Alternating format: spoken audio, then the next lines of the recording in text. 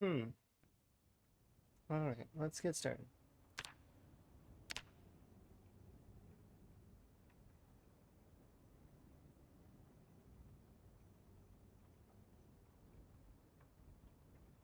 Hmm.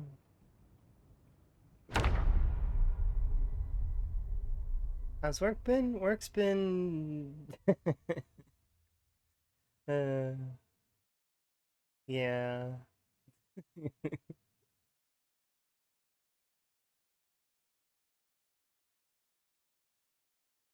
It's been still gonna be busy, probably. I haven't gotten confirmation due to some stuff that I'm not gonna talk about because it's business related.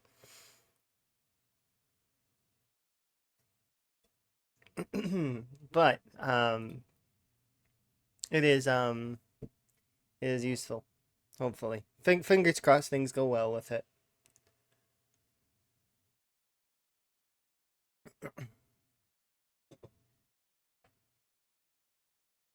Because if things go well with it, then we'll be good. We'll have extra, which is nice.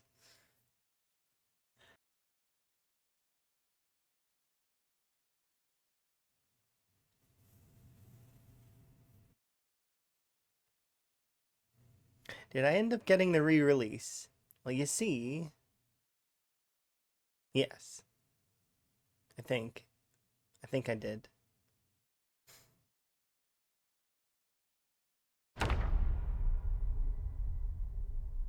And it did get a fair amount of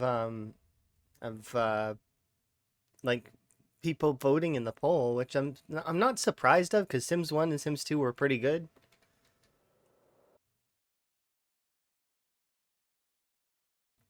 That said though, I'm gonna if I'm going to play Sims 1 or Sims 2, it'll be on a variety day.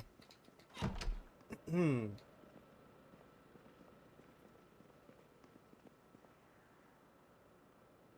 So I would probably maybe Friday, so that would be tomorrow.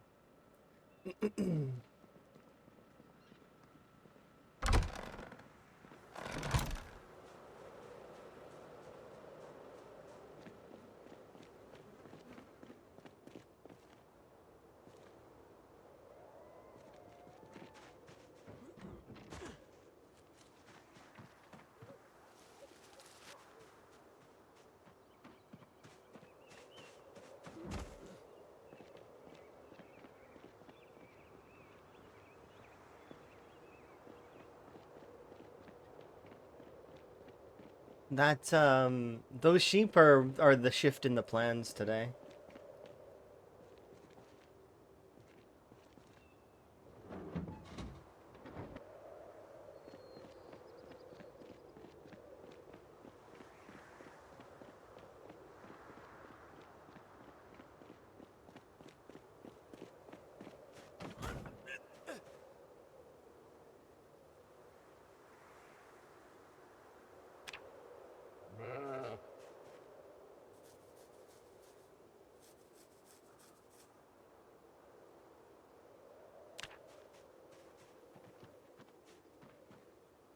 It's good to see Van Higgins is still going strong. He is, and look what he found yesterday. So the way he found them dropped my jaw. Like I was like, what? We were driving along, and I parked my vehicle behind a tipped over trailer. Anyways, I thought nothing of it. I was going to grab a generator. I come back to my vehicle, put the generator in the vehicle, and the trailer tips back over and lands on top of my car. I got a little annoyed because, well, I mean, great. Now there's a trailer on top of my car. That's annoying. So I backed my car up, and sure enough, I was like, what? How is there sheep still alive in there?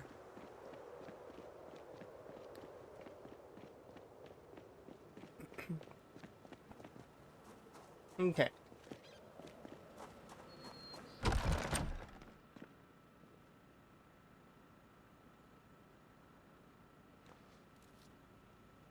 A little bit of sadness, but that's okay. yeah, today's the shift in the plans. I forget where I parked the potato car.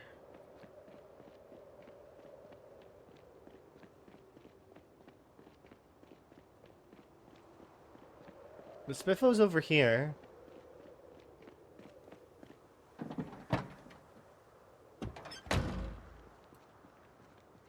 The potato car's on the other side? No. Yeah, it is.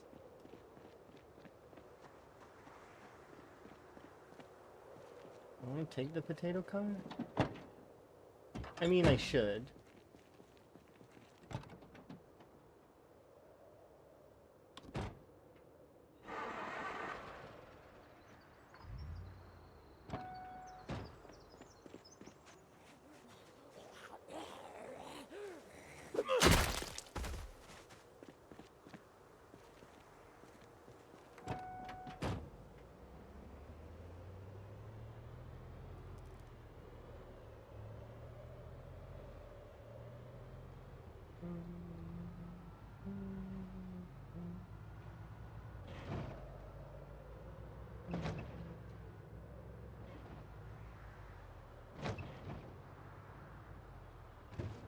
Oops, sorry.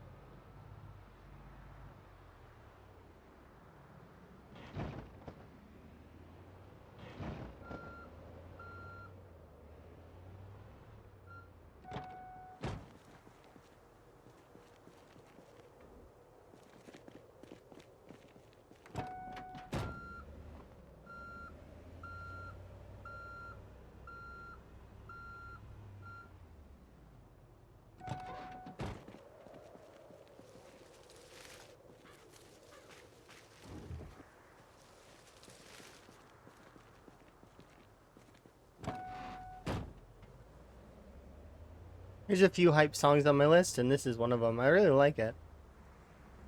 Because, it's from, Infinite Wealth, one of the newer Yakuza games. It's really good.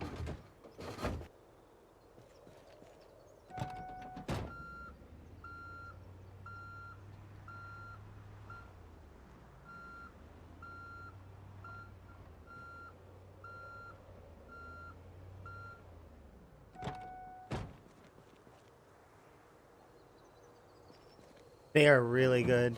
They have one of the more meme songs in Bakamatai, but also it's just when you look at the lyrics of the songs and just how they are in general, it's just it's so good.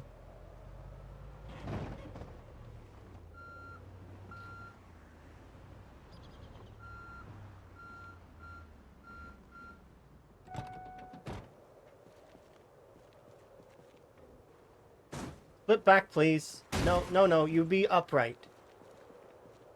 I don't have time for your nonsense. I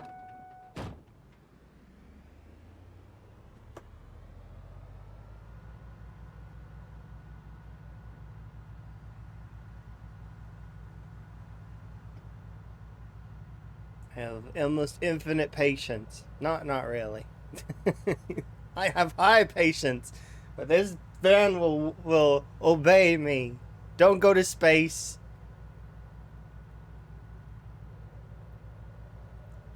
It will obey and stay.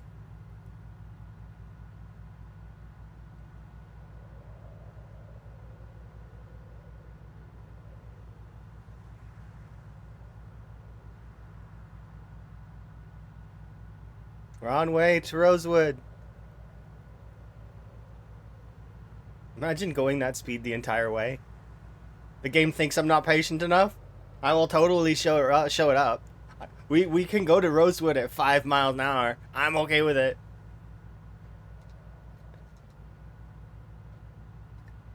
Of course, not right now. I'm just parking the truck. Hello.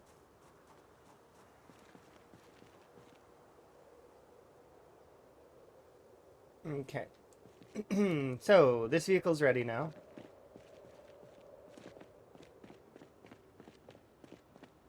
How did you flip a trailer that's turned over? Very carefully. Actually, it flipped on its own, on top of my vehicle earlier. That's what happened. It flipped over onto my vehicle, and then it went bah, and I was confused. To which, we rescued the sheep, as you can see, and that is why plans have changed. No, it wasn't cows, it was sheep. But that's why plans change.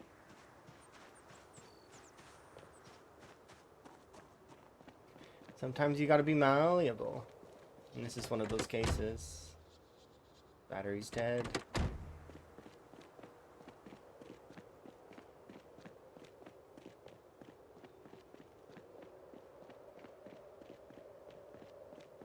Oh, there was a cow inside in your game? Oh, okay, okay. I got you.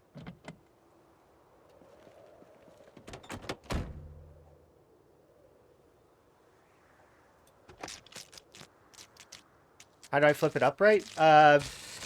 Through very dangerous action that you really shouldn't bother with, and you should go and get a different trailer.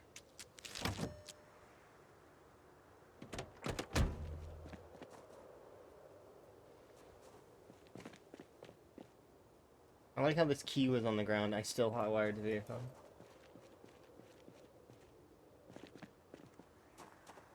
Sounds good. So the way you would flip it upright is drive a vehicle over to it and hook it up to the trailer. Probably the front of the vehicle would be for the best, but just to increase the odds of being able to flip it. Yeah, it's Bonds. Hi, Bonds. Hopefully you're having a good day. Shout out, Bonds. Hello. Hopefully you're having a good one. How goes the sprinters? You having fun? Yeah. I am Bomb C. We died. Oh, okay. Well, that's normal. How does this... Wait, how does this chat firework work? What do you mean? Didn't you just use it? Did you see the fireworks?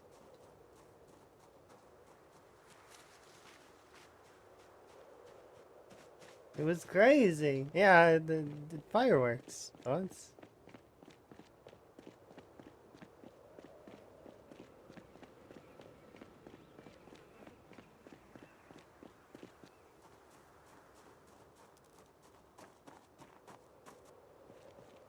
My run is going well. I have a generator. We found with 6 member sanity packs. Oh, nice. It's under alerts bonds in the thingy. Yes, I understand. You go sleep and or work and or run around in a circle practicing for sprinters. One of those things. Something like that. I believe in you. I don't practice off stream. No, I mean in real life, like not in the game. Like, you gotta get your cardio in so that the fingers are nimble. He doesn't say it, but that's one of the secrets is maximum cardio.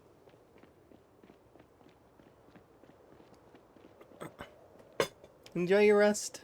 And thank you again for the raid. Here I gotta do my little intro thing because I'm gonna forget if I don't. So.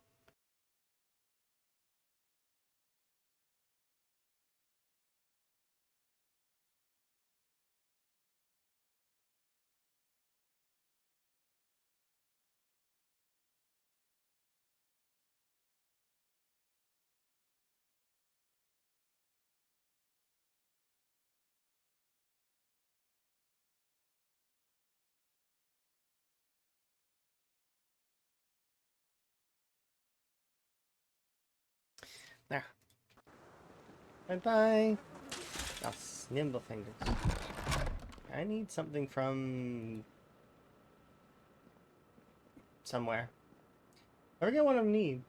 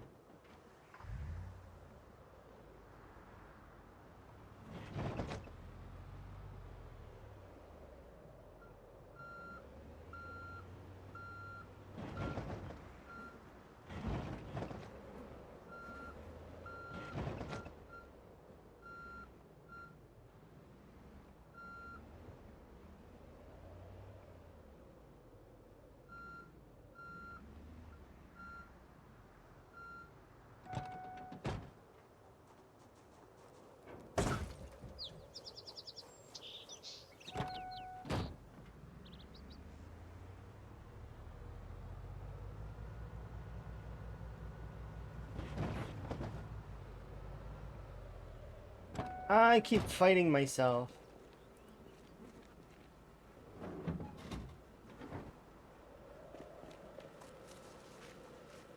So here's what we do. Bring this with me.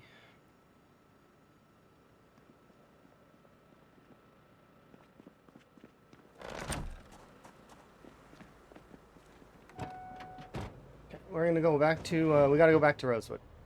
That's step one.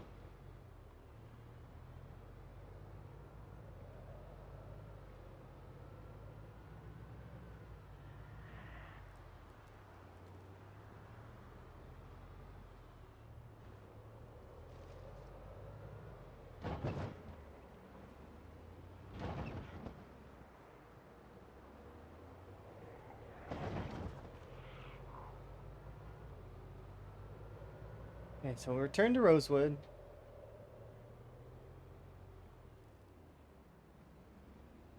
There we go.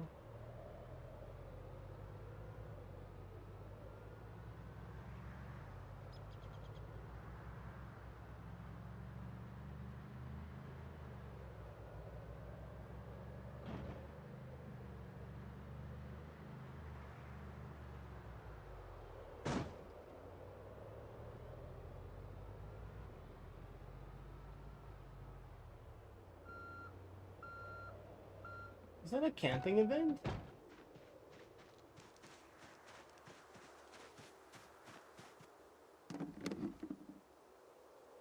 It most certainly is.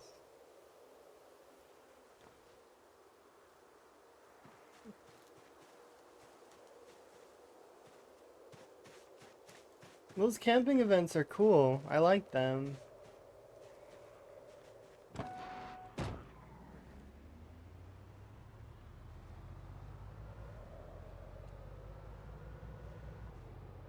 Okay, so the whole point of us heading back to Rosewood actually is going to be prep.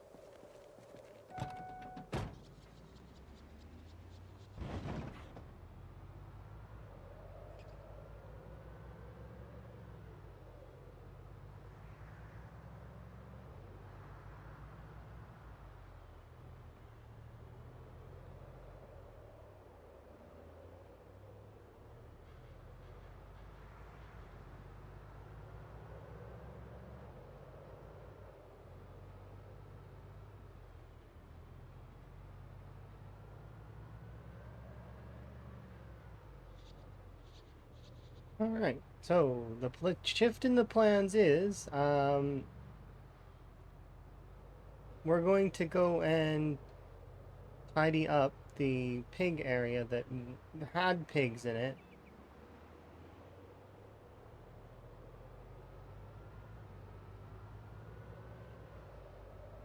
Because that's where we're going to keep our sheep.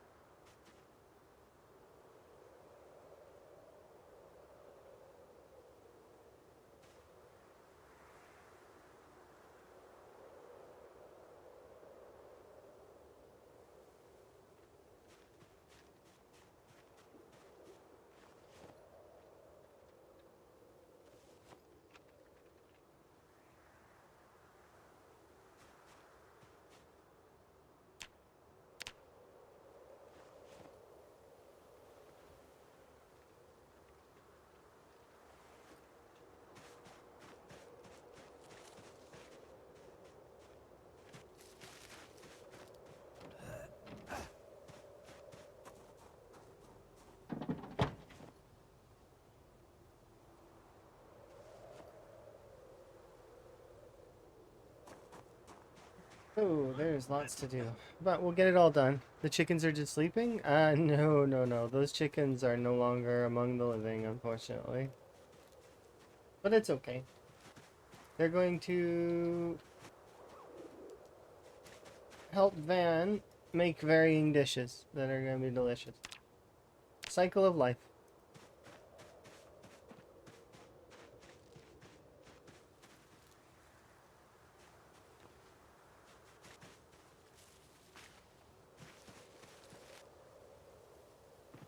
Right now, though, I'm trying to get this area cleaned up a little so that we are good for the future of sheep moving in.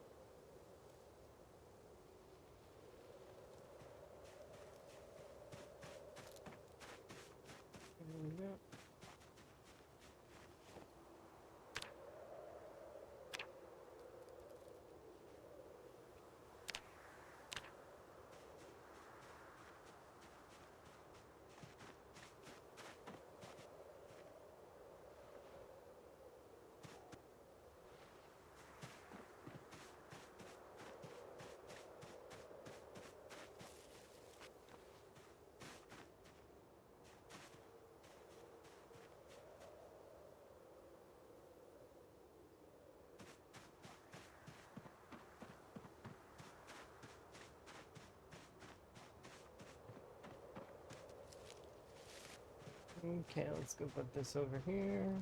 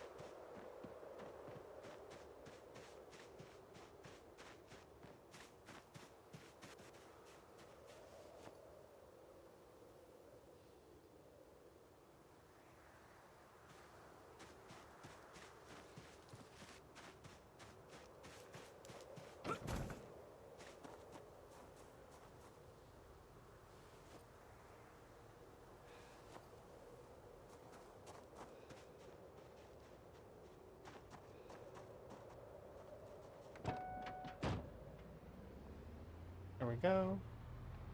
Continue this in the morning.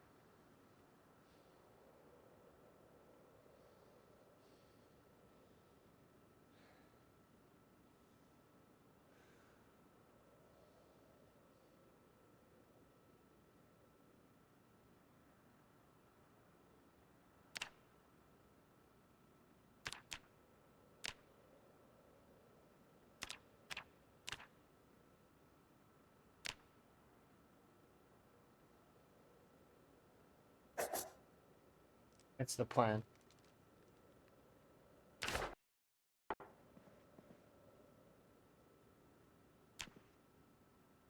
The plan is to tidy up that barn and then bring the sheep here. And then leave them there in that barn. And so that they're in a safe place away from Muldra while I'm busy.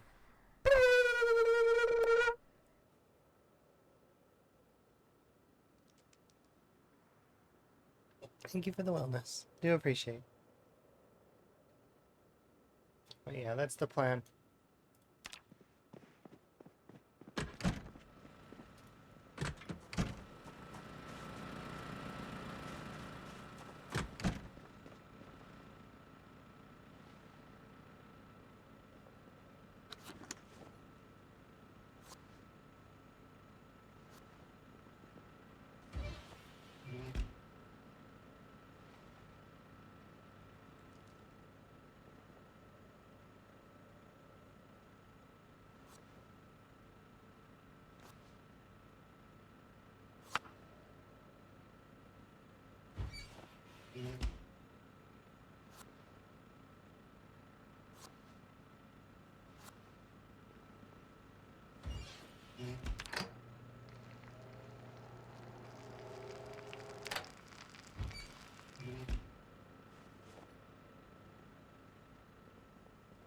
We'll have a rest.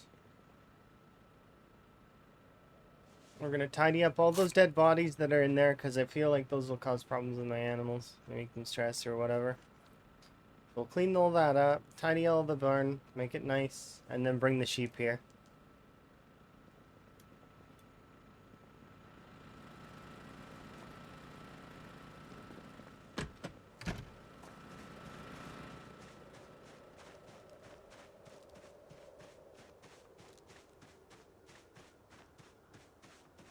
And then we'll put them away.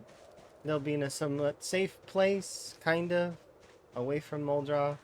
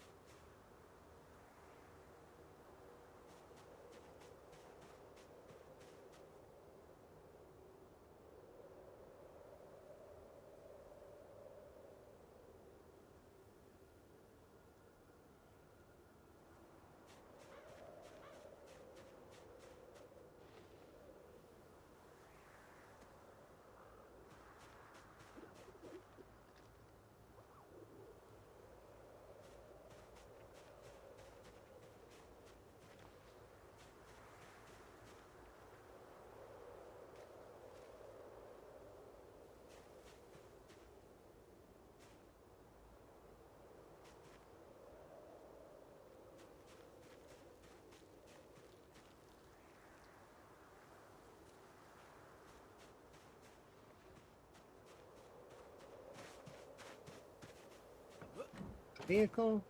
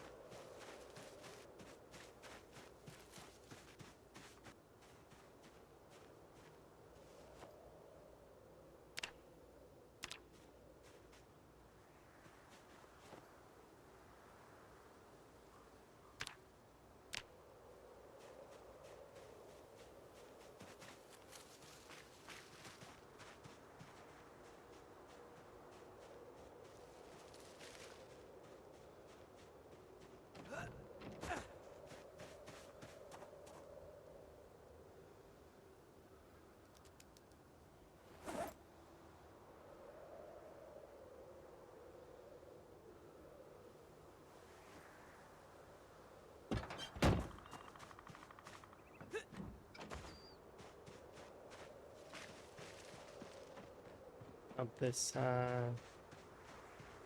water.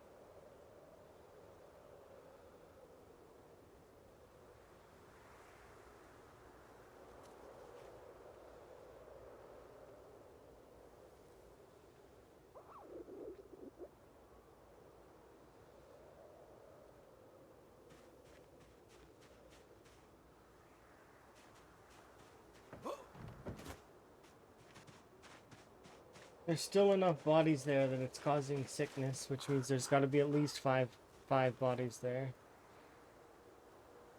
We butchered 17 rabbits so far.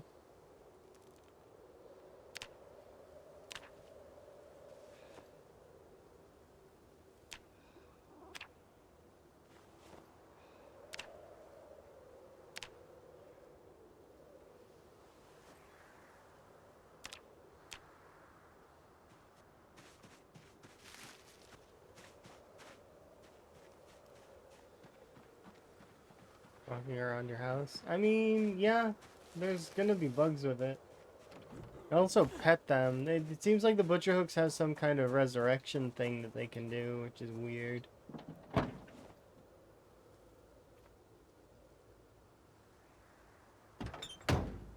Because I was petting, I pet a calf that appeared.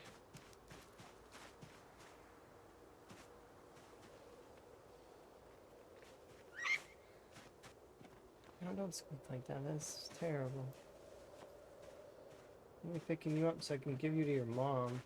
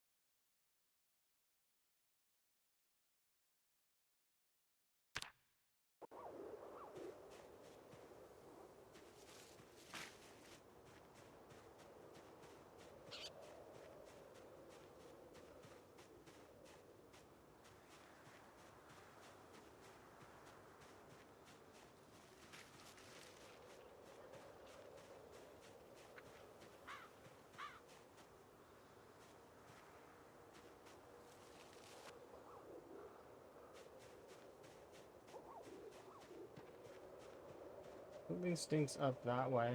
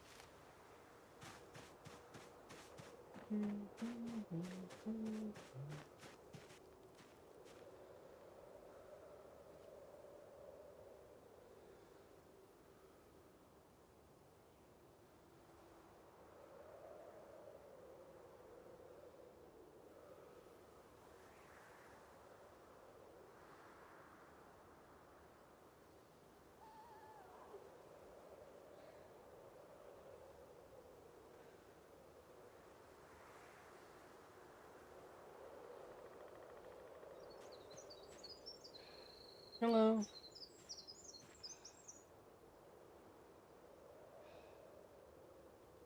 Now I'm trying to get rid of these.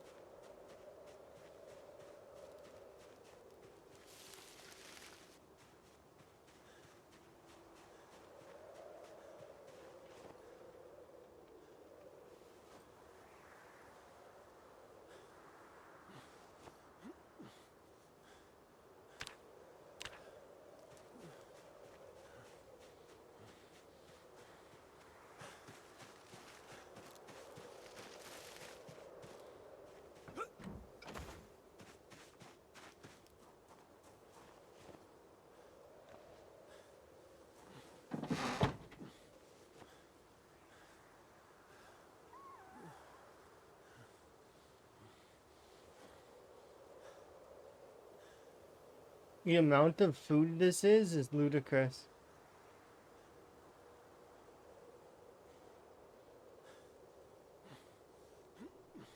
And this is just me cleaning it up. You're amazing! I just want to clean the area. That's all I want. I want the area to be tidy. Oh look, the egg turned to a bone.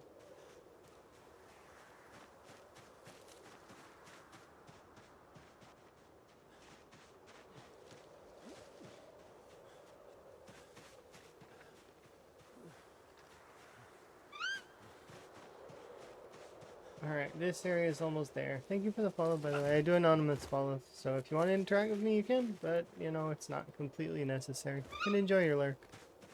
You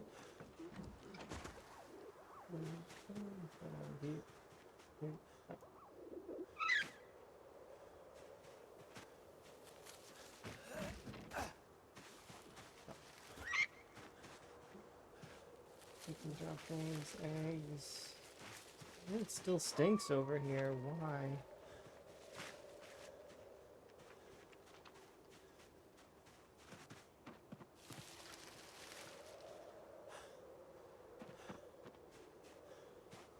It really stinks over here.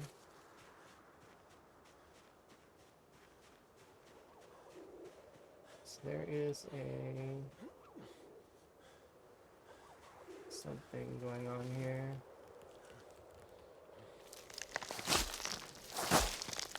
And I can't see for some reason.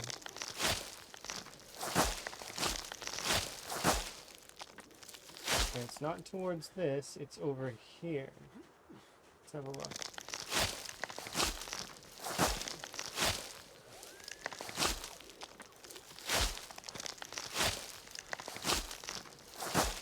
Found you.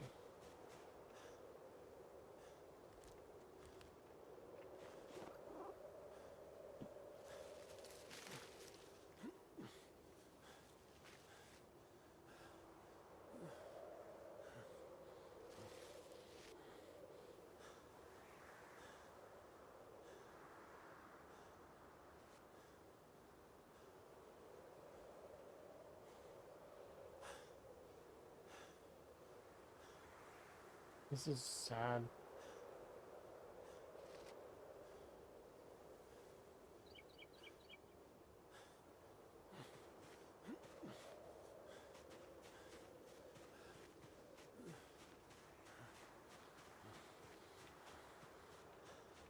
There's some other issue over there.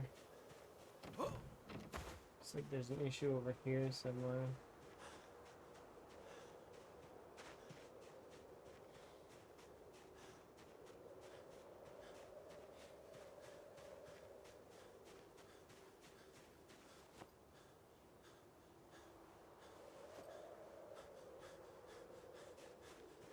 This time I gotta drive all the way back.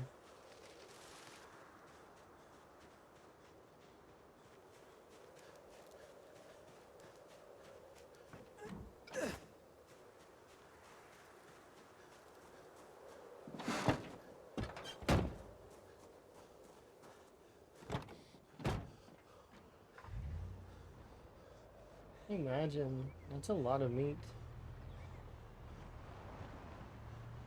It's close to what, 20-ish rabbits and 12 pigs?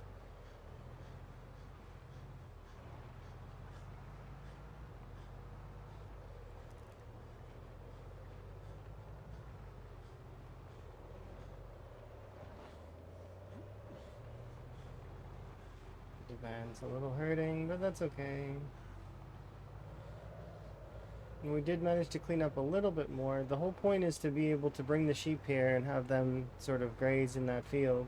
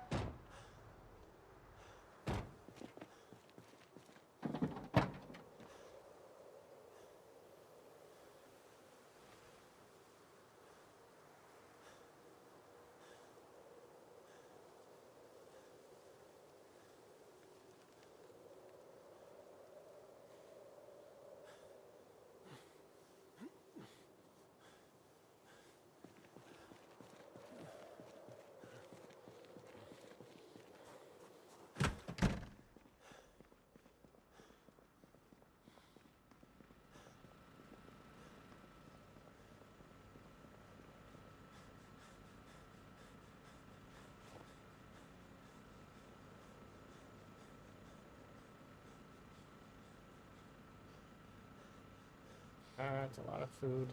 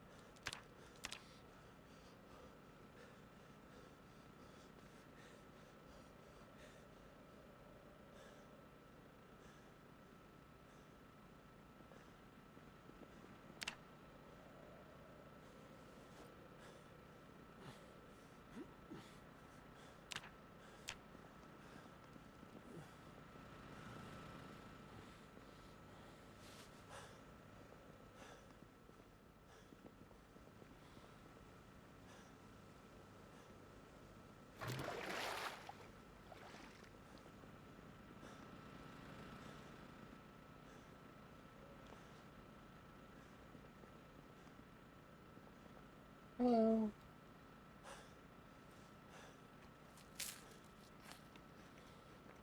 We're setting up the animal area for the lambs, for like the sheep.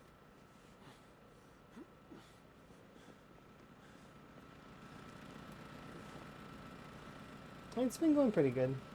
I have a shift in plans though. I wanted to go and defeat Moldra, but then we were gifted sheep, so I really shouldn't just throw them away. Bad call.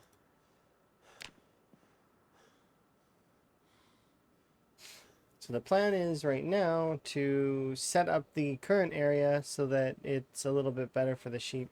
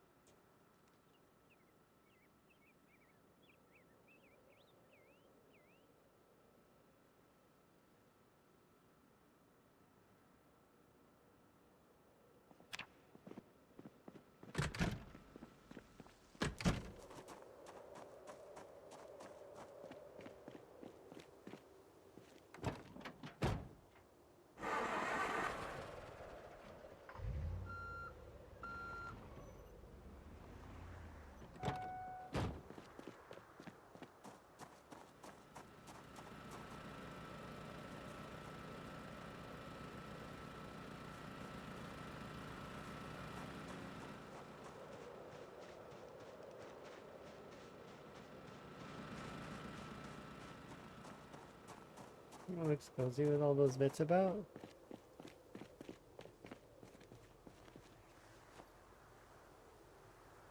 There we go.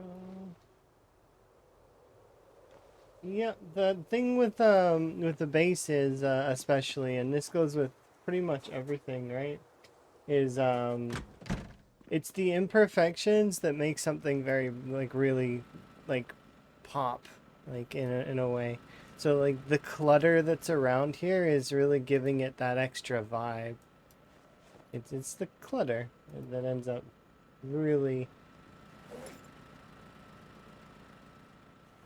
It doesn't have to be all messy, but even just this table, it breathes life into it, right? Same as this right here. With the napkins and the rubber band and a couple of pens and a notepad, suddenly that looks like we're actually doing stuff in terms of like, oh, he writes stuff down when he goes onto his little radio. You know, photo album and a little bit of knickknacks. Suddenly it just adds a little bit more to it, you know? Things are going well. I'm gonna need to BRB here in a second so I can refill my tea. But that said, I mean it's going pretty much okay. We're right now setting up a animal area for the sheep, so that the sheep have someplace comfortable to be while I am busy beating up Muldra. At least that's the plan for right now.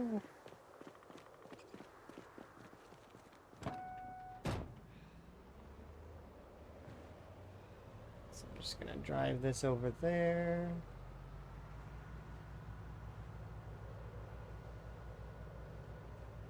Yep. I mentioned this before, but it's at this stage that I don't think Van's gonna die. Like I think he's gonna succeed. Up to the military point, like the underground military area. I don't know if he can beat that. That's a little bit of a tall order. That said, though, I mean we'll try.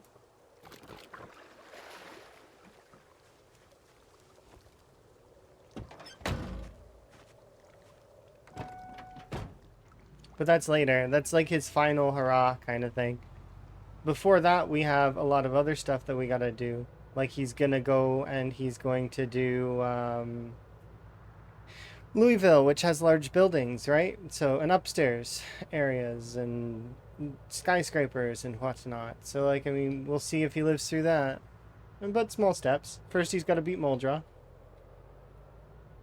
But in saying that, like I said, we found those lambs, and they end up being kind of the sheep need a home.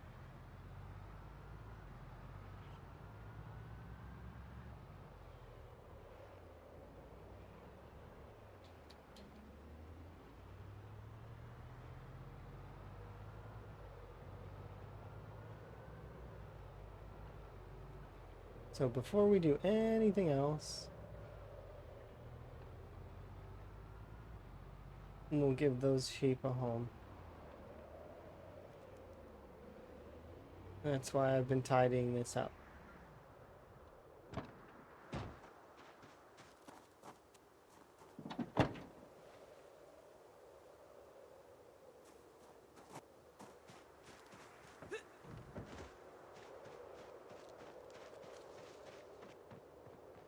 So go refill these.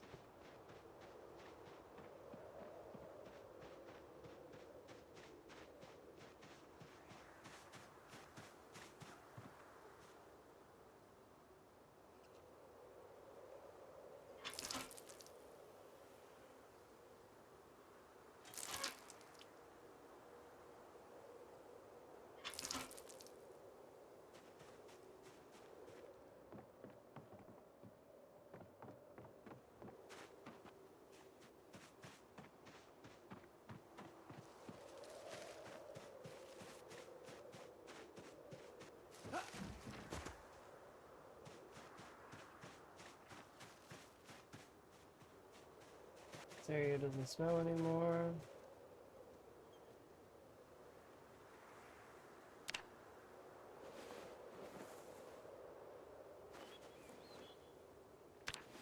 Just gonna Might get half of the eggs out of here.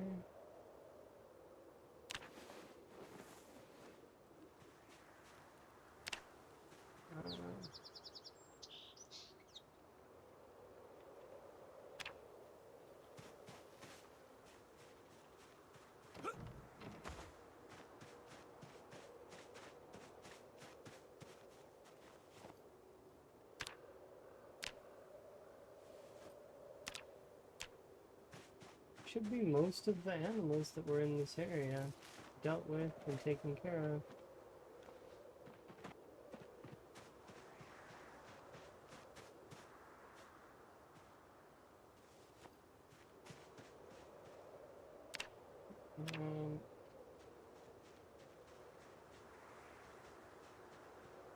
Still so much pig food.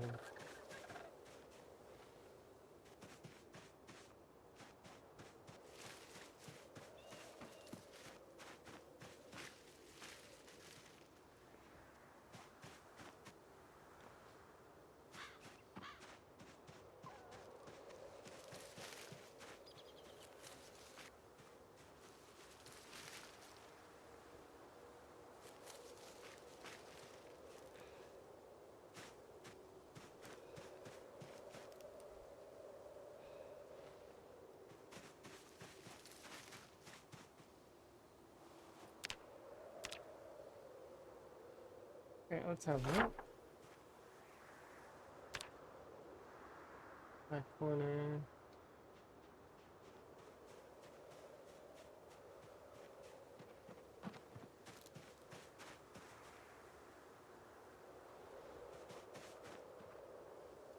This is way faster to find all of the...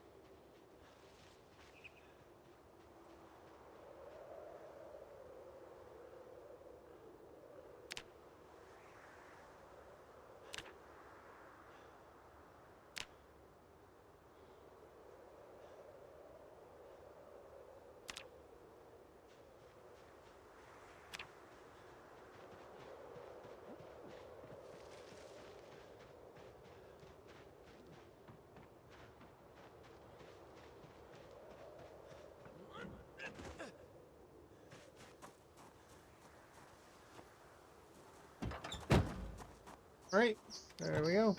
It's set up and ready.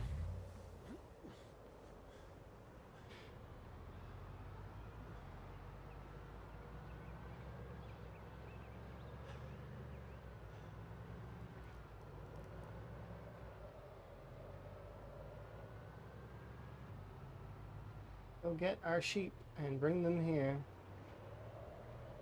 So currently we have sheep, rabbits, and potentially chickens. Maybe. I've left the hutch open. We'll see if we get chickens, but potentially chickens as well. But we for sure have cows, sheep, and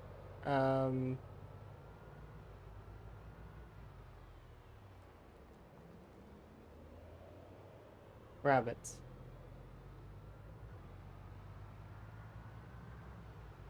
Where am I going?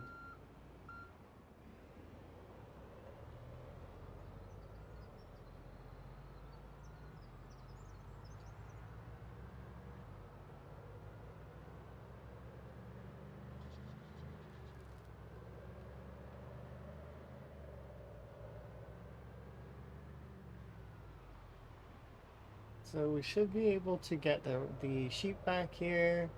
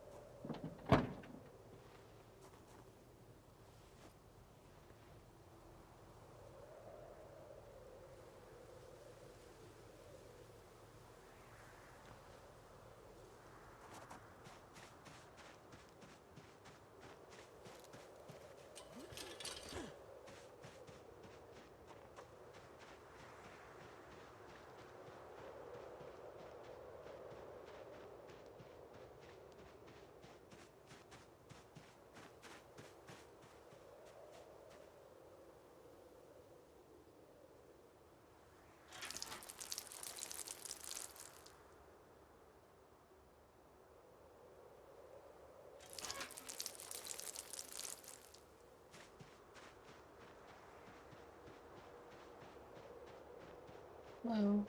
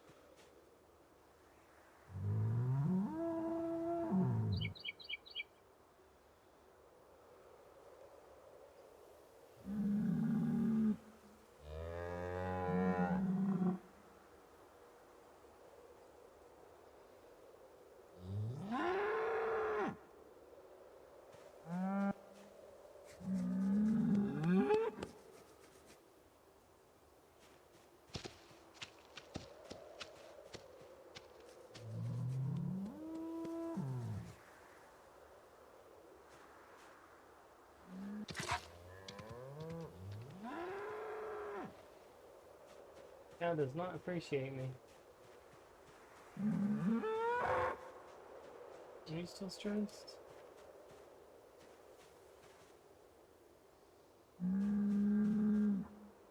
Why are you stressed?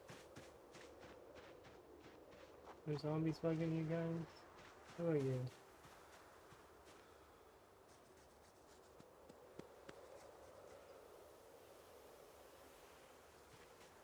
I don't think you're gonna let me milk you. Nope. Didn't think so. It's because they're stressed. Why are you stressed?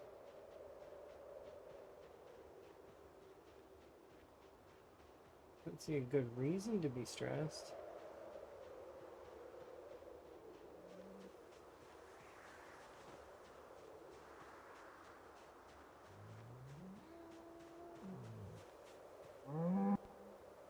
Well fed, not thirsty, ready for milk.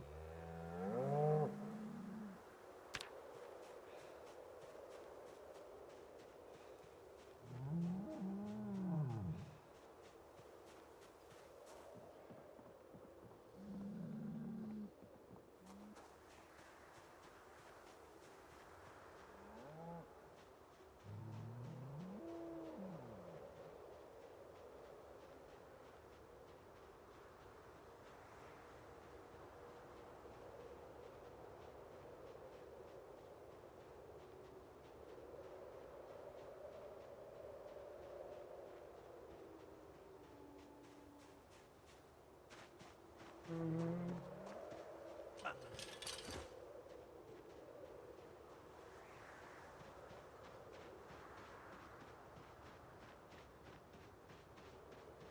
You stressed? Yes.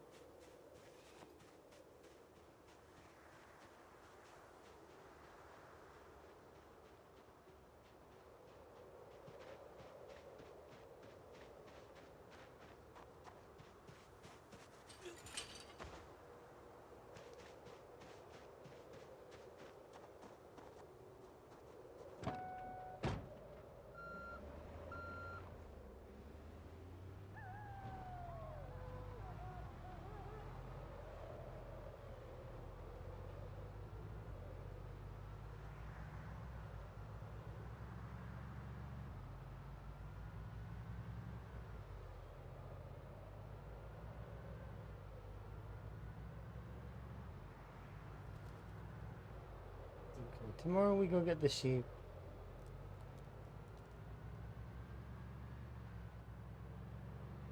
I agree that life seems to be stressful for them. I'm not sure why that is, but it just is. Their lives are stressful. I don't know.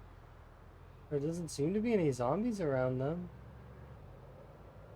So they shouldn't really be freaking out, but I guess maybe they need more time to recoup.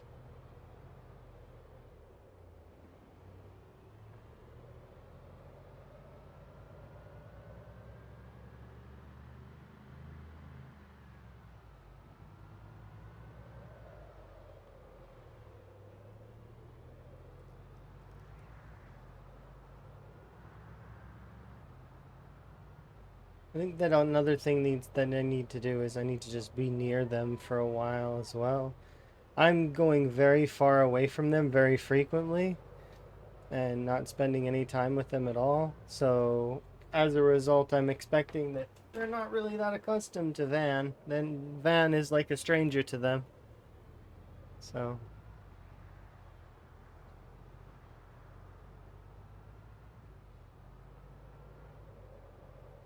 a stranger that shows up every once in a while and fills their trough full of water so that they don't die.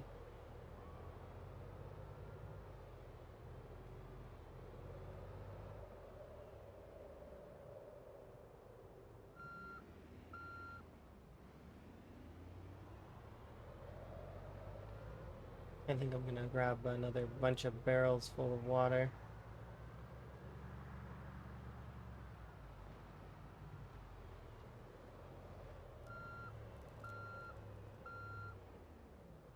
Hello.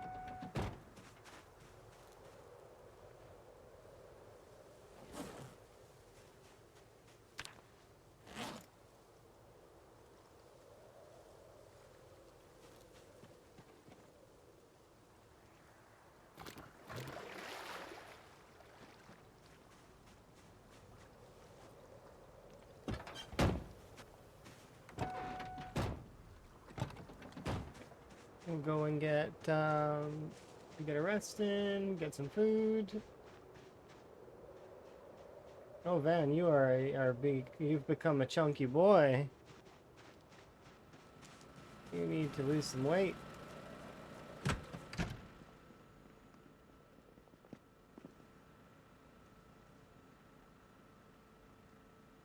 That is not good. Suboptimal. I did not pay attention. Oh, no food for you then. Nope, not allowed.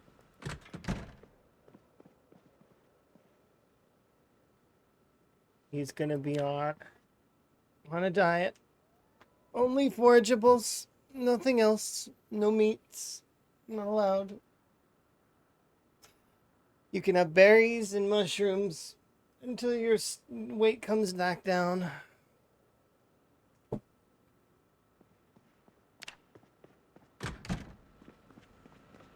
No more meat for you.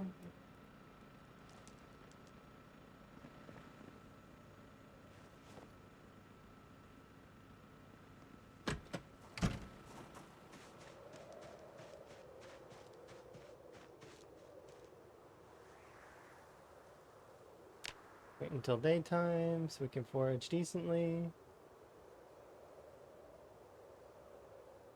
There we go. And before we continue, actually, I'm going to BRB because I want to get myself another tea. So I'll be right back.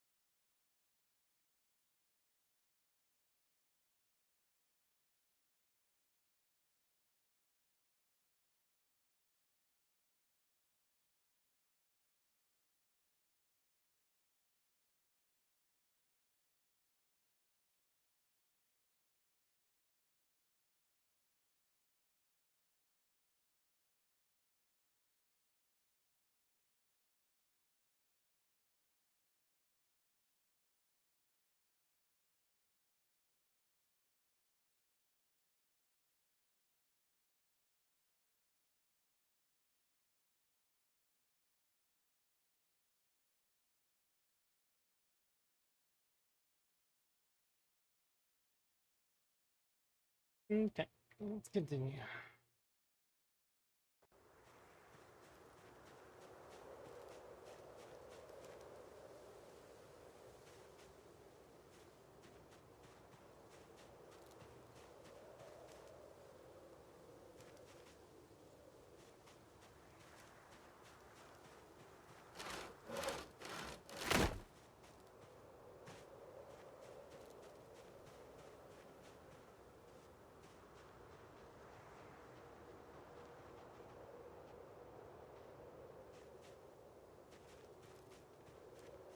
Oh, these are trees, yeah.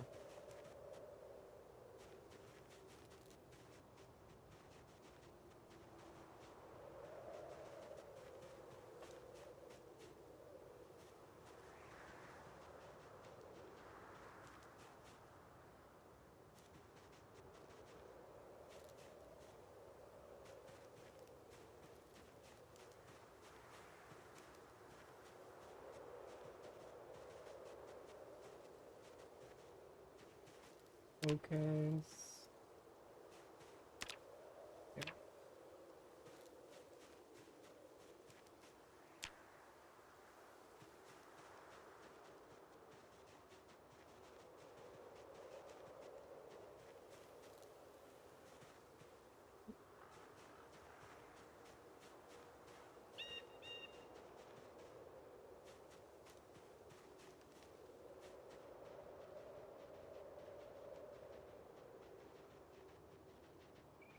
Come on, berries.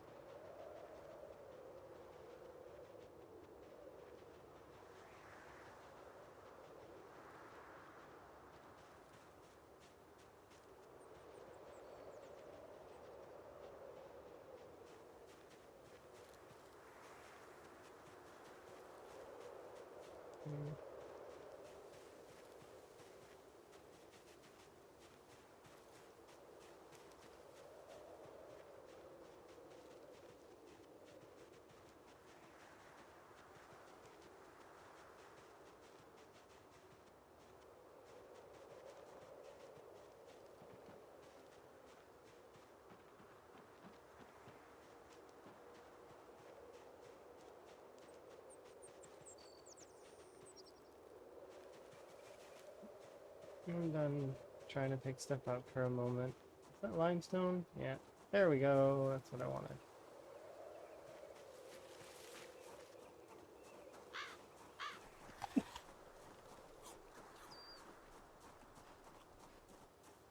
Sorry.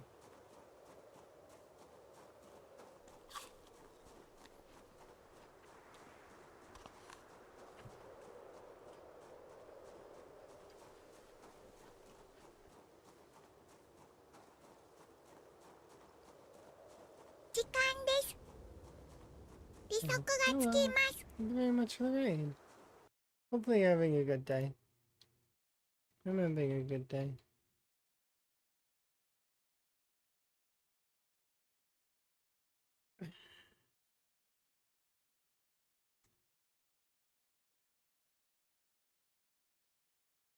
Yeah, raid indeed. They're my teeth.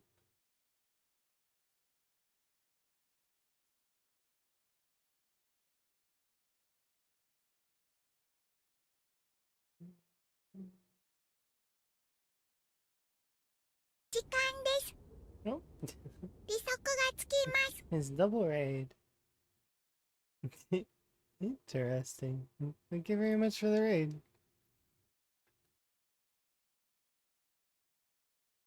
There we go. I gotta wait a minute though before I can shout out the other person. Hopefully you're both having good. Your power of raid. Tiny raid. Do you have tiny swords and tiny shields?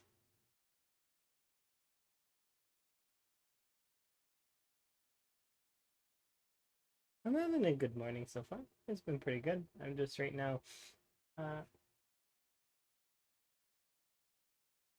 setting up a nice little area for the sheep.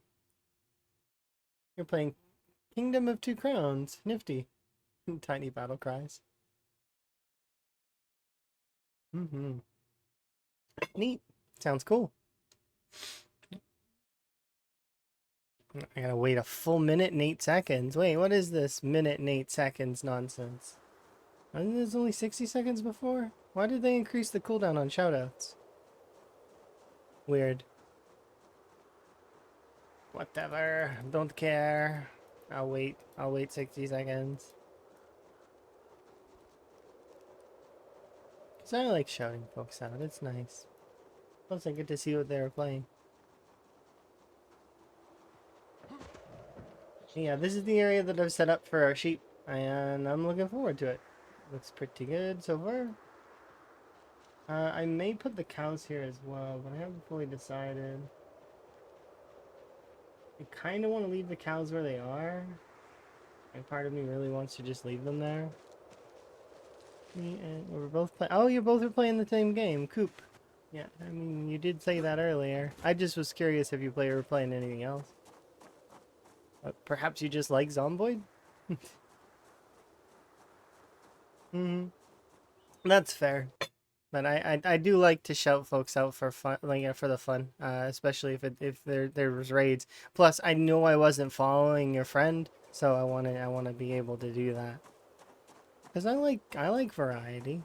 I enjoy watching many things, not just Zomboid. Sometimes I'll tune in just because I think something's interesting. So, like for example, I don't think I've seen Two Crowns.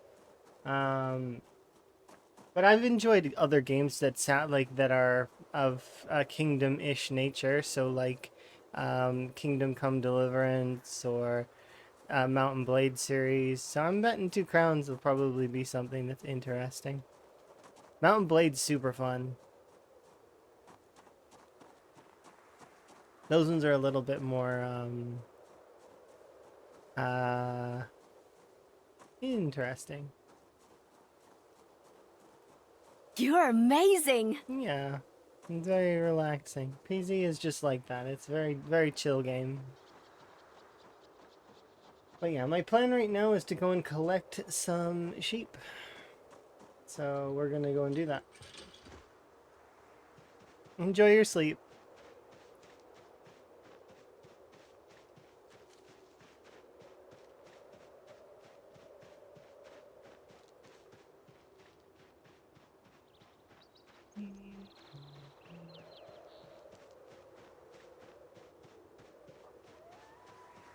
Enjoy your food.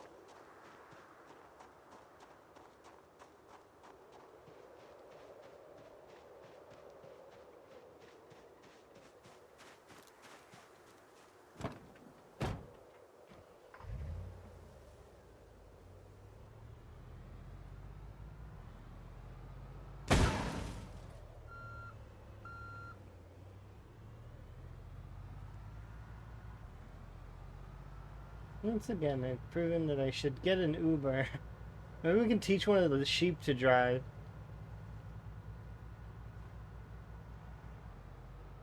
Don't worry, sheep, we believe in you. You will be superior to me in driving skill. Just avoid the trees.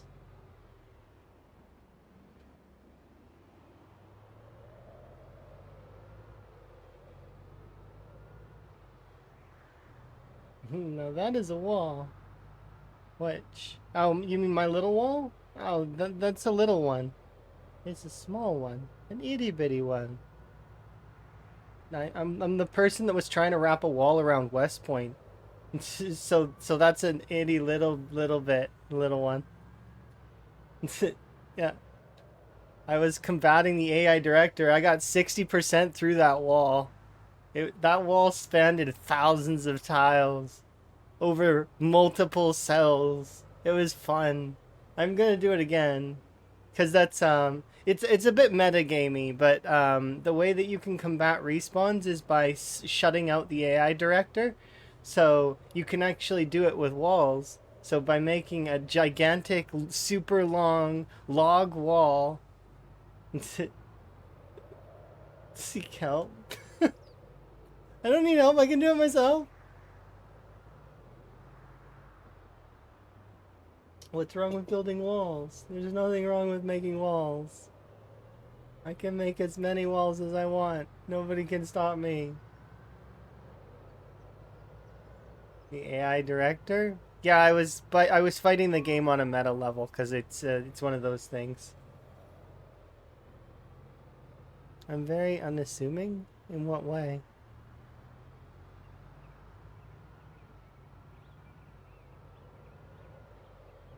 Yeah, just ask Trump. He didn't finish his wall though. I guess technically neither did I. Oof. There's a similarity between me and Trump. That's rough. I like walls. He liked walls. We both didn't finish our walls.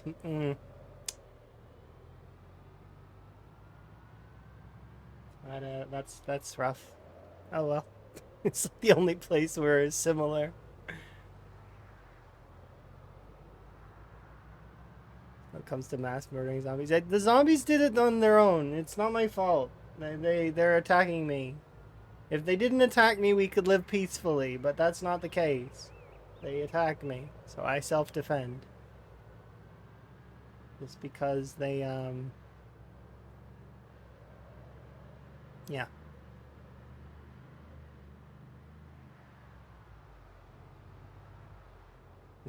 In a robot. Yeah, so the thing is when I was doing the CDDA wall run, initially it was an attempt at the vanilla world record. But I got bored halfway through the run because it's just boring to go for just kills and that alone. It's more fun to have a goal that's fun. So I started trying to fight the game on a meta level.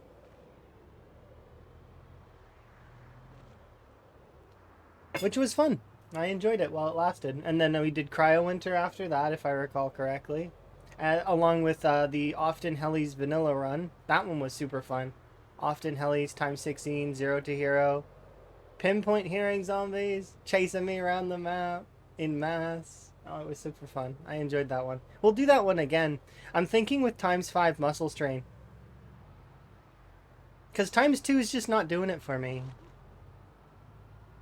We never ever feel it, like after a certain point. So like what's the point in having it, you know?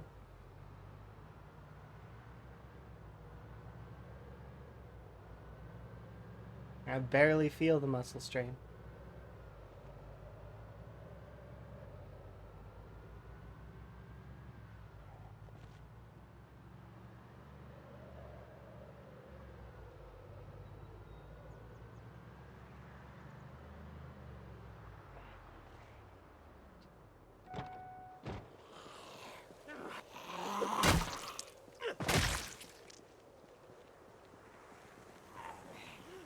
Enjoy your food though. And we will be here, collecting my sheep and bringing them over.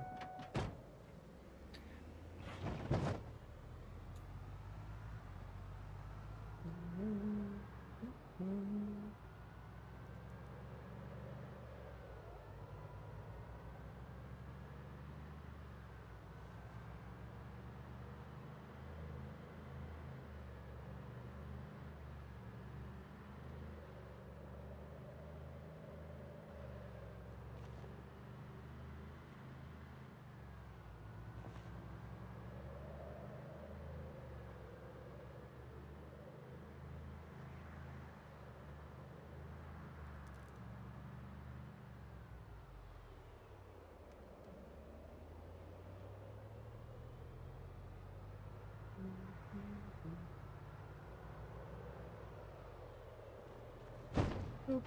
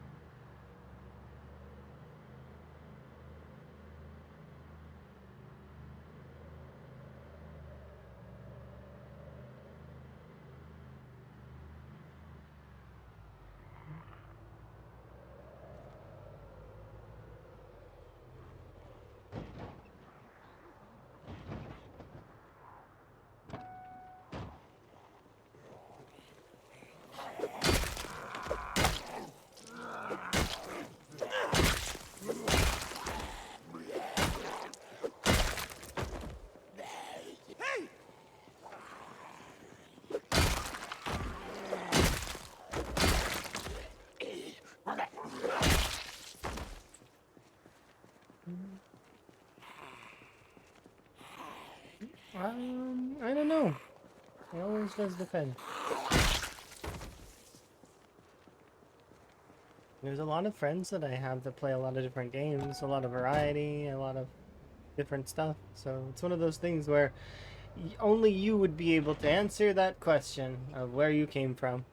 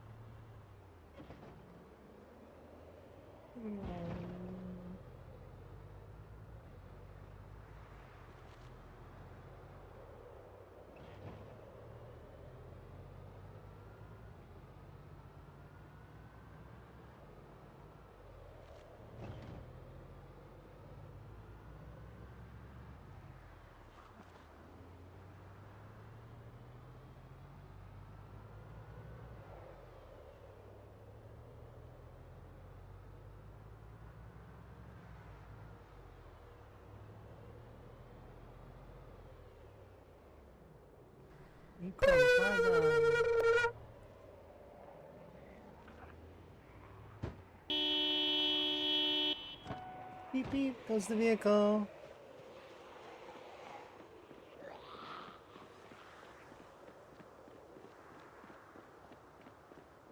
Okay.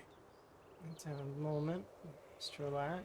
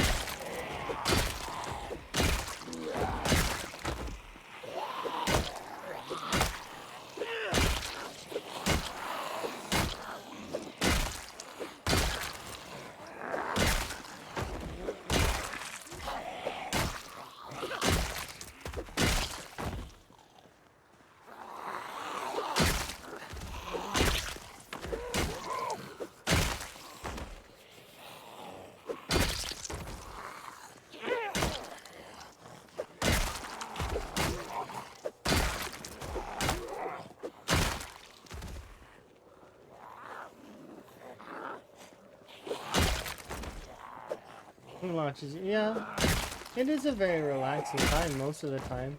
For most of the veterans for PZ. You know, we just kind of vibe.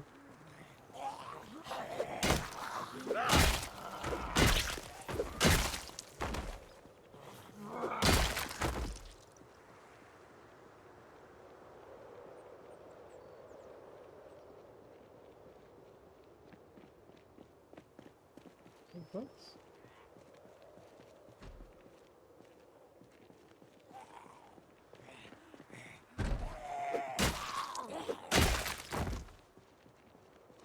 Ooh, possible Gamba?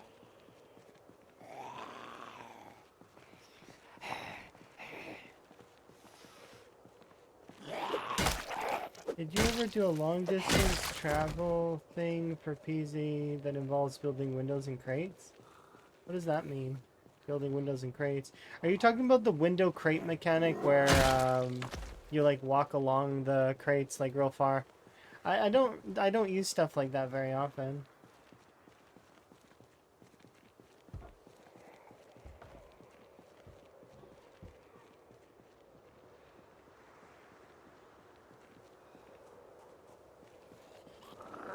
Just like I'm not really big on before when composters, like I wouldn't build composters. I'm not big on using exploits. I like to play the game without them if I can. Give the zombies a chance to get me. Aside from, there is a couple of things though that I consider kind of gray areas. Knocking out the stairs is a bit risky. The reason being is if you're going down a rope, a sheet rope, you can't stop yourself. So if there are zombies at the bottom, you're done. That kind of deal. Wow, I mean, not fully, but kind of. The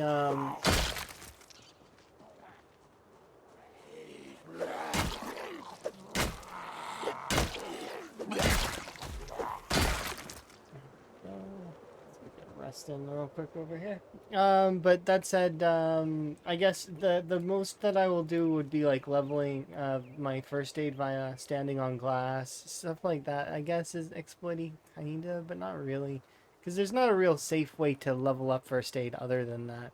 I mean, and if you throw yourself into the woods, you're gonna ruin clothes, and it's just not as efficient.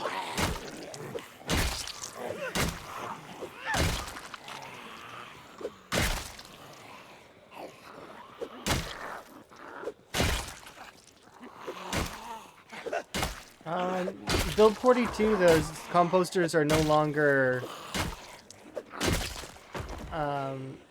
in the same way as they were. No, because so the thing is just if you were gonna level your first aid that way, you might as well just stand on glass because it's essentially the same thing, right? Because you're self-inflicting. And it makes sense that they are essentially the same.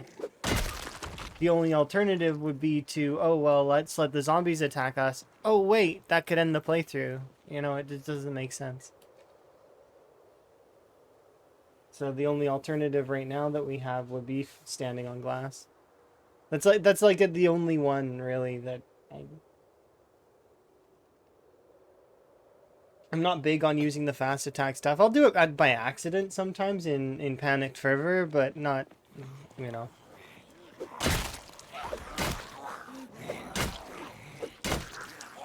It's not something I'm going out of my way to do.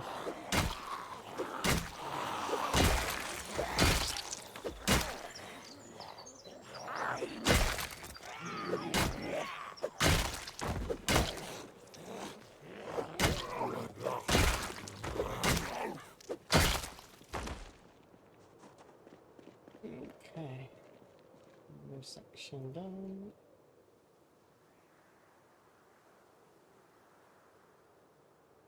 Yeah, third state isn't really needed. Not really. Outside of when you break a bone. When you break a bone and you have high first aid, it heals way faster.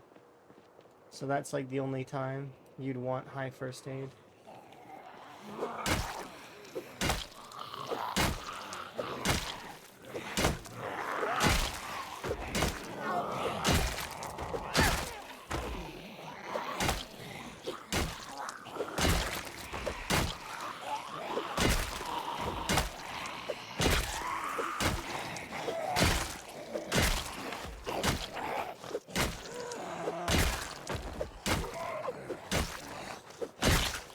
That's not true at all. So, because you can't foresee your mistakes. You're a human being. You're gonna make mistakes. It's gonna happen. You need to accept your mistakes, and then you live with the consequences of said mistakes, and then try to do better in the future. But it's an unrealistic thing to assume that you can't make mistakes, and I think it's a bad fallacy to, like, oh, well, you should just not make a mistake. Well, no, we're going to. We're humans. We're not machines. And even machines aren't perfect.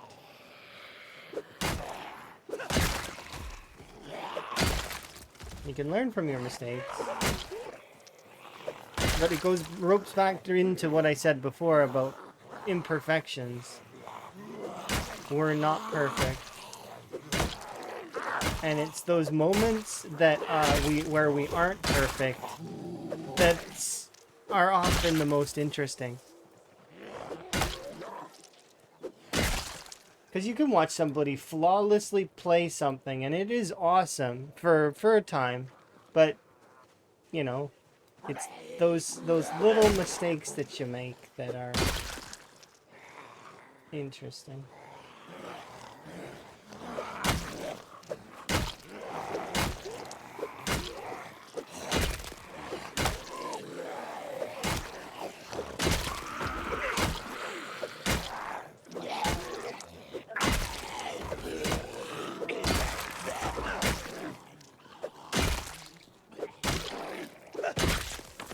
We're almost leveled up to level 9. I'm looking forward to it. And you got an injury on your neck and couldn't patch it fast enough. Thankfully, a lot of the stuff has been fixed. Like, for example, you're not going to be able to receive as bad injuries from plants anymore. But they can still hurt you, it's just not going to be as bad. Plants got a nerf.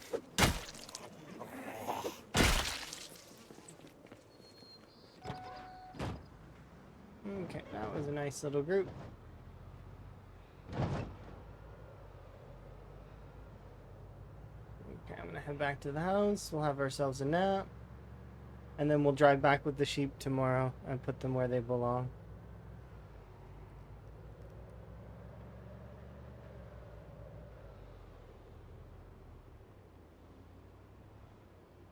Yeah, sometimes you break a bone not driving too fast, though. Like, I've broken I'm one of the most accident prone in terms of the survivors. I don't know about anyone who's broken more themselves more than I've in my playthroughs.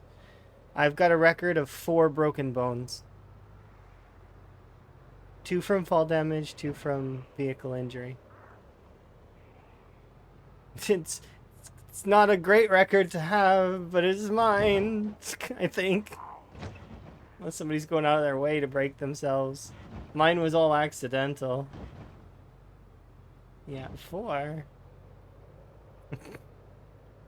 Admittedly not a great record to hold. the the most accident prone of the veterans. How did you get a record? Falling off a billboard. And driving slightly too fast in my car. But in fairness, it's not like there were any enemies around or anything. It was just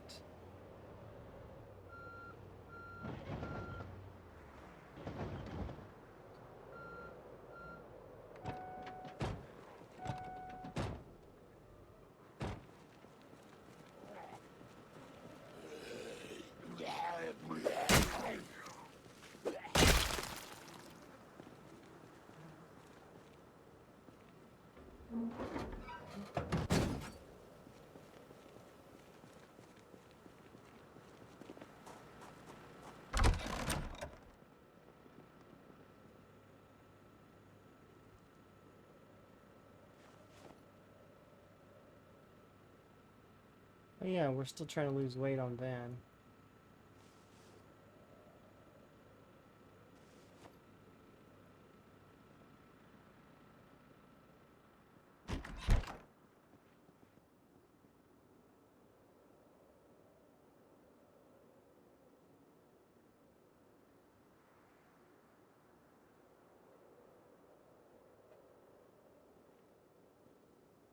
Yeah, those mods often have a lot of bonus traits that are a little bit crazy. But they're not really meant to be balanced. They're meant to be fun.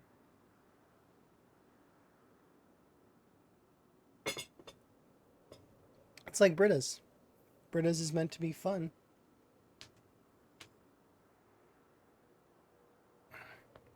You got your food, right? You're not just talking to me this whole time, and make sure you get your food.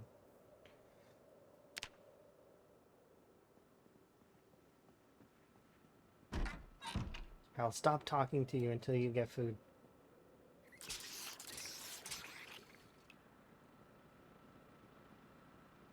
Okay, then that's good. So long as you have food.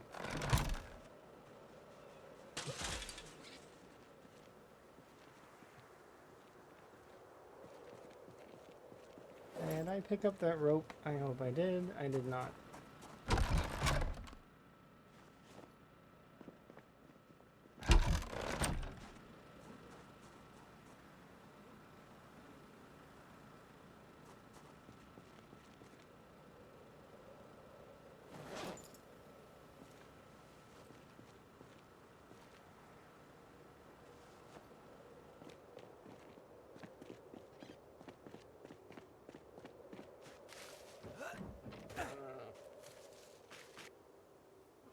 Yoink.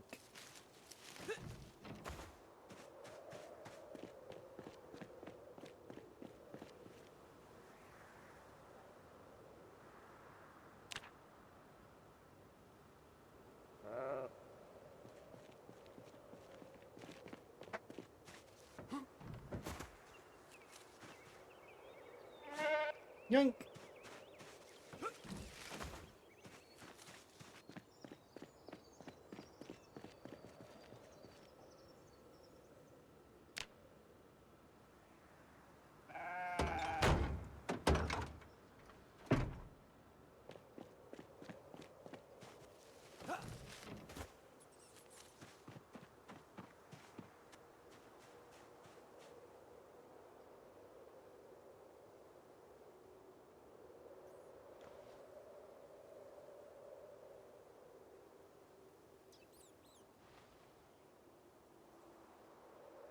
You guys can fend for yourselves in here.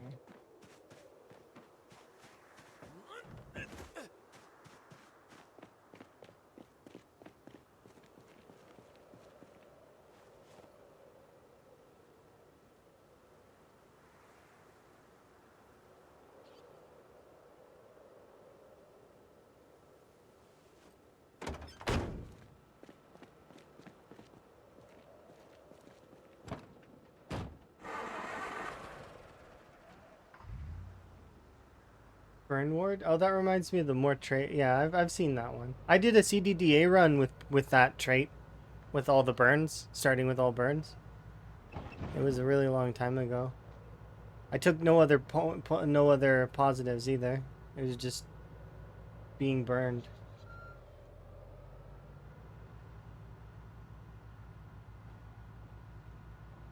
Hmm? Oh no, I lived for quite a while. I lived like 3 months on that one, I think. We healed all the burns, and then I didn't do it on stream. But we healed all the burns, and then I found there was a bug with it where if you took a scratch or something, it would still say that you could clean it like it was burned still, which is weird.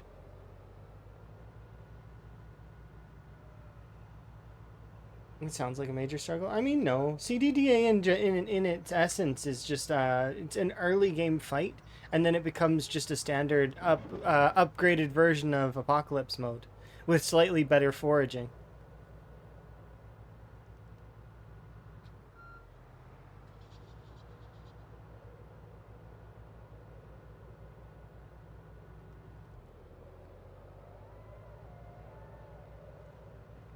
Please don't walk into it. Please don't walk into it. Please don't walk into it.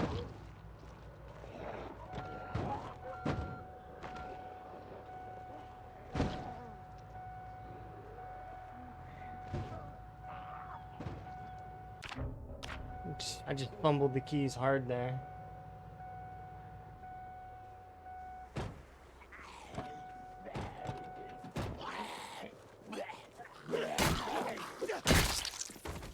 I need them to leave me alone.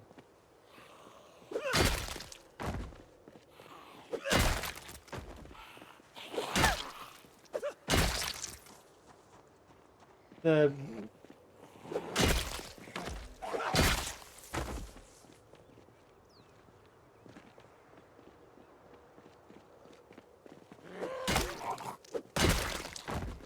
leave me alone, zombies.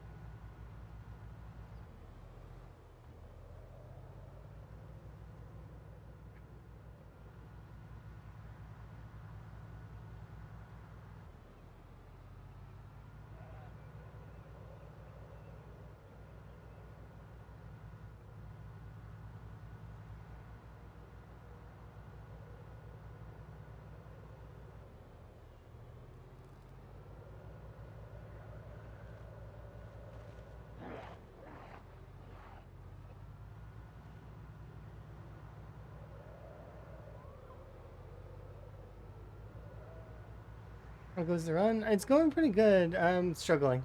How goes your stew, Lamprey? Are you having a good day? You got tired again, or? I'm curious. I found sheep, and these sheep are alive. It's chill. Oh, okay. I can take it to chill sesh. That's good. Hmm. I haven't checked out too much of that stuff yet, but I was playing a bit of Noita. That game is tough.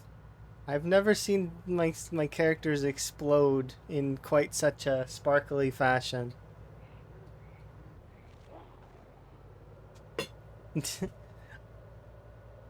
I keep accidentally throwing the potions everywhere. I want to drink them. Why is the drinking not the default? I don't understand. Every time I accidentally throw the potion, and I got a teleport potion, I was excited. I'm like, that sounds really cool. Maybe I can teleport to some neat spots. I threw it in the air, and then I seen it was glowing there, and something made me jump, and then I fell into it, and then I warped into this danger place. It was awful. It was the worst. And I died. I had a really good run going with that one too. I had some pretty cool. It was like a purple bombs that would explode, but they weren't hurting me. They were hurting everything around me. It was really cool. If I had some kind of immunity to explosions or something, maybe there's something going on with those bombs. It was neat.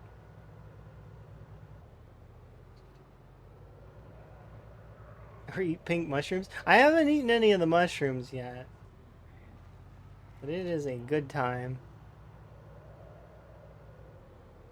You can think you're doing so good, and then you're just like, it reminds me of playing Isaac in a way, like the Binding of Isaac, because I used to play that a whole bunch.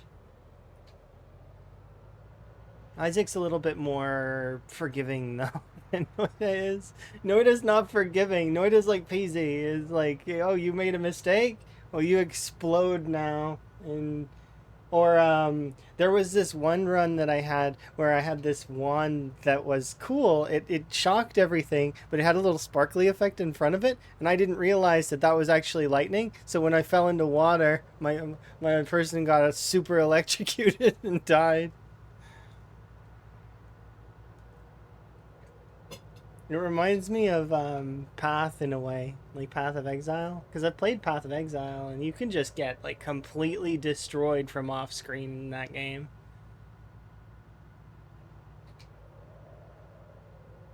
Yes, yes, indeed. But I tried Noida. It was Lamprey's recommendation. He's like, you'll like that game. It's cool. I was like, okay, I'll give it a try. He's still got me wanting to play Eve, maybe. You like spreadsheets? Go ahead, have fun.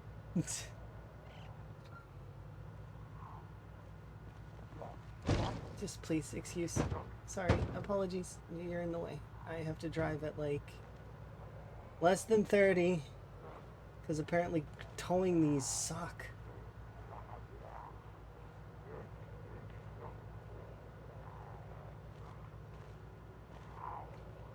I don't have Speed Demon.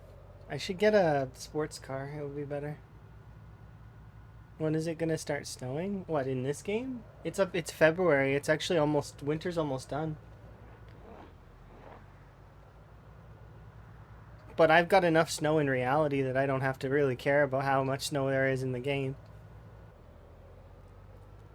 Oh, it snowed so much just recently. It was like, so I was walking home, right? I'm walking home, and my footsteps behind me were full of snow. Like you couldn't tell that I walked there. It's crazy. Yeah, cruise control isn't playing well with it. Like it plays a little bit, but when you gear up to gear 2, it starts to here, I'll show you.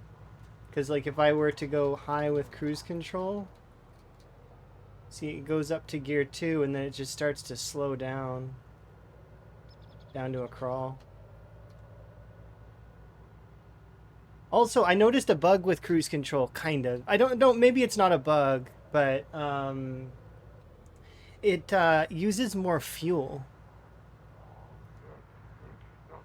So I noticed it specifically when I was coming back from. So here, I'll show you guys on the map. I went from here, like here, right, gas station on in Rosewood, all the way up here and ran out of fuel, right, in a car. Driving back with cruise control, I ran out of fuel here. That's a sizable amount of fuel loss. I think it's because I for some reason because I hit the gas sometimes when I'm using cruise control, so I think it actually is using up both sets of fuel, like it for the cruise control and for hitting the gas, which would make sense. But yeah, it's a bit annoying to tow this with this vehicle, and I'm regretting doing so, but I've already started, and much like, well, I'm stubborn when it comes to having started something. I know Lamprey can relate. Walks the first mile. That's it. I'm walking the rest.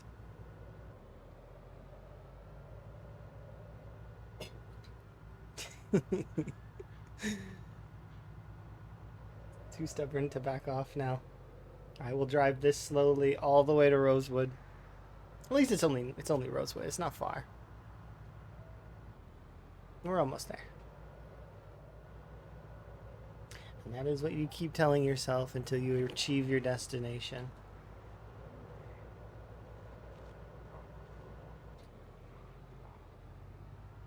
Maybe I'll cruise control at 25 and that'll be fine.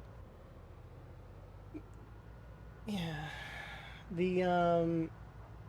No, see, even the cruise control at 25 is... Oh, because it did kick up to... Let's try 20.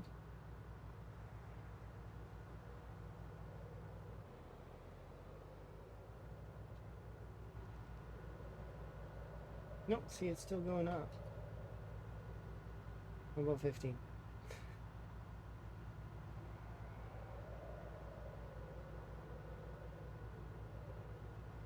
Well, at least I don't have to...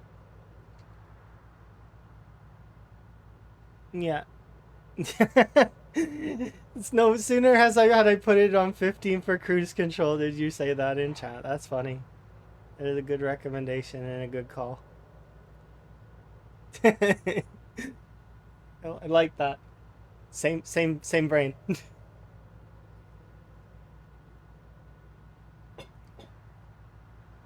Today's been interesting so far. Finding these sheep yesterday was a bit of a... Like, I was surprised. First, that they counted as a road event. Because they were, like, right in the middle of town. So it's like... I guess it's a road event, kind of. And then... When we put them... The fact that they were still alive is the weirdest part, though. Because I was there for weeks. They just survived for weeks.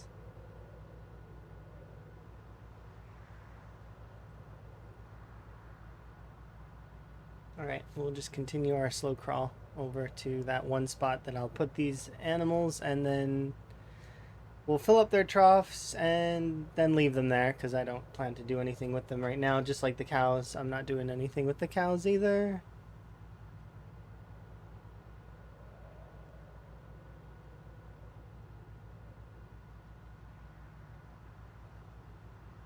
Are the sheep still good? I'm hauling them back right now.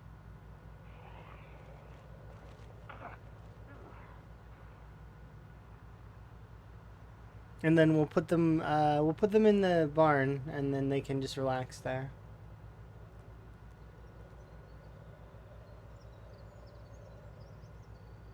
Yeah, it was a nice find. I didn't expect any animals to be alive. It's been a year and change, so it's like...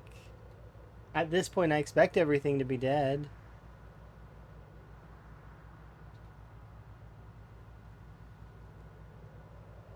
This is great music for driving 15 kilometers per hour. No, it's miles per hour, right?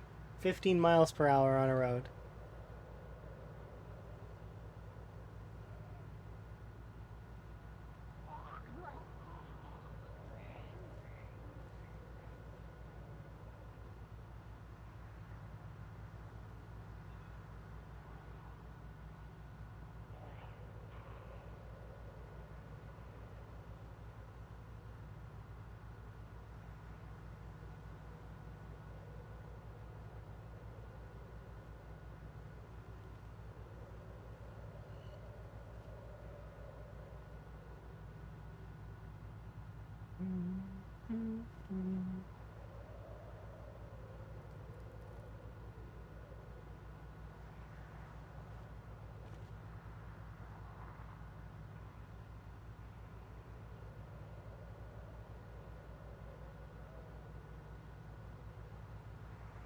You can't drive 55? No, I can't. Here, watch. I'll show you what I mean. Here, let's take cruise control off and just hit the gas. We're going as fast as we can. Ready? Oh. This is me holding the gas. See, it stops to a crawl. As soon as it goes into second gear.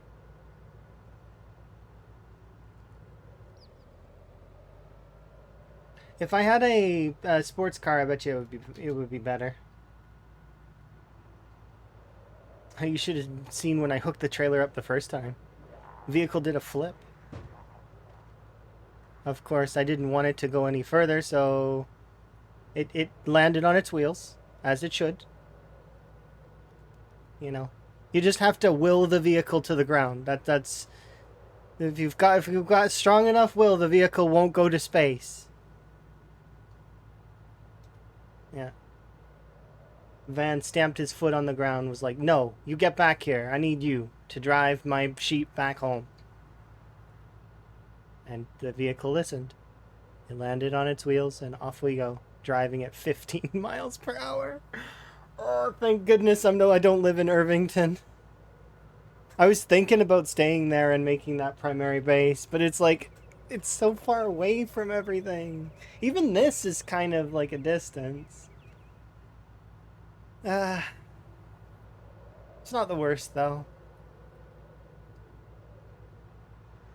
Yeah, driving like 600.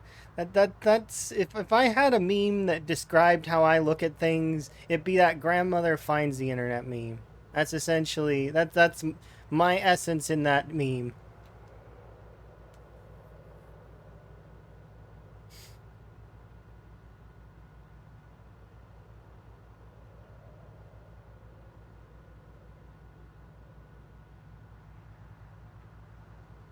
Go, go, go.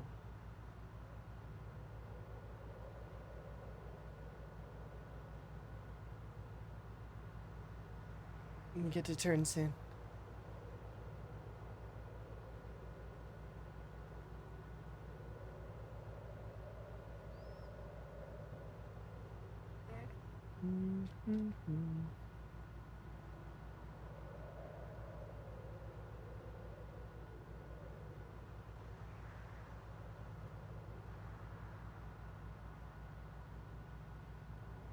Are you still losing weight, Van?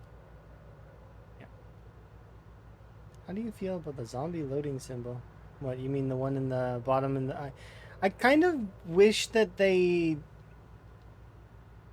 I I'm not for AI art. Just want to put that out there first before I say what I'm about to say. But I think that loading screens would have been kind of cool.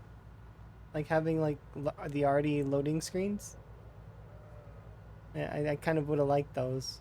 You know, if the community does some art ones and having the zombie loading on the bottom's cool. Having the art would have been nice too. It does suck though that that stuff was AI generated, but or at least AI assisted slash generated. Like you know, if somebody took AI art and then made their own copy or augmentation or whatever, I don't know.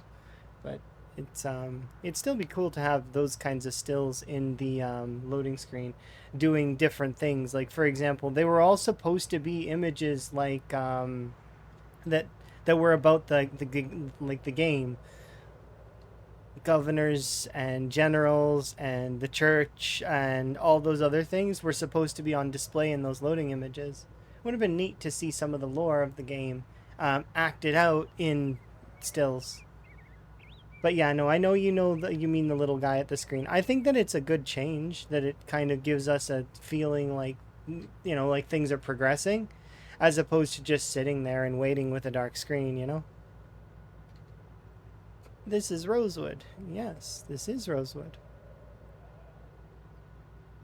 Van conquered Rosewood in 1994.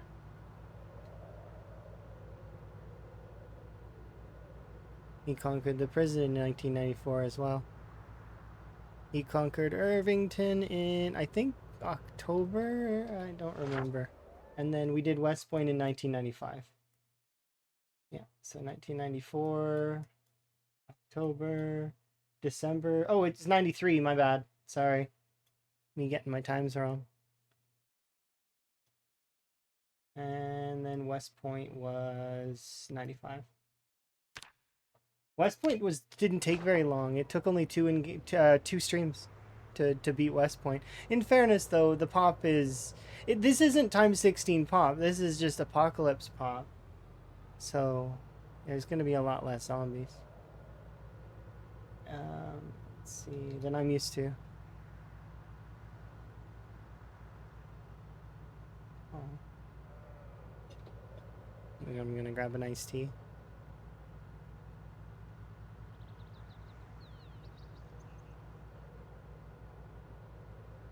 Yeah.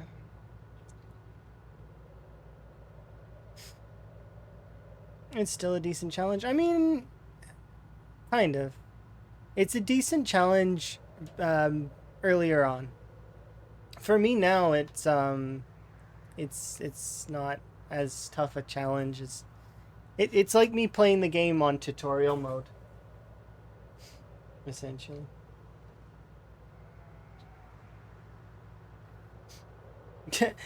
Lamprey should clear it in 2 streams. He could clear it in less. I think if Lamprey were to play on Apocalypse and have this same character, if I copied my save, for example, just prior to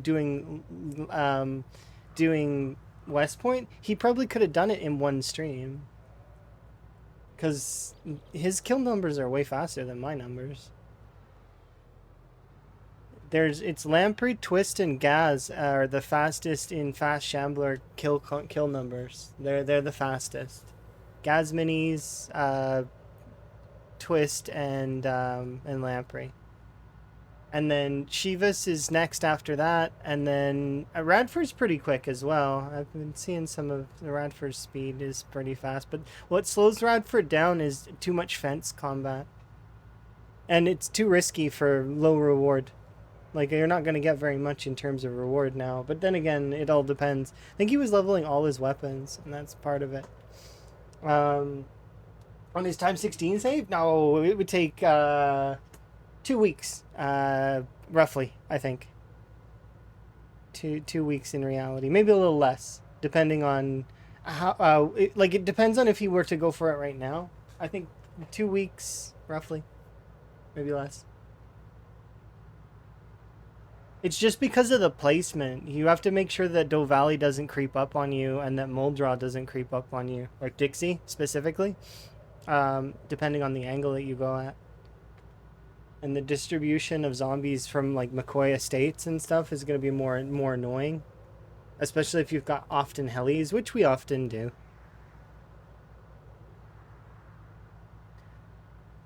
Have I done high pop? Yeah, I've done tons of high pop runs. I did, what was it? My PB run, which actually was the Blood Bank Light, which is actually, it was tailored to be the same, essentially, settings as Lamprey and Twist did. I was trotting behind him, while those two behemoths were racing, eventually, Lamprey took the lead, and then Lamprey went for a ridiculous amount of time longer. But that's how that goes. I was just happily trotting behind them. Because that's what you do, right? You just have fun. Happy the sheep? I don't know. They're in the back, I hope. We did flip the carrier once, though. So I hope they're not dead.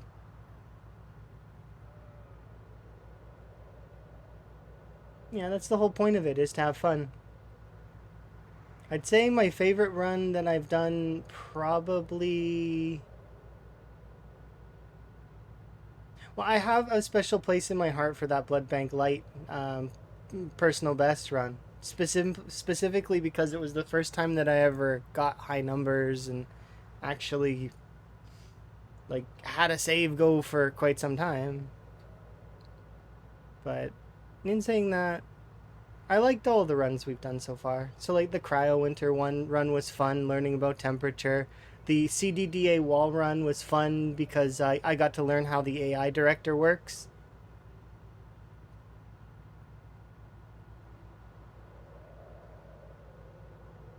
Have you ever put the settings on normal? What is normal? I don't know what that means. Is that, like, above rare? Is that, like, more loot and more everything? I don't... What's normal? For sandbox? Normal. What is normal? Because most of the time the default settings are like rare, right? Normal would be slightly higher loot and higher everything, right? So it'd just be easier, I think.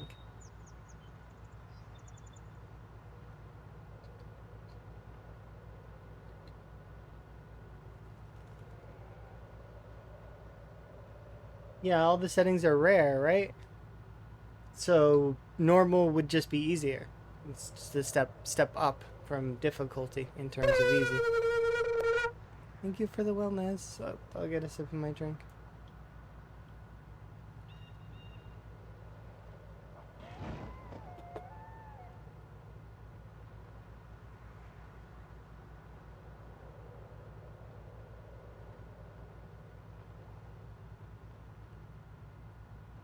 I wish there was a way to do fast shamblers with some random sprinters and not having slowmen in the mix. You can do that, I think, right?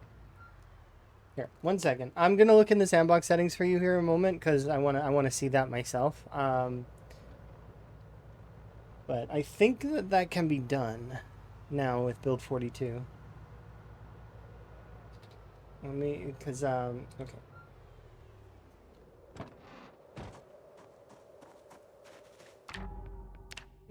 All right, let's have a look. Because I think it's possible. What you're saying is possible. All you saw was random, which is annoying, which is anything. We'll see, because I want to look. Because maybe it's a setting that you didn't see, or perhaps it's a setting that I'm misremembering. But I think you can do what you're saying.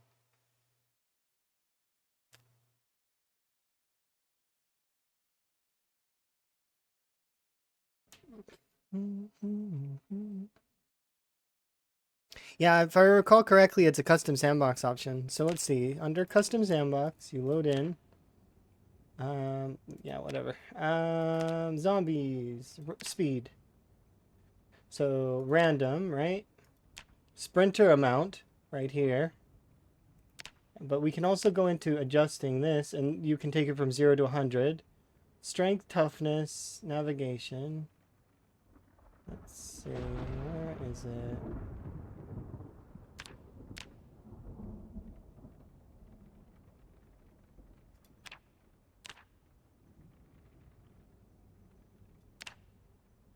I was sure there was a random setting that took that. Was it specific to their hearing? Maybe that's the one that I'm thinking of.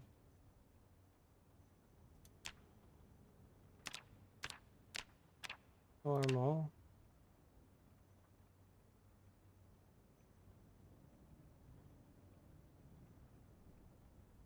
The random sprinter amount is not used unless you choose random.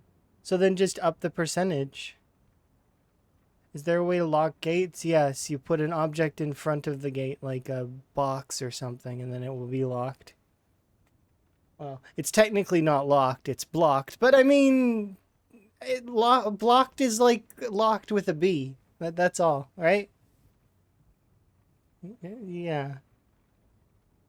It won't open. Um,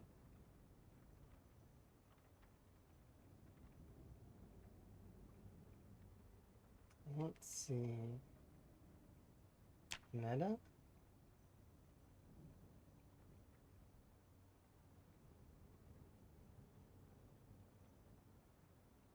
No, it would be under zombie.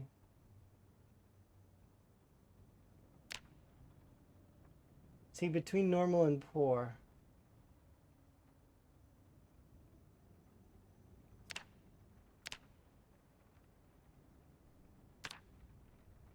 That's where I'm seeing that.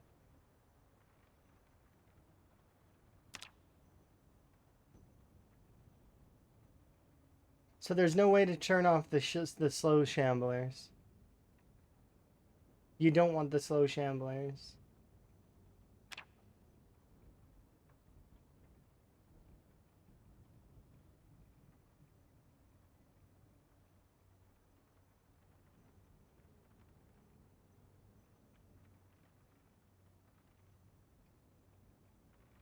Yeah, it doesn't seem like there's anything that changes that.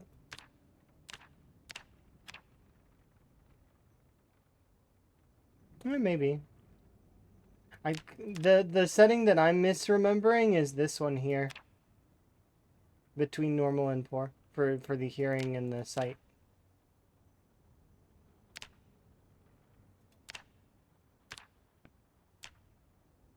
Yeah, everything is that's how it has always been with PZ is there's always a mod for everything. And if there isn't and you bring it up, somebody creates a mod for it. I remember there didn't used to be a mod for proximity chatting with the zombies and then they made one.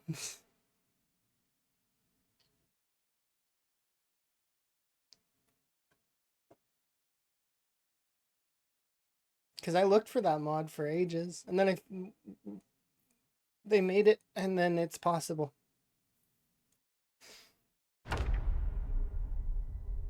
Yeah, that happens. There's a lot of folks that like to use those kinds of mods. I'm not partial to it myself, though. Not really. I mean, it's one of those things that's sim-ish, right? So it's fine.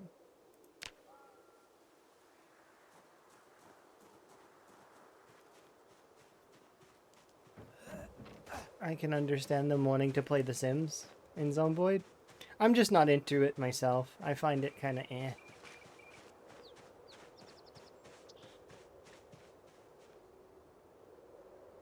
There you go. He's okay, my little friend.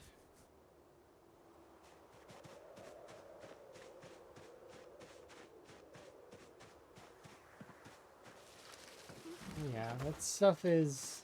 It is what it is. So long as people are enjoying it, right? They're like, they're... It's for the folks that want it.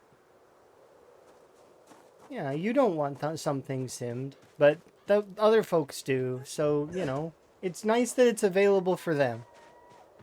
Like I said, I wouldn't use that stuff, but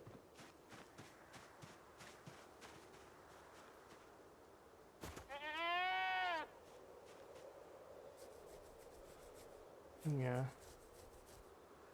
It's just like I wouldn't use something like Skill Journal. I'm not really interested in getting my skills back. If I die, it's over kind of deal. That's how that works in my brain. So, but that's not for everybody. Some folks like to play Zomboid like Minecraft, where you can go back, grab your skills. So long as you make sure to write in your skills every day, you'll be able to keep your skills. And also, not everybody has the time to commit to Zomboid in terms of making a fresh character every time. It's a bit time consuming, understandably so.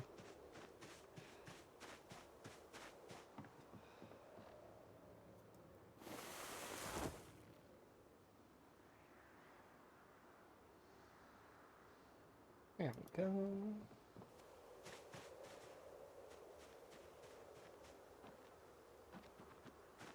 There's enough food in there to sustain them for quite some time.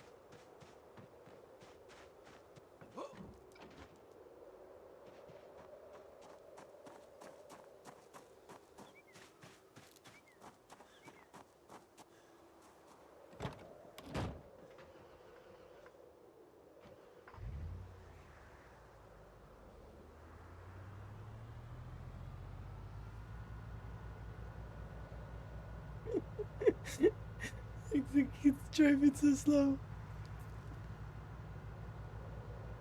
I'm gonna hit the tree at like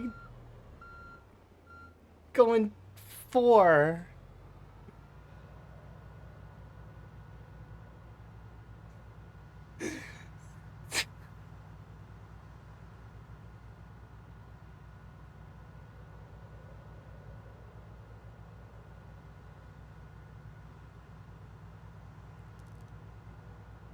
Get out and push.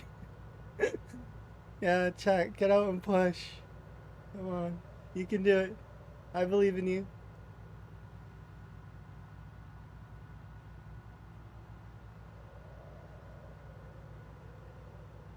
Bullet time activated. Ah, Max Payne. Well played.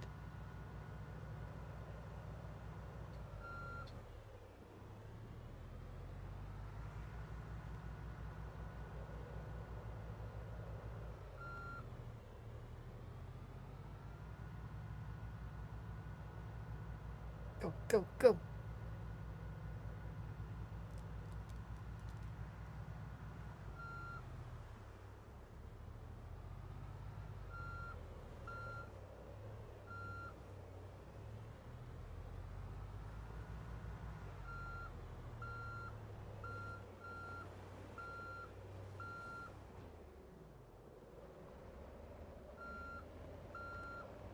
Good enough. I'm not dealing with you anymore.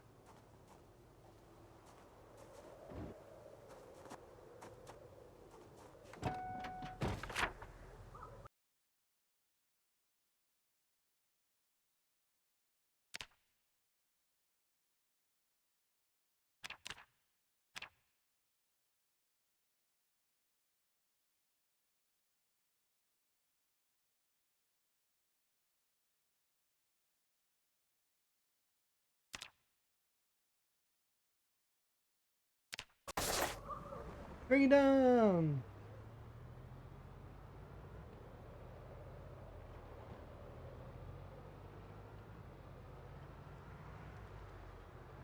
Yeah, we'll go have an in-game nap. Our animal care is actually leveling up fairly well now, kind of. Sort of.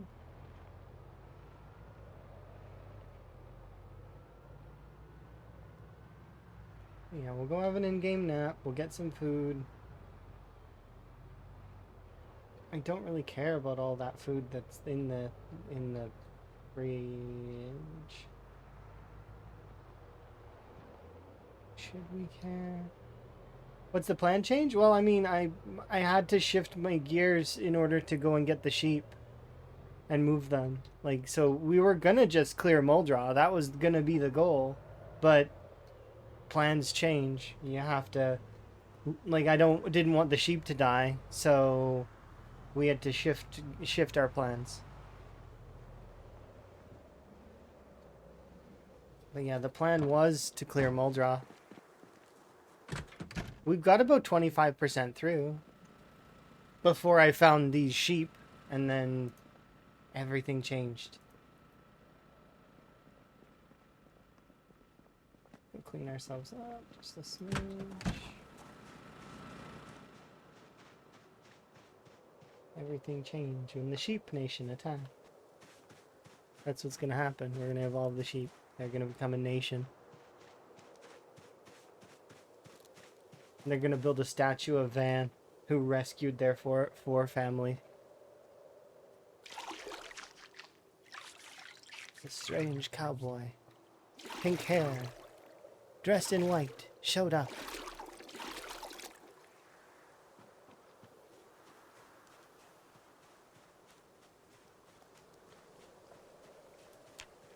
Turn chicken? No, I'm just giving Muldra a break.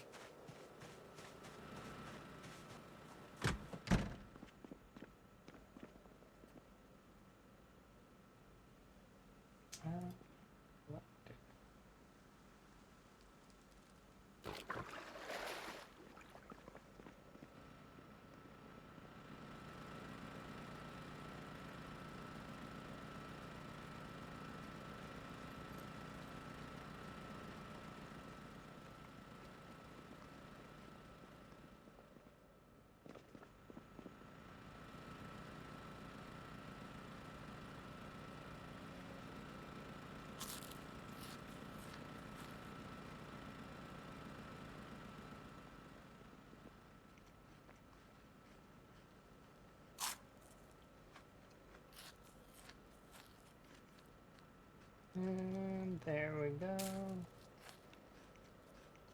That's what they all say.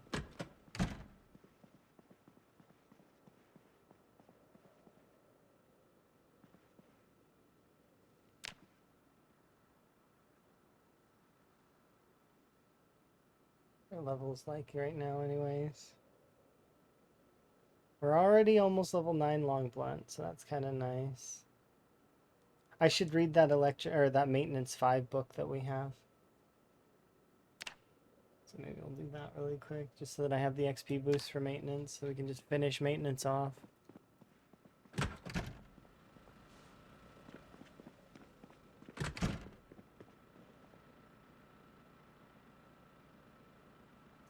Where did I put that book?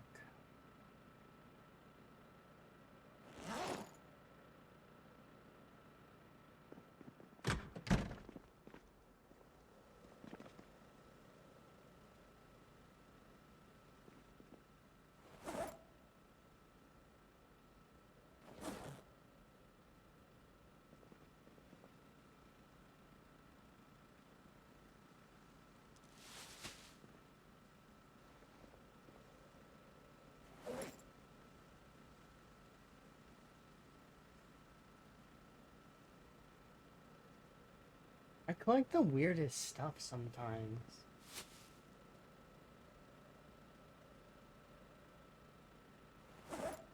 I can't be the only one that thinks that. It's like, why on earth did I collect this nonsense?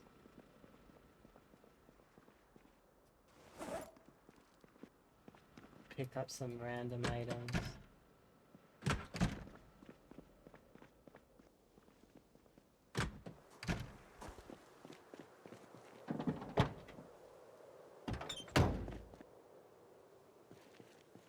You're still giddy about 1K kills? I mean, you should be. If it's something that is an accomplishment for you, don't base your accomplishments on other people.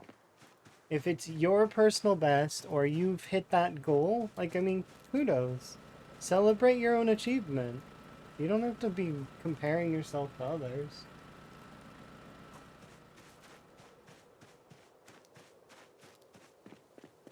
Yeah. You deserve a GG. Congrats.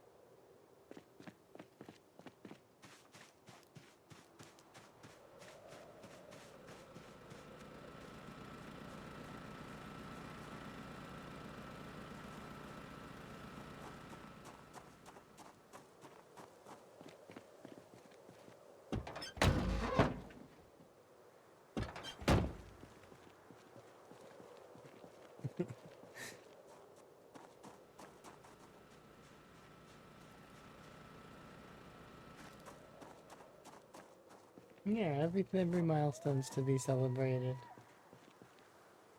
Whether it's 1,000 kills or 100,000 kills or even just your first 10. Your first 10 zombie kills that you successfully got when you just started a game. Sometimes those kills take forever. Especially if you have no skills, 0 to hero, your character's not very like got anything going on. Those first couple kills can take forever. Hit your first 100 and still feel quite good. Okay, so we are at 85 and coming down.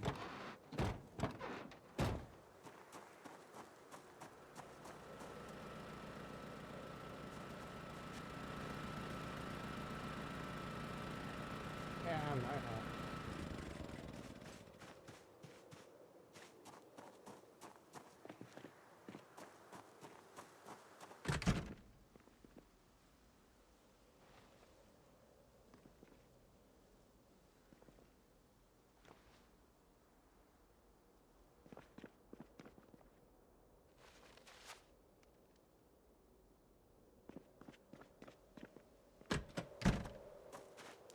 Bring this with me.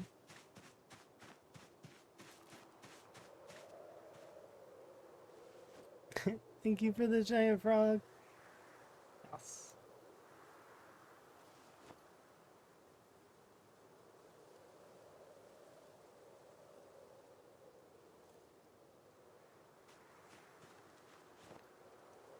Alright, let's go. Giant frog.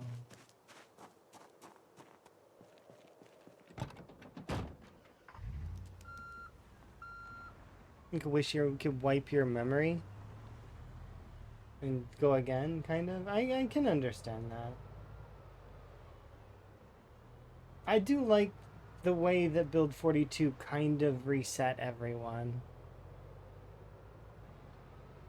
It's very nice. It's very interesting. Like, there's a lot of us that we're starting to reallocate. We're getting back up to that comfortable feeling of being able to understand certain aspects of the game. But there's certain parts that are still kind of gapped in our knowledge and being redesigned around us.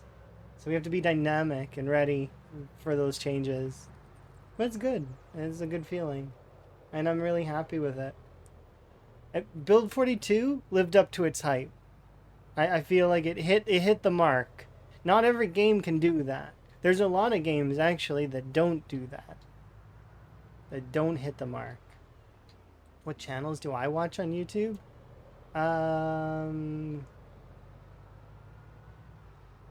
Mostly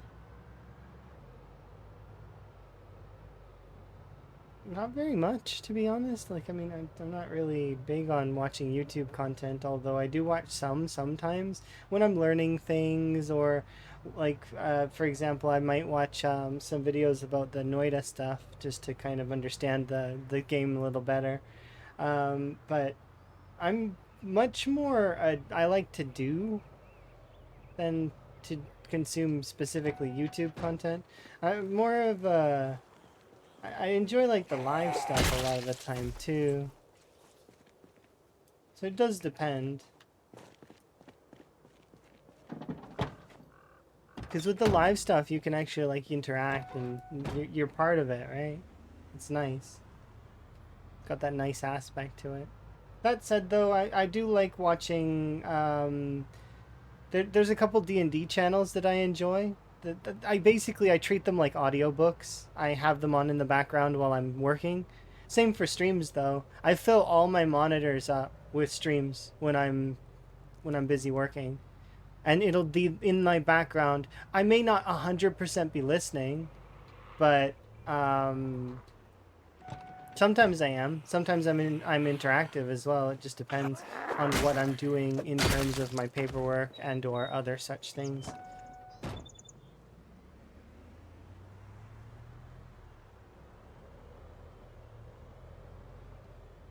Massive jump. Yeah, so you capped yourself out. What you could do if you wanted to test like that instead, Lardine, is you could just load in debug and give yourself max stats.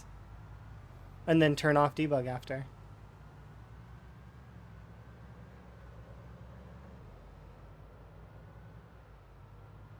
But yeah, testing out the late game is not terribly, like, it's not a terrible thing to do. It's fun to earn your place in the late game, though. Like, to get there, you know. But not everybody has the time to commit to a 0 to hero all the way, you know, for hundreds of hours.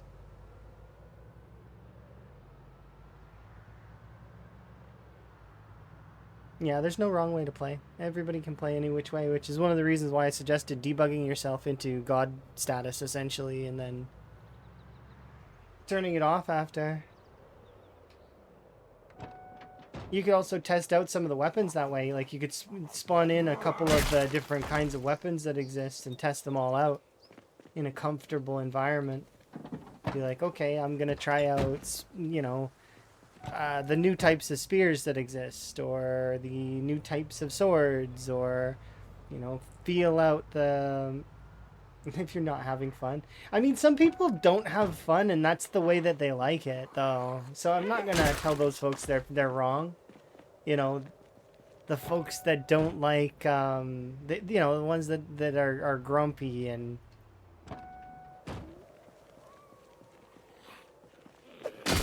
grumpy folks.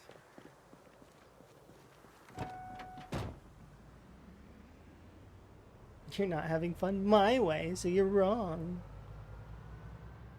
Yeah, those are the same folks that were pestering me about specifics on my scoreboards and stuff.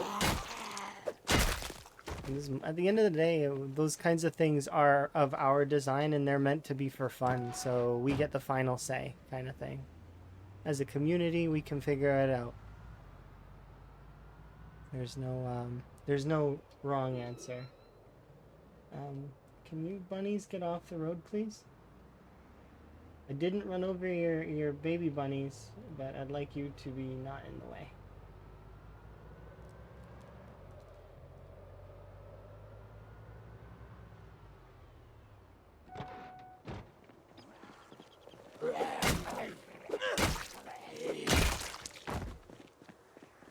Super low pop, fragile zombies, etc. Yeah, that's exactly it, right? You can do that. You can, and that's the best part of Zomboid being a sandbox game, is that if there are features that, for example, if folks don't like muscle strain, they can shut it off, or if folks like multi-hit, they can turn it on, or, you know, the mini-map, or whatever. Because some folks don't like the mini-map, some folks don't like multi-hit, fire, etc., right? But you can customize it to be whatever you want. The people that downvote anything that mentions Predator. See, the thing with Reddit is I've been on the PZ Reddit, and I've had my sort of fill of it, in a way. There's stories on there that are interesting, and that's all. Like the stories and the art are kind of nice. That said, though, it's a large amount of folks kind of not getting their stuff right, and they're not willing to learn. They just want to, spout off whatever ridiculous nonsense that they are going to spout off. And it can be quite frustrating. There's a handful of good stuff on there on occasion, but it's very much I wish we could just burn it down and start over. But yeah, I agree that it's probably just a Reddit thing in general. Not just a PZ subreddit kind of deal.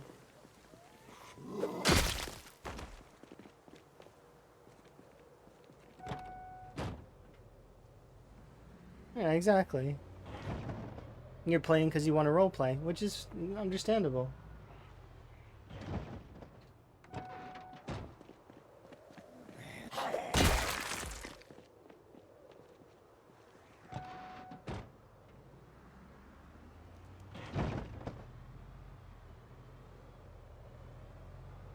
Yeah, so you like multi-hit because you get to sort of tear down a whole group. And that's actually the default of the game used to be multi-hit. They gave us a setting to turn it off, and then, some folks will get elitist about it. At the end of the day, I don't like multi-hit for my playthroughs, but I'm not going to shit on multi-hit as a game mechanic. It's fun for some people, and some people believe you should be able to kind of swing a sword and it cut through more than one. And I mean, realistically, does that make sense? No. But it's a video game. It's meant to kind of have that aspect of it that's fun, right? And while that's not fun for me, it will be fun for someone, and I'm not going to tell them that they're wrong. Have fun. Right now I'm using the wooden spade, and then I do probably plan to try out some of the other weaponry as well. We'll see. It's gonna bring back muscle strain as a mechanic, though, which I'm looking forward to. Because muscle strain doesn't exist right now for me, outside of using long blades.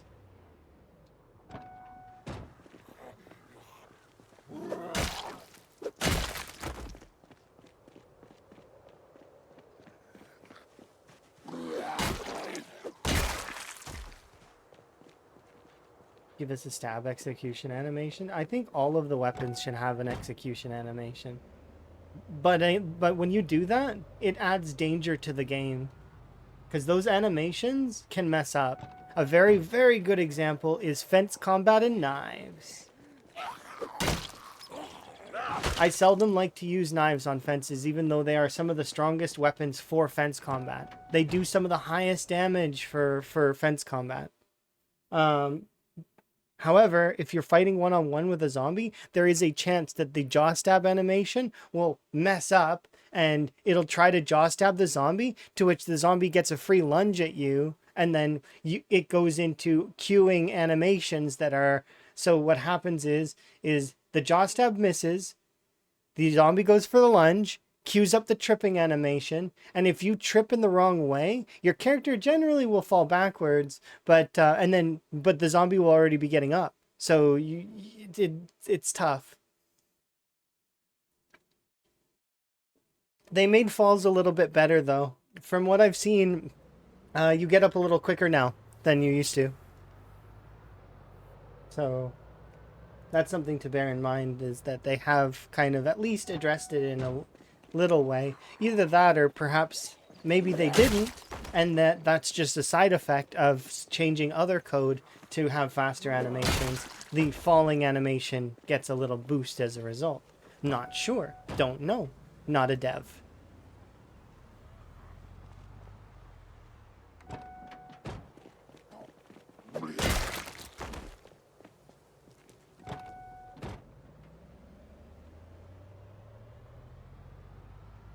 Any zombie van spots? I mean, yeah, but sometimes he gets lazy. He's like, 99% done, good enough.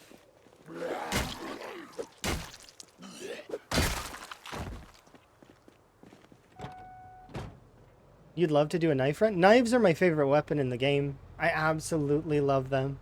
They were the first weapon I used in Build 42 because of that reason. And actually, we got fair distance in Build 42 with them. The reason why Van exists is actually because I made him as a special character for the charity stuff we were doing.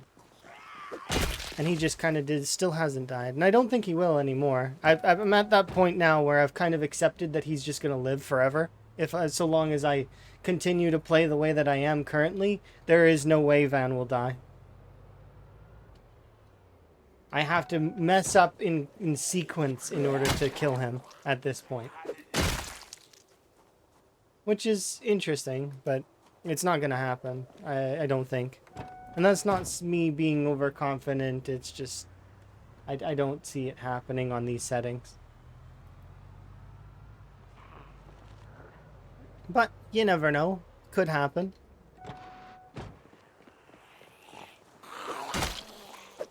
Once we're finished with the map in general, we'll move on to a new character. And I'll do time 16. Similar to my offline run, which the start of the stream has been given away part of my offline run over time, because sometimes I'll throw on my offline game for an hour or two during the end of my night, and I'll just kind of like, you know, wind down with a little bit of Zomboid.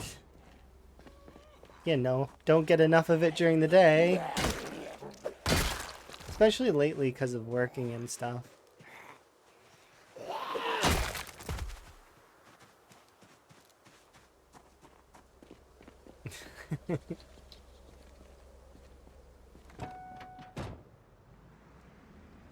Yeah, Nax right.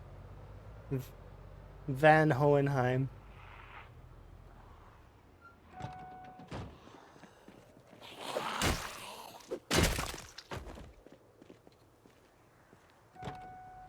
Good morning.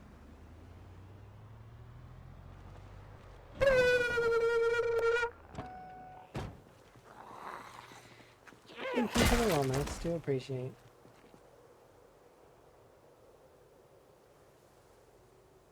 Shift in plans? We've already adjusted them, and now I'm returning. So the shift in plans was to bring the sheep closer to home. So we've done it. And now we can return to what we were doing. Which in this case is currently picking these up and putting them on this zombie.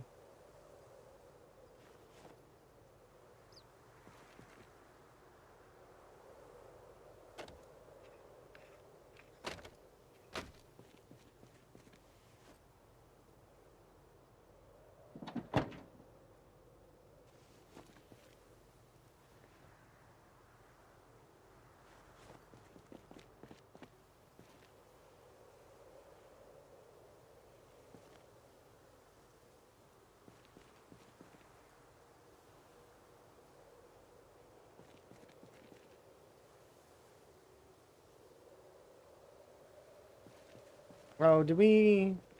we need to read the next butchering book.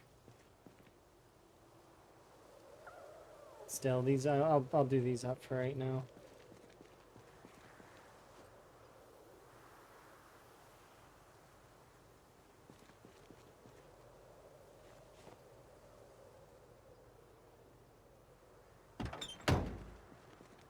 Are those dead bunnies? If I say no, are you gonna believe me?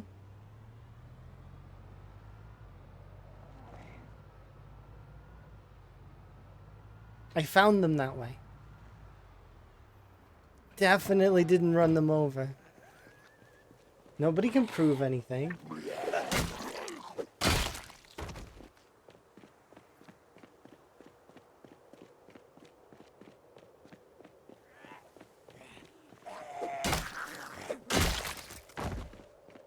Yeah, it's just meat that Van found. Yeah. I mean, in fairness, that's what happens most of the time, is they jump in front of my car. In this case, it was a family of 5. That's not my fault. Not this time. I'm not taking the blame. I'll apologize to the zombies, but I ain't apologizing to the rabbits. They had a chance to get out of the way. Just because that chance ended because I kept going doesn't mean anything.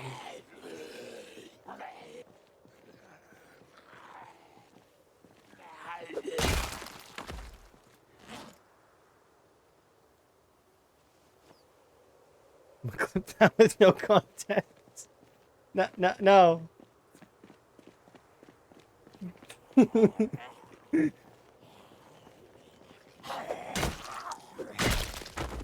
As the keeper of the bunnies, we have bunnies too. We have bunnies that are not dead. They're beside the sheep. No, no, no, no, no. You guys aren't supposed to clip stuff like that. You're supposed to clip fun things, not pulling me out of context. Because I'm going to go back through the clips later and be like, okay, and then see this clip and be like, what's this? And then I'm not going to remember the context myself, and I'm going to be confused. I'm like, did I actually say that? Oh my.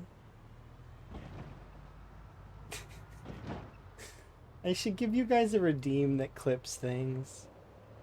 Because I've seen a few channels have that, so maybe I will set that up at some point. It'll be basically free, but it'd be useful to have. Specifically for moments where we're trying to get stuff.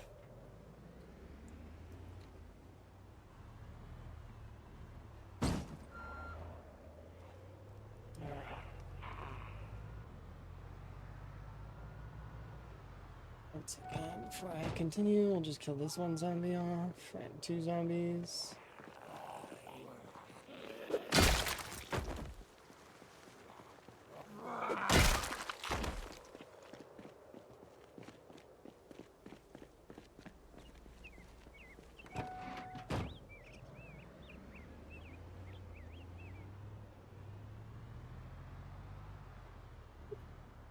Did I actually say it like that? I don't actually remember. I hope I didn't say it like that. That's awful. Oh dear.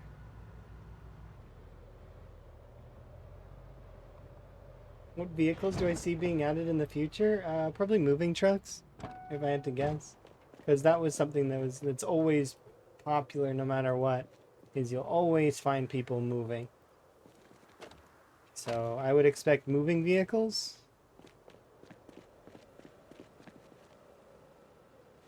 Maybe some other fancier vehicles, so like fancier sports cars and stuff. Maybe other vehicles like this that are like for businesses, but smaller ones.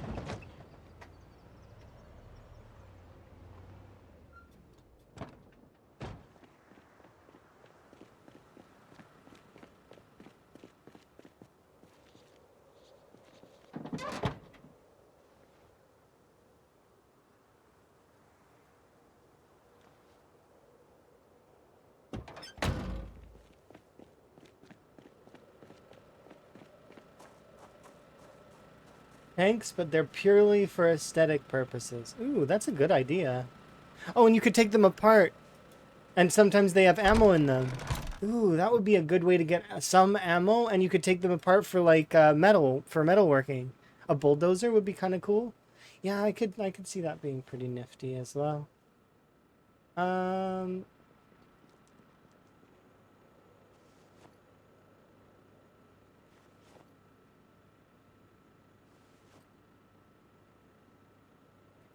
You wouldn't want anything that's too aggressively for the zombies. Like you don't want something that's gonna cause too much damage to them.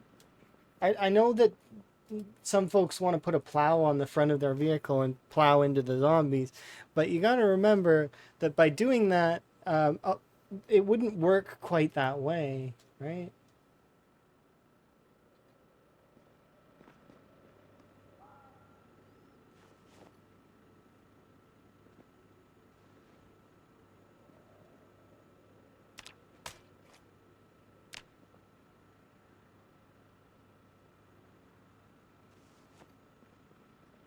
There we go.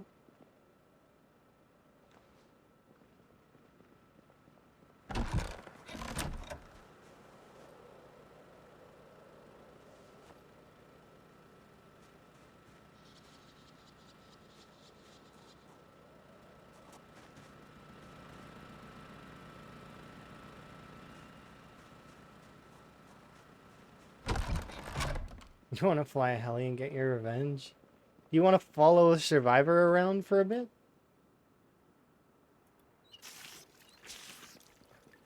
Maybe you were the helicopter pilot this whole time. It was you. I knew it. It was one of the people in the chat. The entire time. No, it's too late. You've already confessed.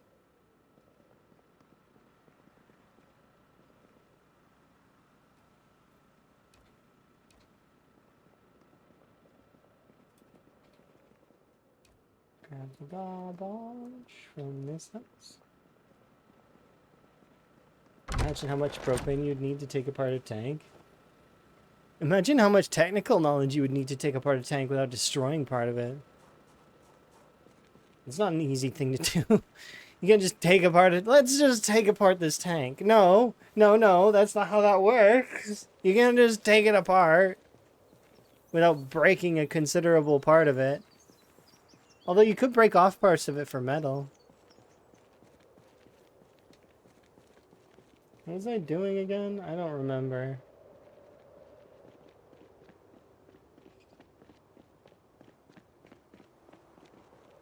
Oh, I wanted to check the spiffo, that's right, for my book.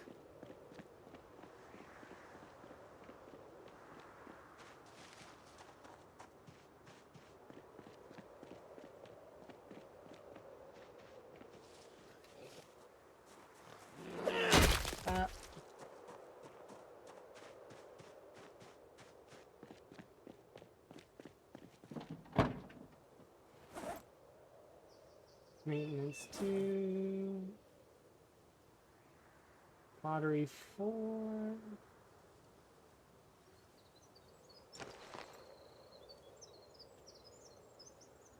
Maintenance 5. Let's go have an understanding of biomechanics of tool use. Really? The biomechanics of tool use? That's it. We're going, like, hardcore in understanding tools at a cellular level. Let's go. Van. Master of the tool.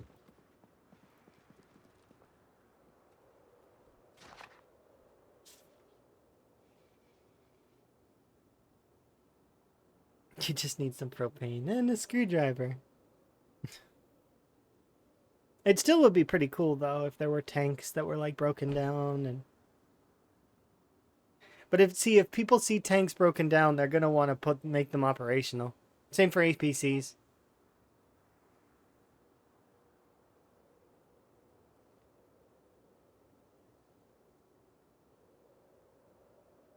I feel like moving trucks would be a better idea to start with. Or, like, because they've got trailers, I guess, but... You just need a funny title now. I'm curious.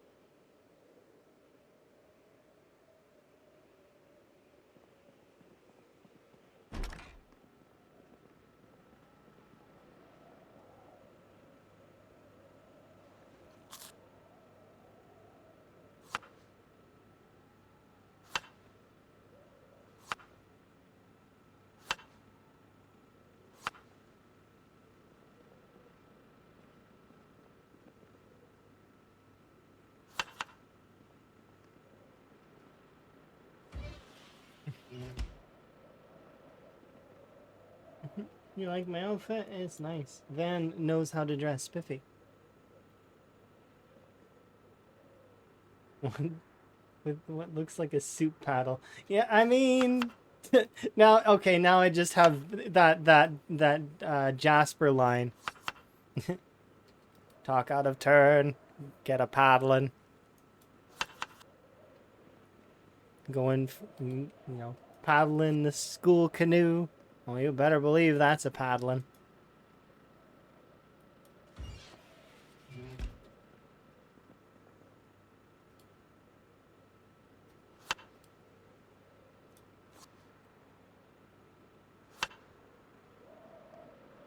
Maybe that's actually who Van was before. Maybe he was just Jasper.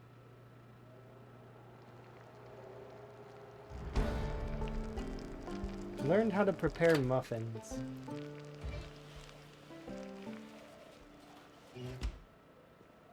Just passively learning how to make muffins just because you're skilled enough.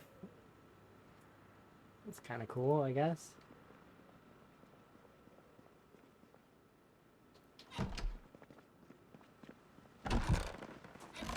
Oh, look, snow. Somebody was asking about snow earlier. There you go. It's snowing. Enjoy.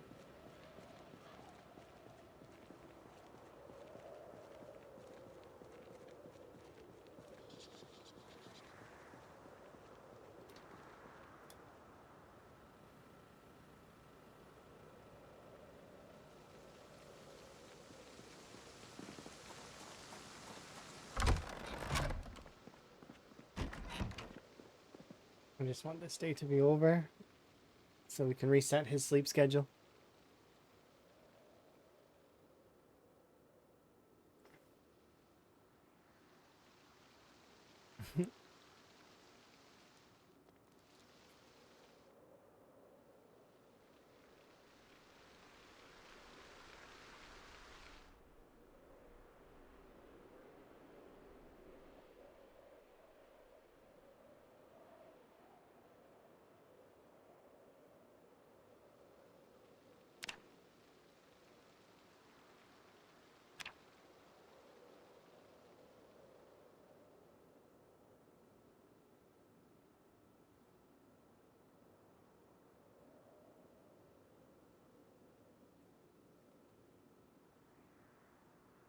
Yuck, snow. I mean, eh.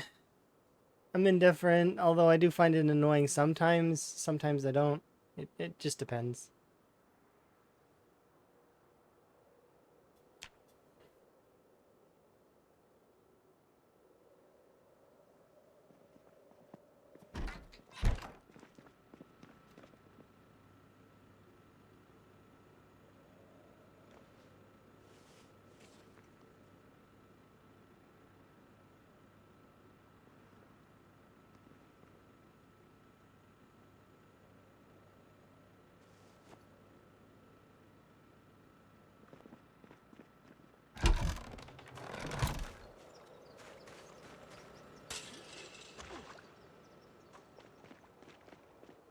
Time to go. You don't get it? That's fair. Clip. Oh, I can't see the link, but I will go grab it. Just have a peek at what you've done. Let's see what you did. Let's pause that for a moment and have a peek at what you did.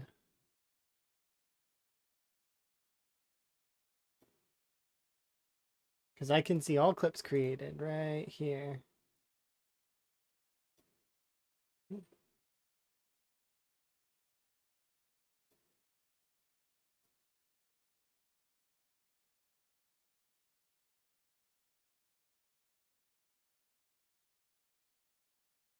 Okay, go. Okay, that's this button if I remember right. There we go.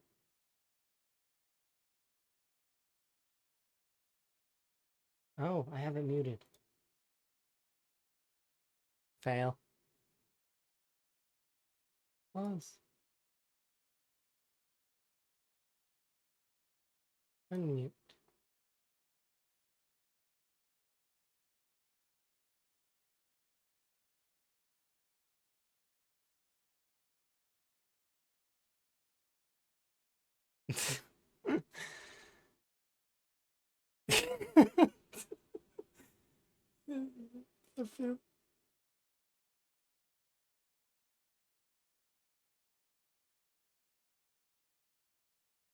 How can I can't say that so casually?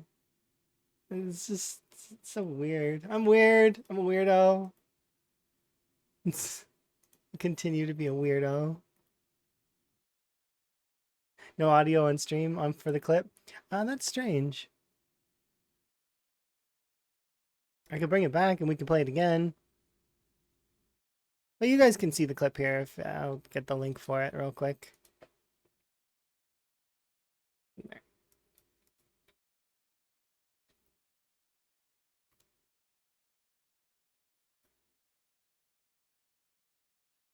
I say it so casually.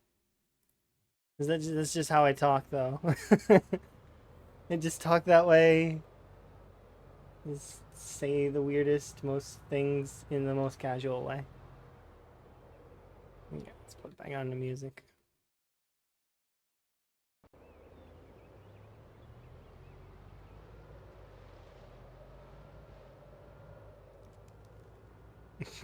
It's a great clip. It is a... It doesn't sound like I'm talking about rabbits.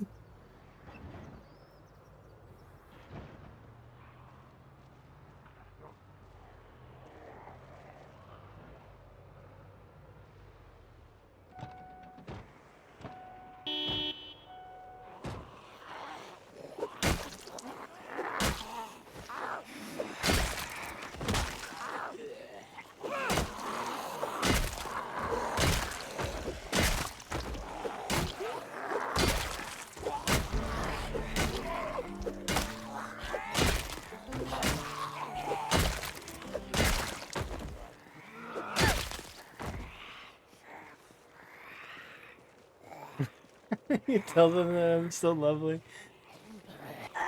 I mean...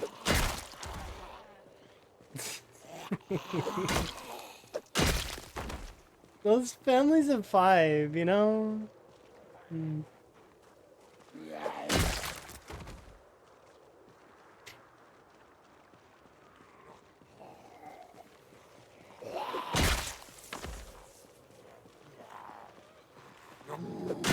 And for some reason, every time my brain goes to Redwall with it. Like, seeing the little animals in outfits and...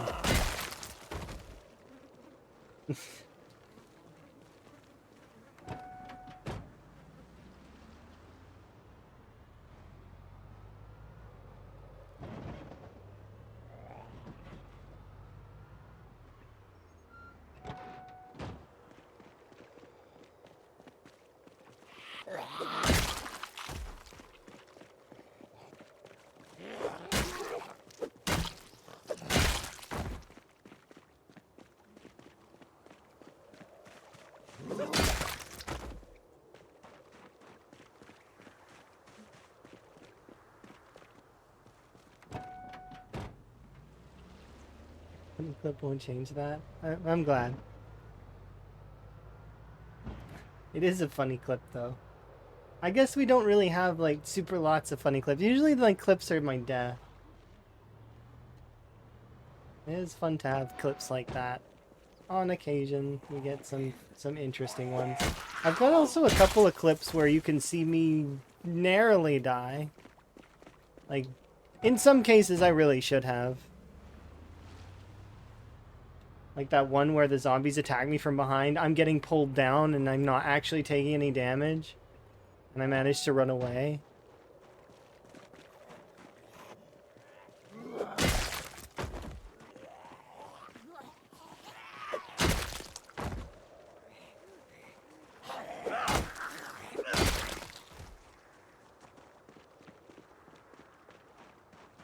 Those ones are fun, though.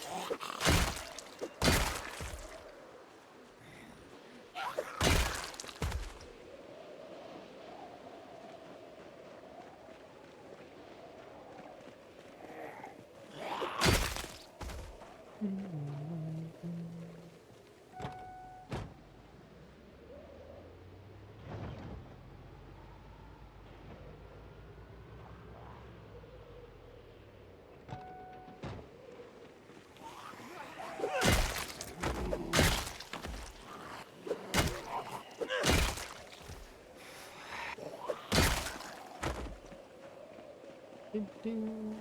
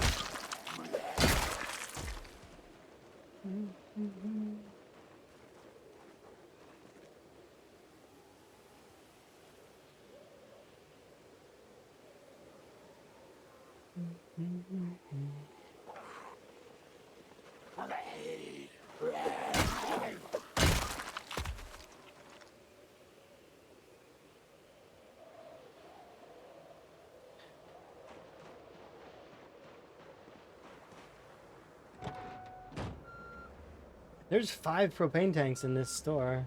That's crazy.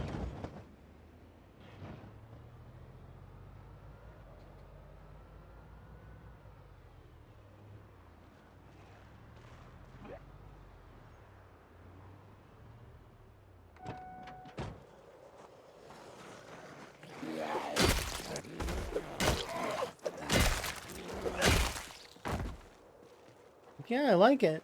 I like that it beeps when he backs up. It lets people know that I'm backing up. I don't want to run over anybody by accident. It's got to always be on purpose.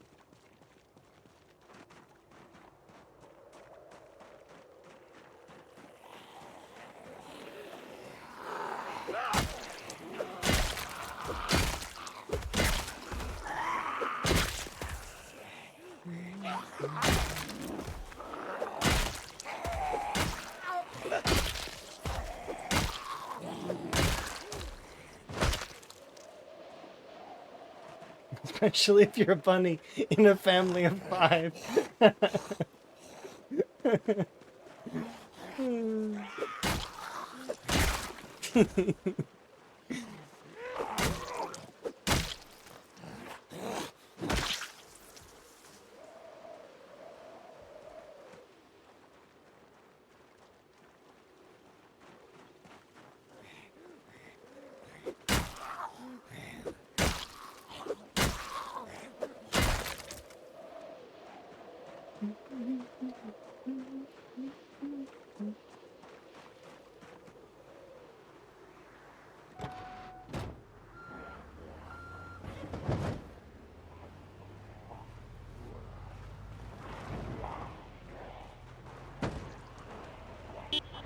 Oops.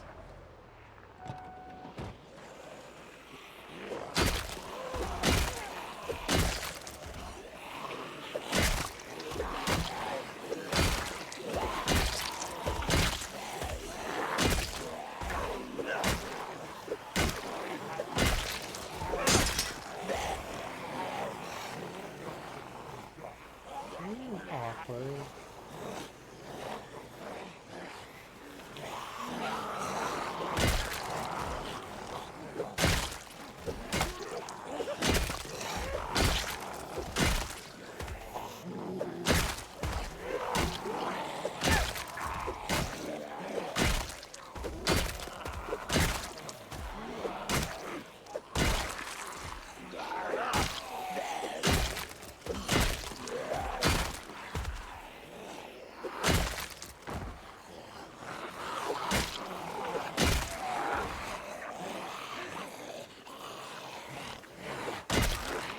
I liked Sunstar was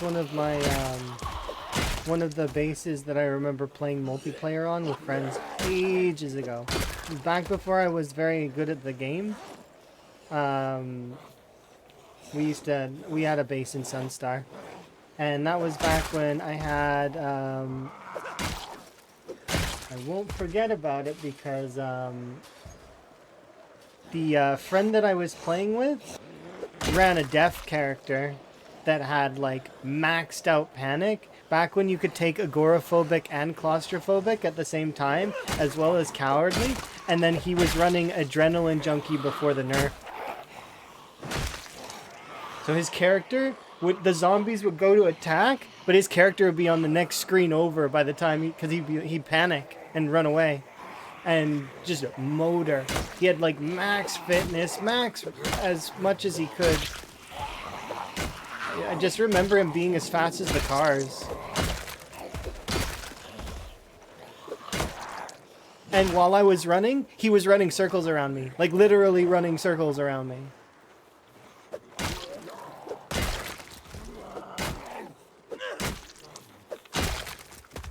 But yeah, his character was deaf.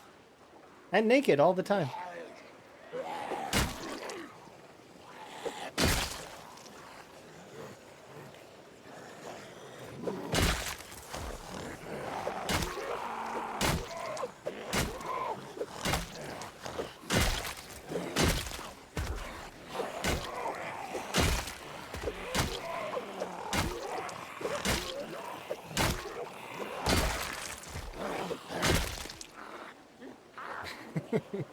I don't think that's the reason. I think that it was supposed to be the deaf guy from Family Guy in a cosplay or role play.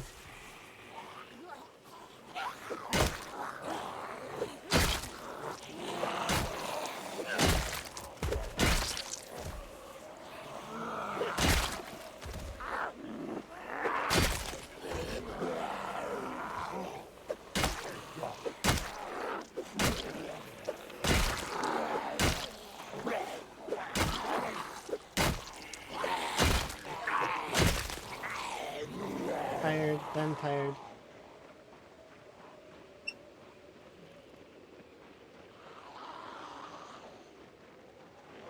Shoulder bump.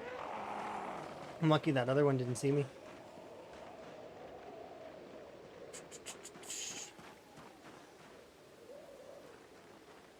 Let's get rested.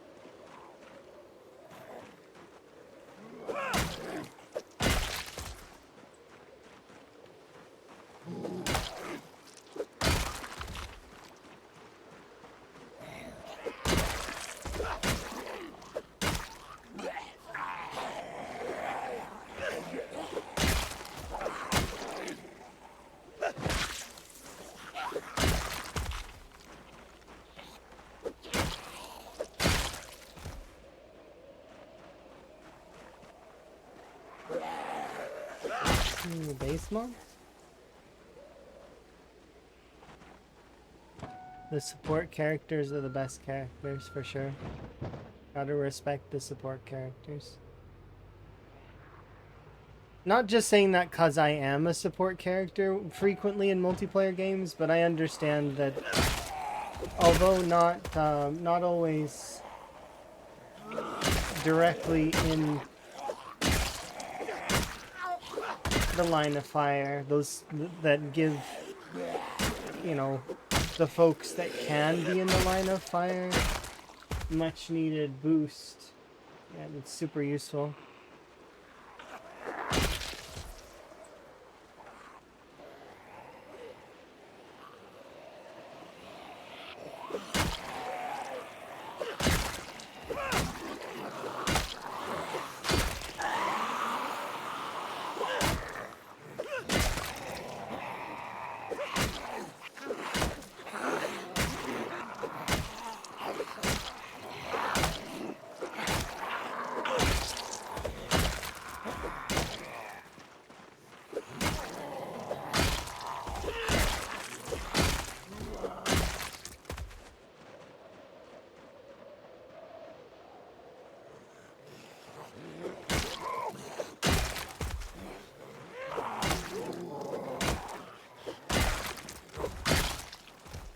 Yeah, being a base builder is fun. Because you can like set up bases for other folks, and if you're really, really good at designing bases, other folks can live there and like get them from you. Kind of thing.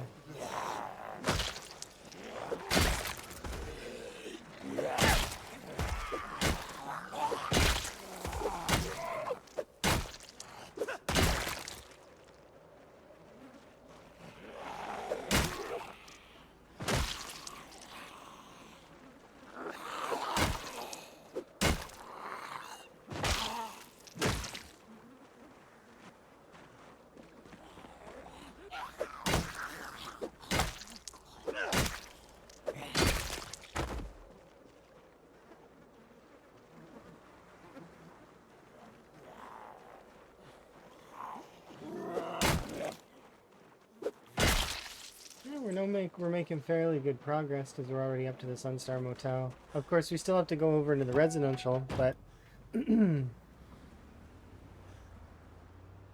one feeding everyone should always be the boss.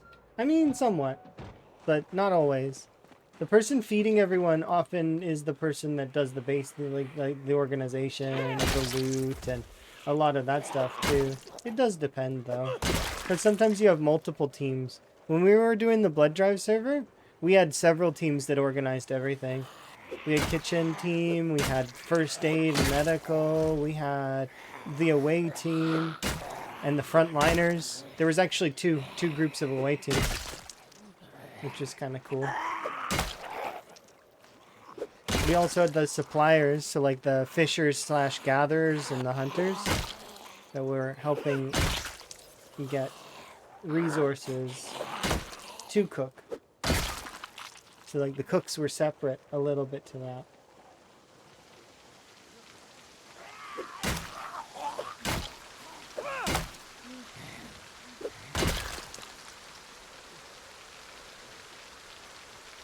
It was super fun. I really enjoyed it.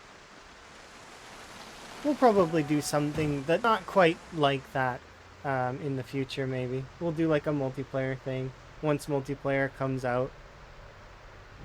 It won't be as serious as permadeath, though. We would have kind of...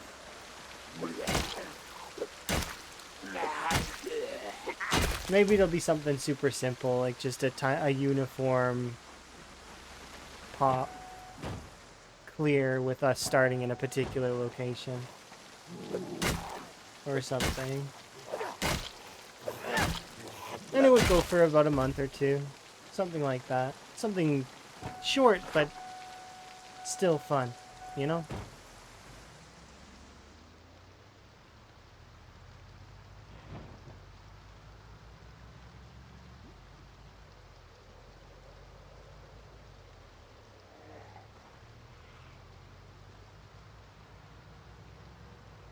Oh yeah, they made fishing a heck of a lot more fun, and who knows what they'll do with spearfishing if they decide to bring that back, like in a sort of a lighter way. Maybe it gives less caloric fish, but is still doable. Or it gets you bait, like it catches you bait fish, kind of like the fishing nets. I think that would be a good way to do it. Is that if the like the bait that it gets you bait fish.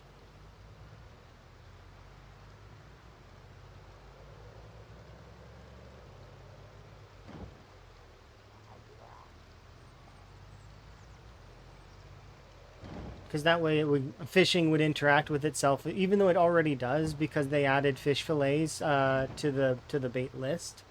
Um,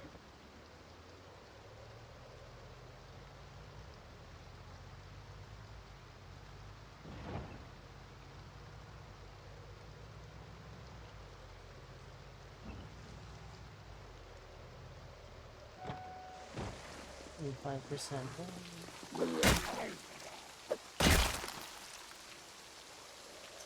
You.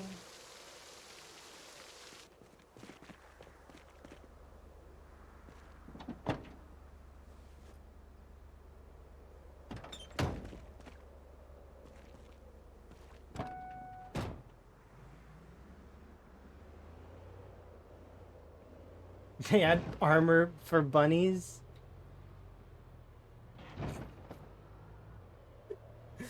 You realize if they add bunny armor, I'm totally taking credit for that for sure. I'll be like, yep, it's because of me running them over. It's not, and that's not the truth. Wouldn't actually do that. They wouldn't add bunny armor. I don't think.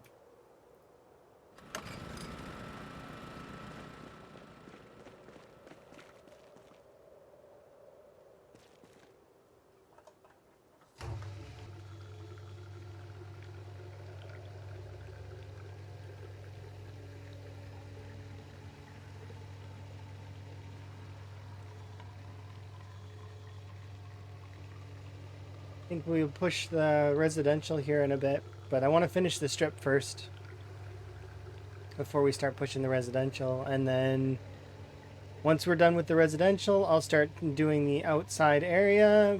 We'll start doing, like, we'll start down here, take care of this factory, then go up to this farm, then head over to McCoy, then we'll do Dixie, and after Dixie, we'll go do McCoy Estates, and then once that's done, that's it. McCoy will be defeated, or Muldrow will be defeated as well. To which then our next target after that is March Ridge.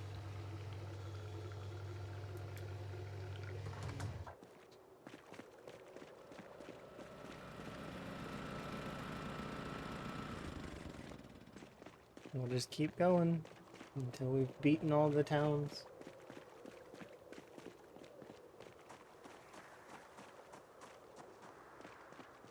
Yeah, we're making good progress on Muldrow. I feel like things are going well.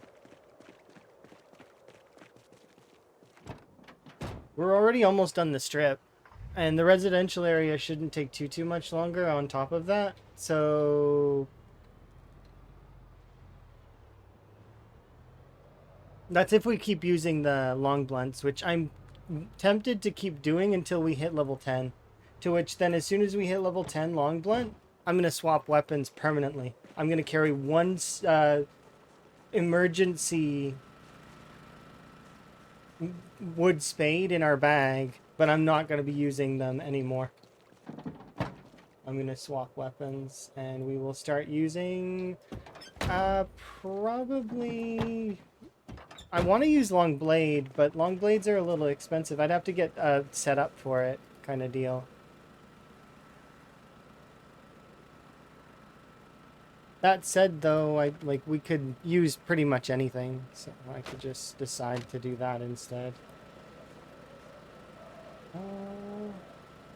See, I've got a little bit of time left. I'm not gonna bother.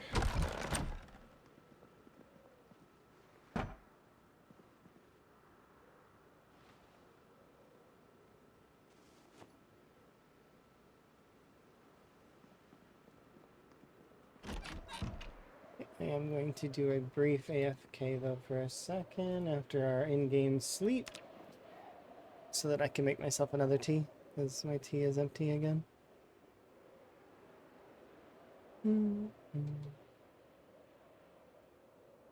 Moldraw has changed a lot. The Rusty Rifle is completely different. Like it's like a set area now. It's like fairly large. It's kind of like a Sunstar Motel almost, which is cool. And then this whole southern section of Muldra is wonderful. If you want to live anywhere in Muldra, I recommend this area. You got a gas station. You've got sets of animals here. You've got the Rusty Rifle is right there. Like you could turn that into a super base. And the benefit is it's not far down the road from water source. Like there is fishing just right here. You could set up a small like away house over there. Alternatively, though, in the back of the yard of one of these ones, there's a teeny tiny fishing pond. It's really small, but you probably wouldn't be able to fish very much in it. But if you made like chum or something, you could probably fish in this one. Anyways, BRB.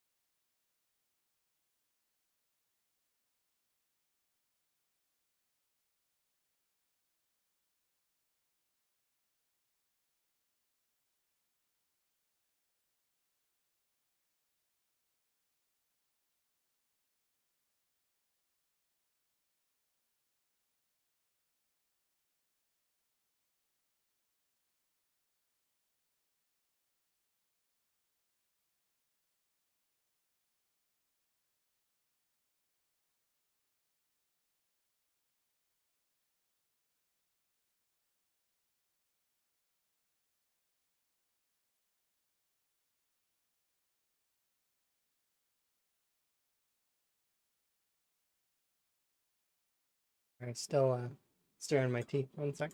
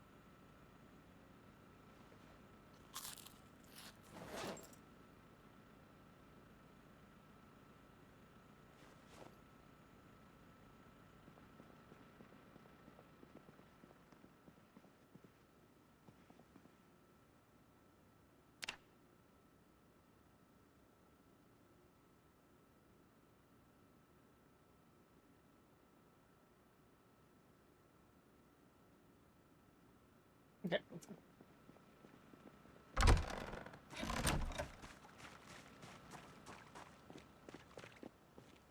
Hooray for fireworks.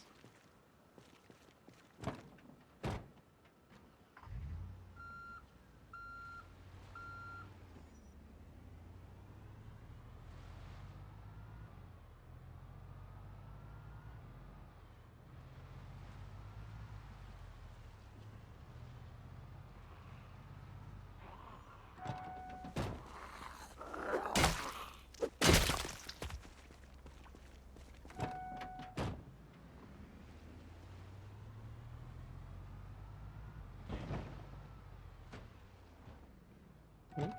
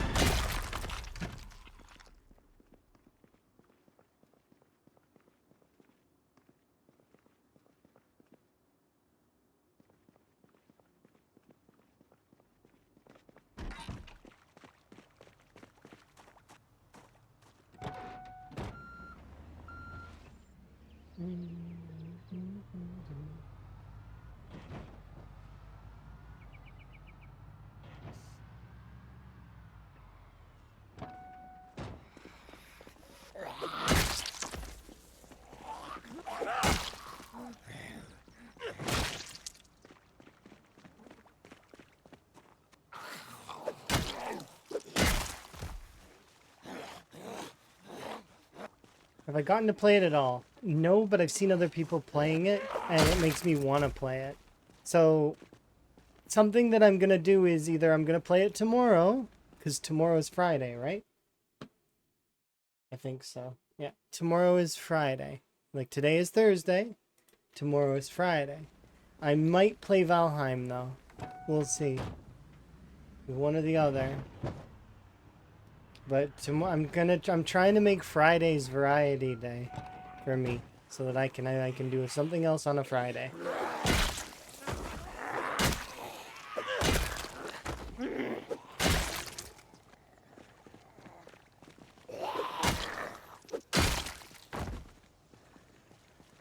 If not tomorrow, then another time. Absolutely. But it's been forever since I played The Sims 1. Yeah, Valheim is, a lot of folks really like that game. And I think it's really cool too. Where we made it to the point where I have troll armor and I'm gonna fight Elder. Which I know what I need to get now to fight the boss. I just haven't fought the boss, right? So, and I don't know how strong the boss is. I don't know how good my armor is gonna hold up.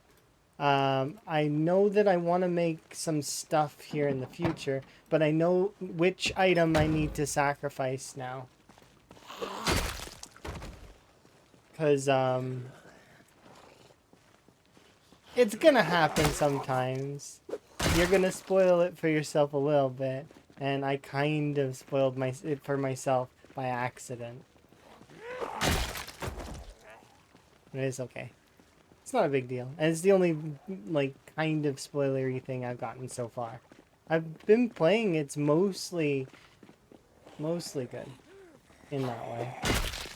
Learning stuff myself. Yeah, I found it out that it was the ancient seed is the one that I need in order to summon the boss for the elder. And I found that out because I watched Snoot summon the boss. So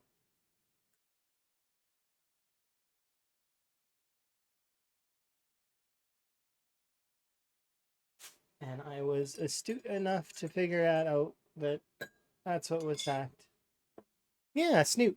It's fun watching Snoot learn stuff. I will have Snoot on sometimes in a low volume, but I don't want to spoil the game for myself, so I try not to listen too intently. Yeah, Snoot's great. A lot of folks are really good. There's a lot of folks that I'll put on and just have as like on because like I said, I fill up all my monitors, and when you have 5 monitors, it can be a lot of streams. Especially because I can quarter them as well. If there's a lot of people that I like on. Unfortunately, the Twitch streak system doesn't really like when you do that. I couldn't care less though, because I get to enjoy the streamers either way. Her hands are so well animated. Yeah.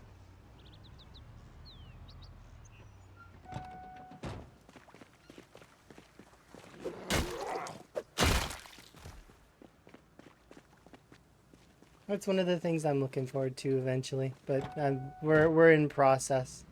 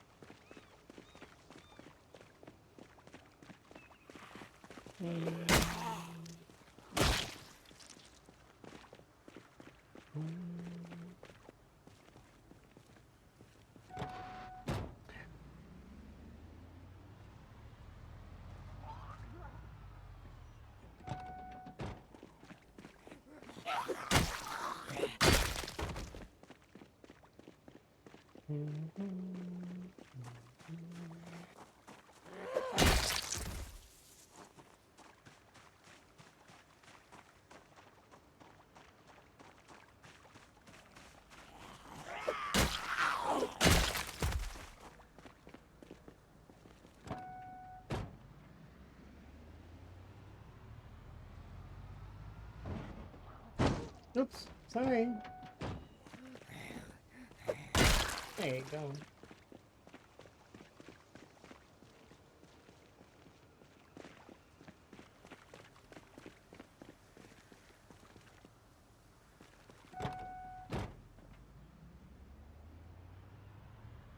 Yeah, Wick is at the end of his playthrough almost as well, if he didn't finish it already. It's another one that I avoid because I don't want him to feel that if he spoils things. But I do like to have it on still.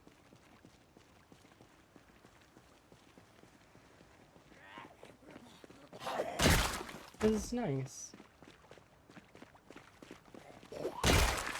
Plus, I can earn channel currency that way, and I can spend the channel currency later.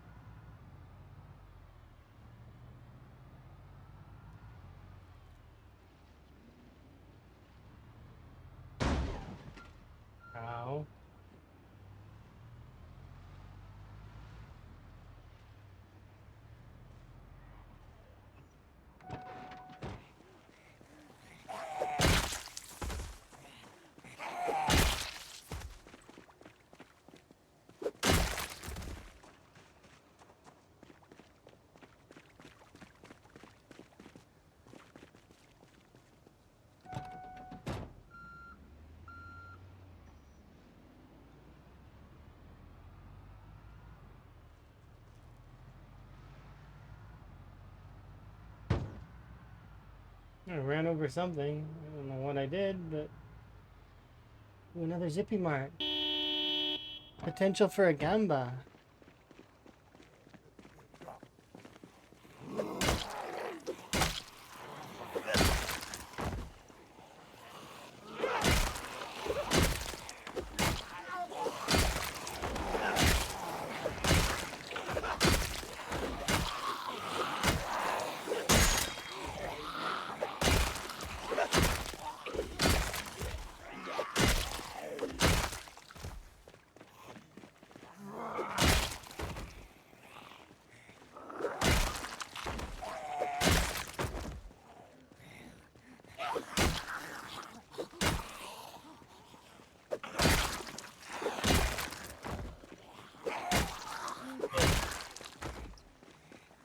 What's the difference?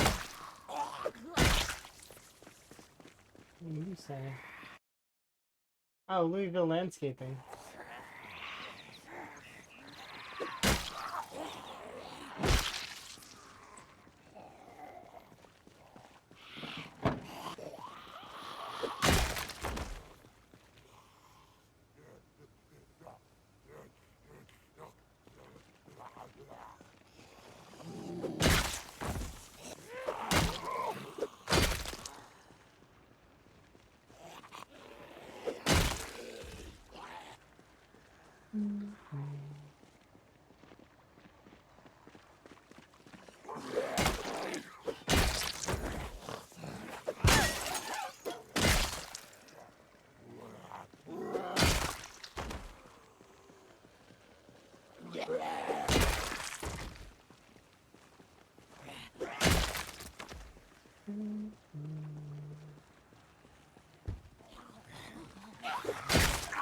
Oh, that's a Spitball.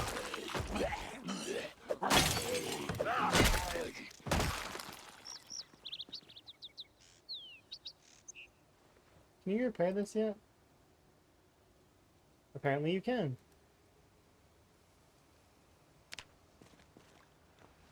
Oh, we found pieces of a Spiffo. We didn't find the head, though. Oh, look, there's the big Spiffo statue. Can I have this?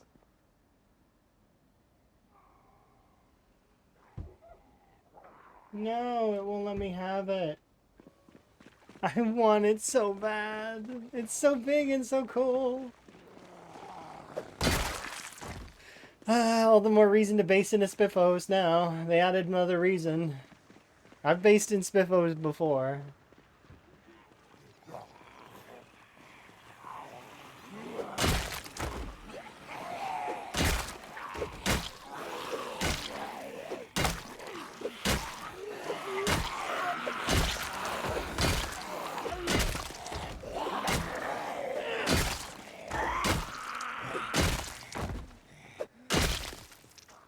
What city is this? This is Muldraw. We're on the Muldraw strip right now.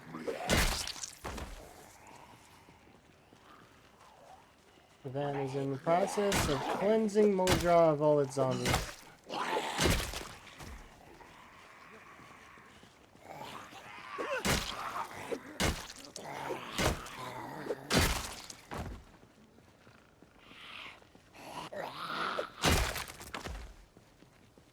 They started a cult around it. That's kind of just the way that it goes.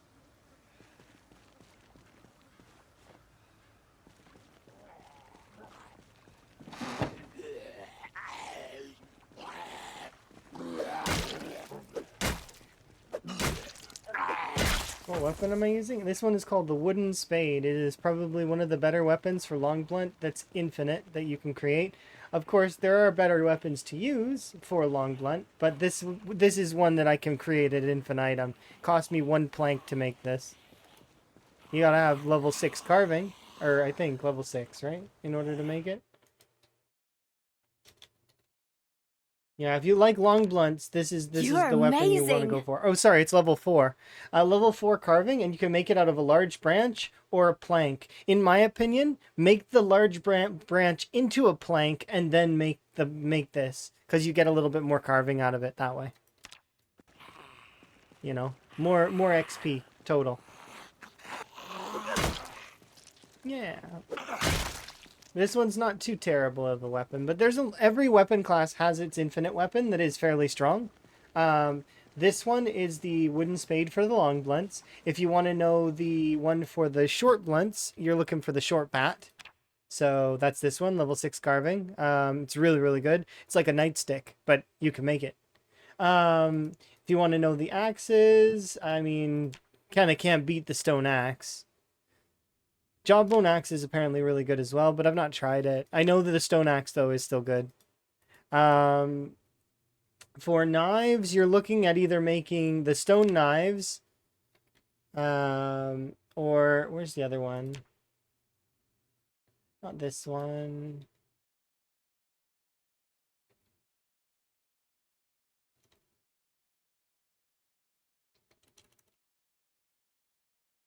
There's a couple of stone knives that are really good. You can also use stakes. Stakes are not terrible. Well, the crafting looks intense. It's not as intimidating as you may think it is. It's just like any game, right? When you get into it and you start, just take it bit by bit, and eventually you'll see and get through. Yeah, I don't see any difficulty in the crafting system now. I know what I'm looking for when I go in there usually.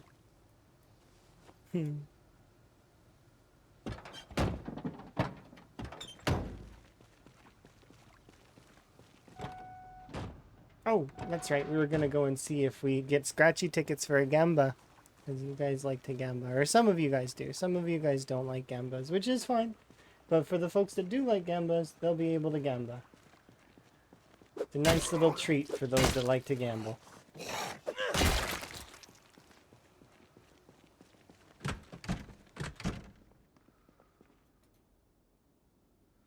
Cool, grape soda.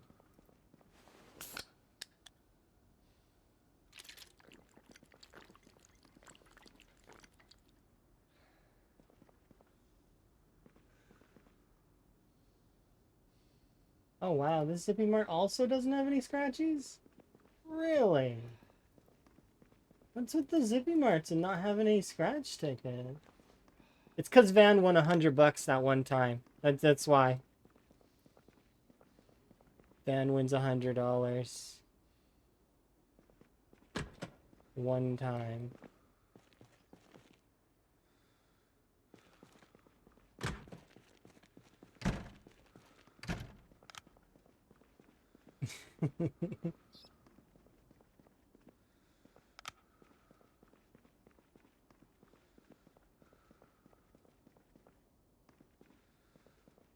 Yeah, you wouldn't put any of your gambling stuff back here.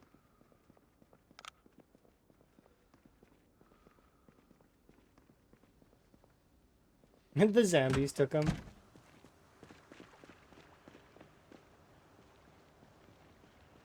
Alright, well, let's continue on.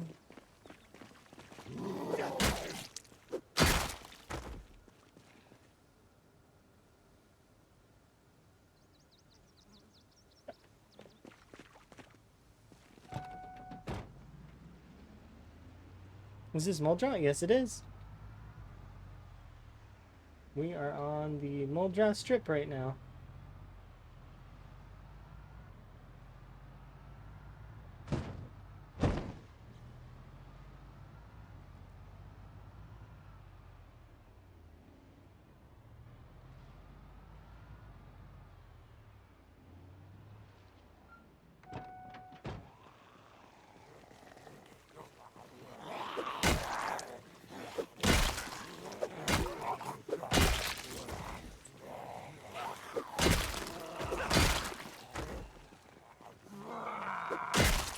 This is how the weather is right now. It was blizzarding a few days ago for us. I'm a little bit over snow at the moment, in reality. That said, though, I can appreciate snow for the folks that don't get to appreciate snow.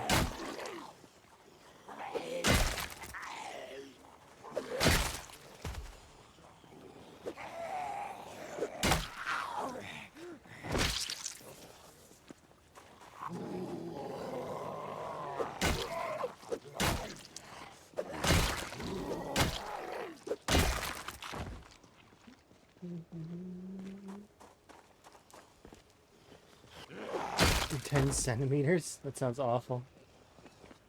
Like, too much.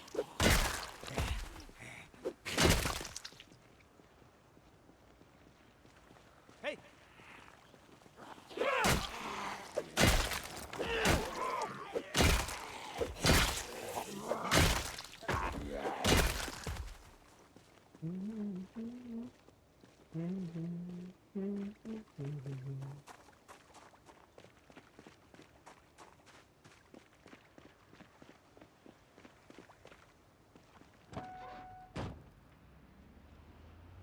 Look, another potato truck.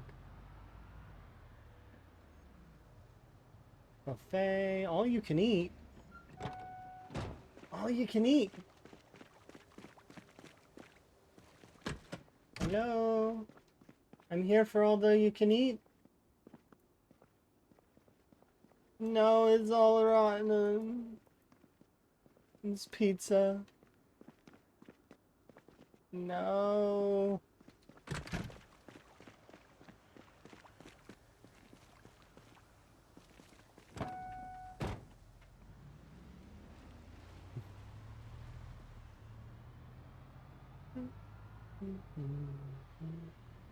Oh, look, that's a camo truck.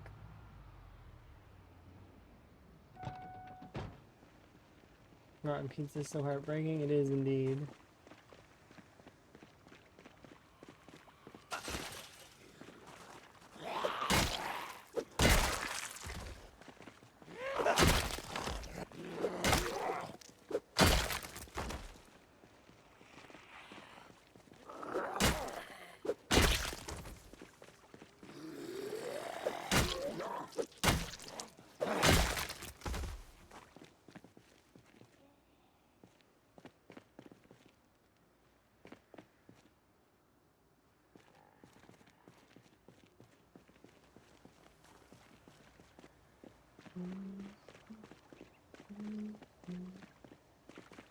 How many rats there are, my goodness.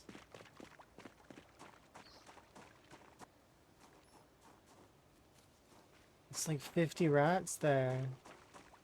They're everywhere.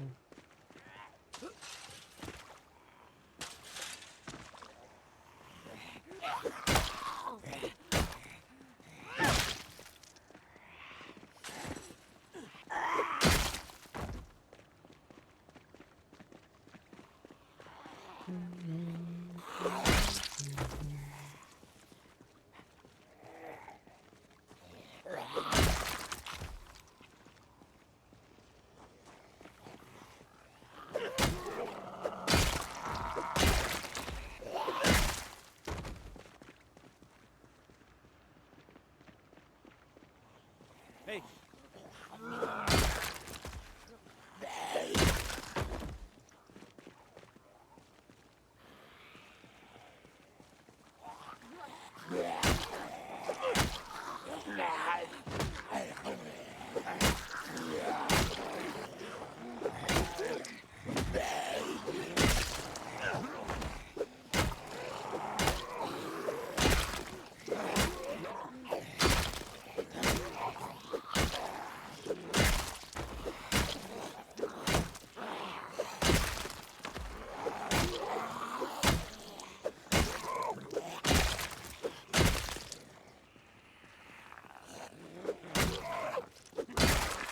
I wonder what Van would... He'd have a picture of his brother, I think, if he was singing this song in a bar. Yeah, it would be a picture of his brother and his sister and him just sort of all hanging out together. Nice little picture.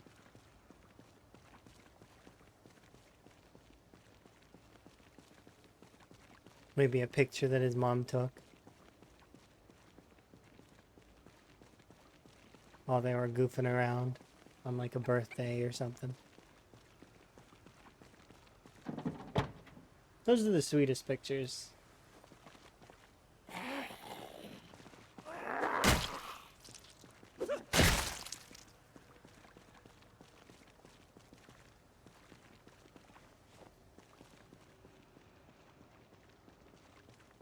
Let's have a seat for a little bit. Relax.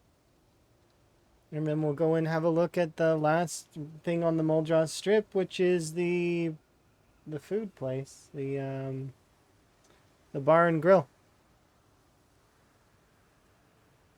And then we'll start doing residential. And then afterwards we go through, we mark everything.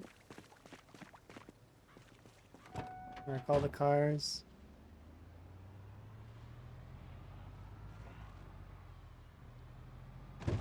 Oops.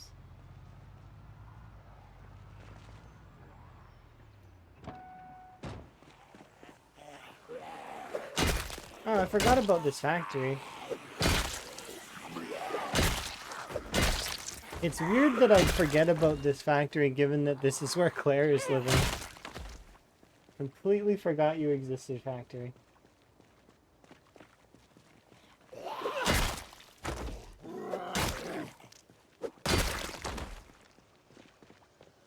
It's a good factory, though. Good choice. Lots of space to work with. An entire back section that is really nice. It's a good choice, indeed.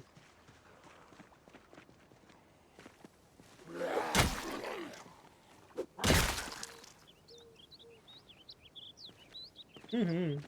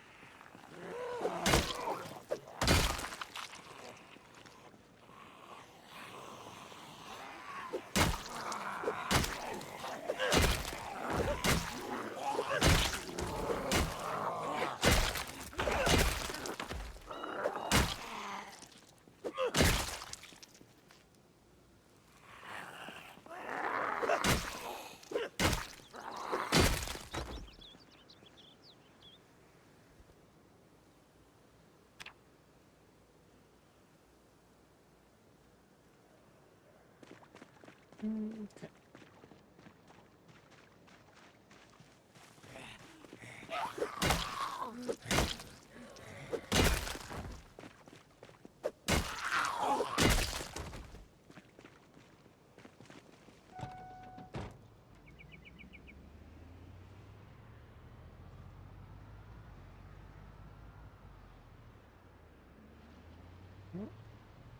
That's mostly it for the Muldrow Strip. Like, I mean, we've still got the grill, but like, I mean, we'll be able to go and do that fairly quick, I think.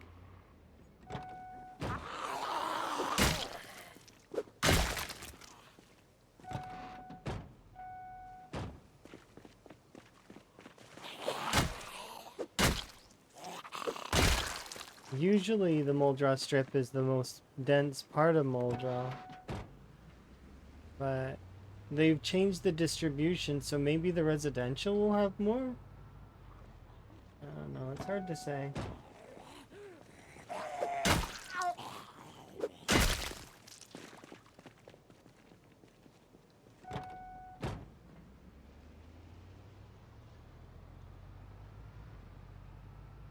I do know for sure, though, is that most of that's done. Is there a trailer park? You're talking about Dixie, right? Or are you talking about the southern Muldraugh trailer park? The one that's actually in Muldraugh itself?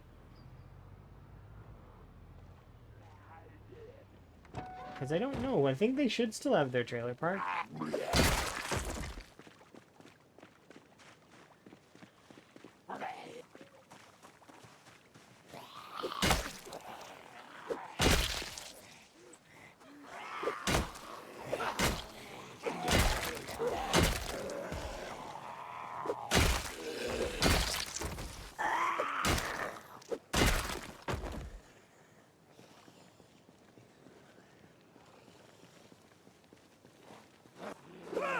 Joe, you know it's not going to be a tow.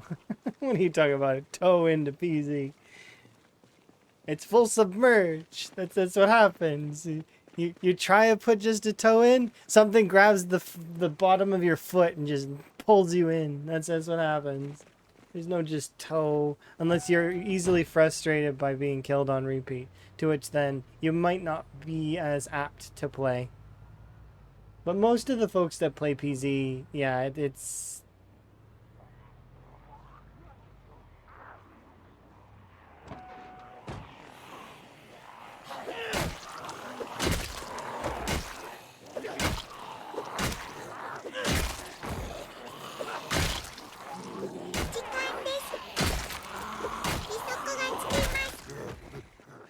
Thank you very much for the raid. Hopefully you're having a good day. What were you up to? Hello. Nice to meet ya. Let's see.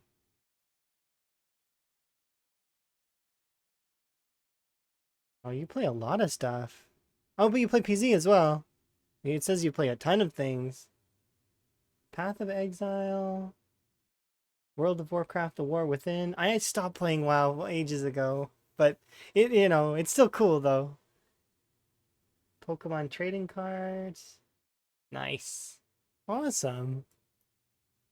Hopefully you had fun. Were you playing PZ today? Nice to meet you. Joss, thank you for the raid. Do very much appreciate. I guess I'll do my little intro-y thing, and then yeah, we'll continue, I suppose.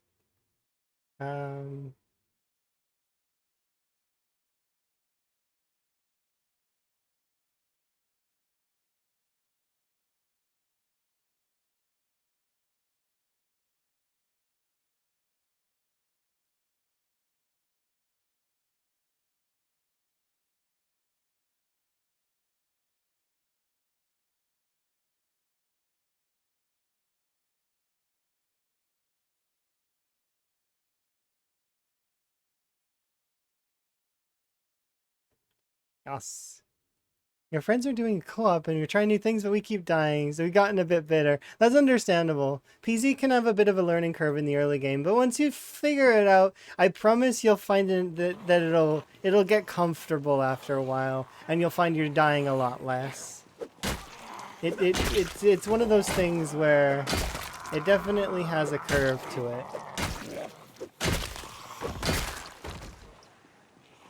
Not jealous. Hats.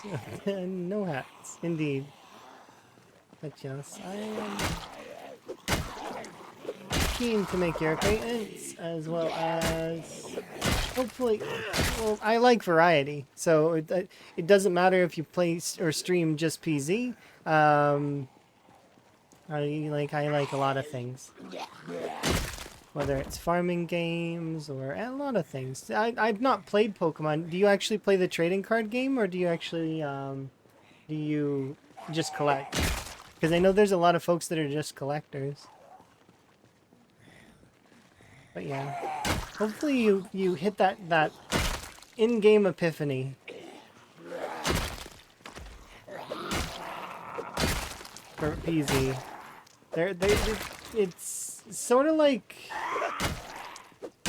I wouldn't relate it to Path, but kind of, in the way of its brutality, where you learn based on getting completely destroyed. Okay, so you play the mobile version.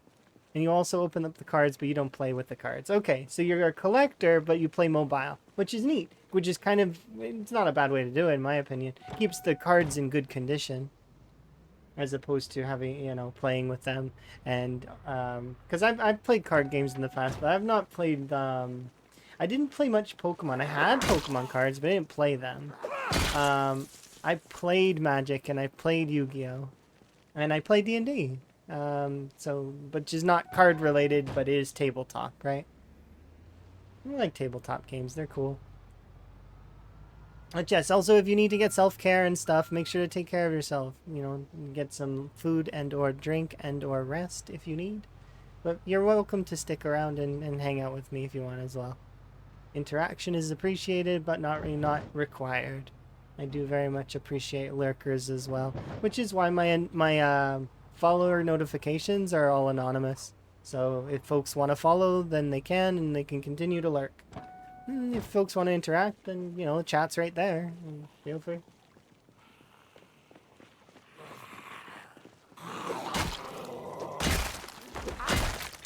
And this is my character, Van Higgins. He was a character I did for special effects that still is a charity that we participated in at the beginning of the year, and I expected Higgins to die. I really did.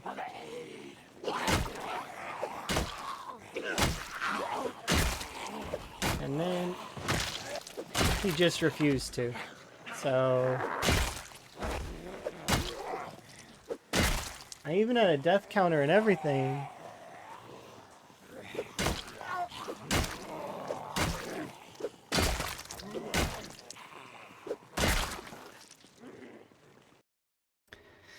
There seems to be a lot of playing this game. Oh, fair.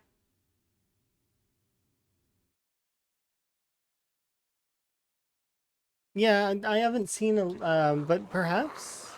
Uh, my tuber is kind of new-ish. I commissioned it in August. It was finished in December, coincidentally near the release of Build 42.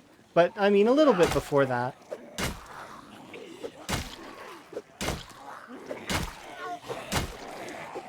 And then we're still working on stuff for my tuber. I'm really happy with it as well.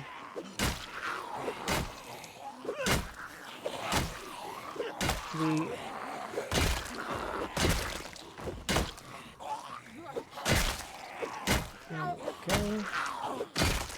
VTubing's just magic to you? Oh, the biggest reason why I got into being wanting a VTuber in the first place is actually because I want to make sure that my partner is comfortable. When I move in with my partner has autism and is very shy. Doesn't want to be wouldn't want to be on stream and stuff. So I just figured that this would be the best future-proof plan to make sure that is covered. So I don't have any problems with being on camera. But at the same time, I don't like taking up too much screen real estate with frivolous things. But giving myself some kind of visual sentience is probably best. Yes. And the plan, hopefully, if all things go according to the plans that I've set up, I'll be moving across the world in a few months. October is the plan, I hope. If everything goes according to what I want. And then we'll be setting up a proper stream schedule because I will be trying to make streaming working as I'll try to make stream work as a profession. I hope. But if it doesn't work, I have backup plans in place, as always, because I don't ever put all my eggs in one basket. And I never really thought that it would be something that I could do before. But folks have seemed to be for it in a way, which is nice. But, yeah.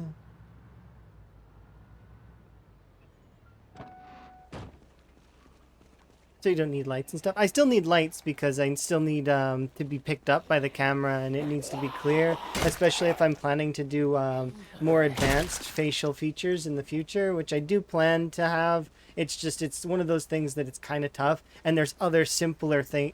Well, they're not simple. There's other things that are more priority that I'm hoping for at the moment. We're working on hand movements at the moment. Is the plan for future.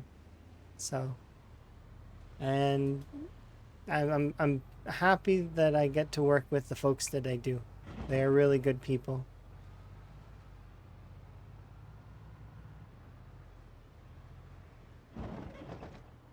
You're for phones, for phone stuff it can be pretty good, but I am gonna want to upgrade my camera at some point in the future. I do have a webcam. It is an actual webcam that does all this stuff. And then we're going to be upgrading the setup, but I'm going to be changing the entire setup. Like we're getting, because I'm not bringing this PC with me when I move. We're bringing the video card, but we're not bringing the PC. So, and most of the little stuff is staying here and or getting sold. Yeah, people buy. It's interesting. The quality is something that I've always liked, though. I like the quality to be good, and if things are not quite up to the quality that I'd prefer, I would redo and or like. And I am absolutely over the moon on the quality of things. I feel like Prodigy's done an amazing job and continues to do an amazing job. Are webcams better than iPhones? I mean, it depends. iPhones can be really, really good, but they often get bogged down and they overheat. That's one of the big things. So longevity-wise, depends on what you're doing, and then how you've got your system set up. So I used to have a friend named Pocket that I used to hang out with all the time back in my when I used to be a part of Camcord. And Pocket actually melted one of his phones streaming. Because he was streaming Minecraft and it just like melted straight through the phone. So it depends. Like if you limit yourself and you have proper cooling, and that there are ways to make it work. But if you're looking into doing VTubing, there's a lot of different programs that exist. You're going to want to find the one that fits you best. I've seen Vinyan, I've seen VTube Studio, there's like a lot of them that exist that are all do the software in its own way, shape, or form. There's comparator websites and stuff you can go on, and then from there it's about either you can choose to rig your model yourself, or you can contact somebody who is more familiar with the software, and then go from there. And things vary in their cost. Some things are more expensive than others. Obviously, if you're going to put a lot more into it, you're going to get better quality. It all depends, right? Same for a lot of things. V-Bridge or something. Yeah, there's a lot of them that are really fairly good. We're home. Let's eat this. And let's have a nap.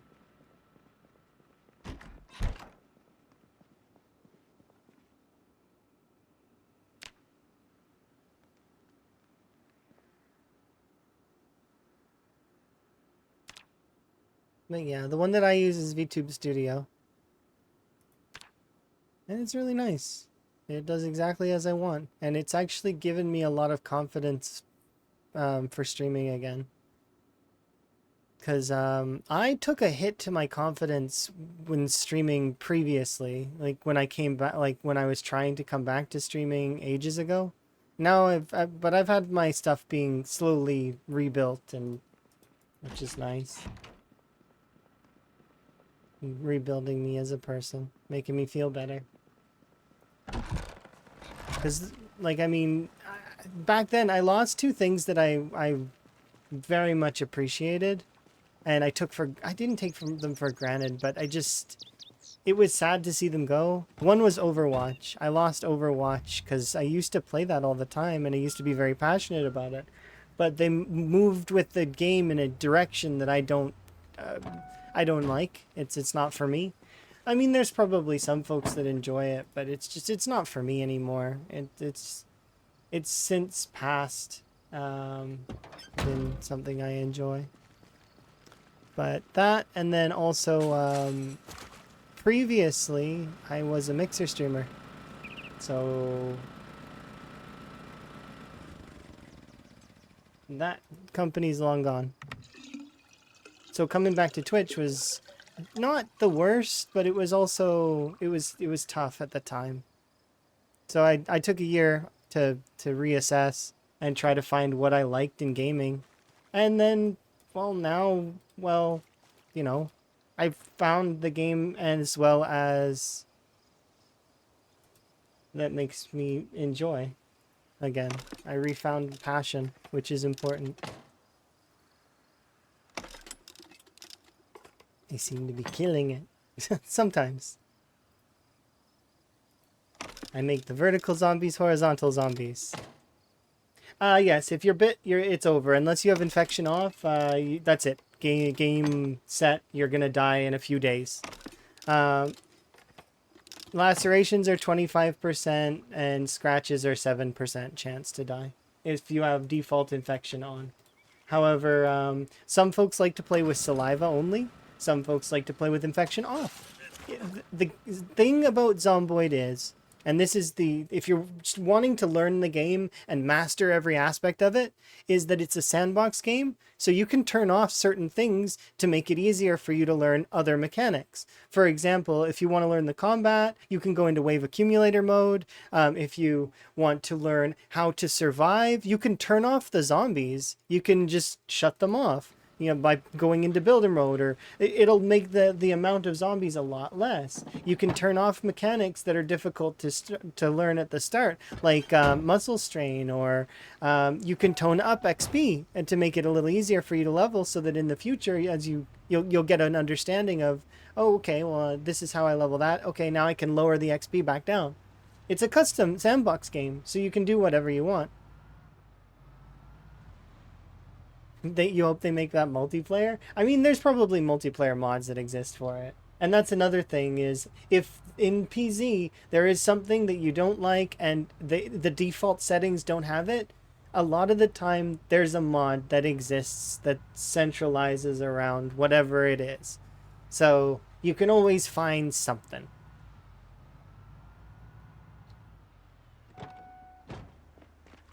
I think, are we out of spades in our inventory? We are. I gotta make some more. Convenient axe placement. Alright, let's chop down this zombie and then that tree.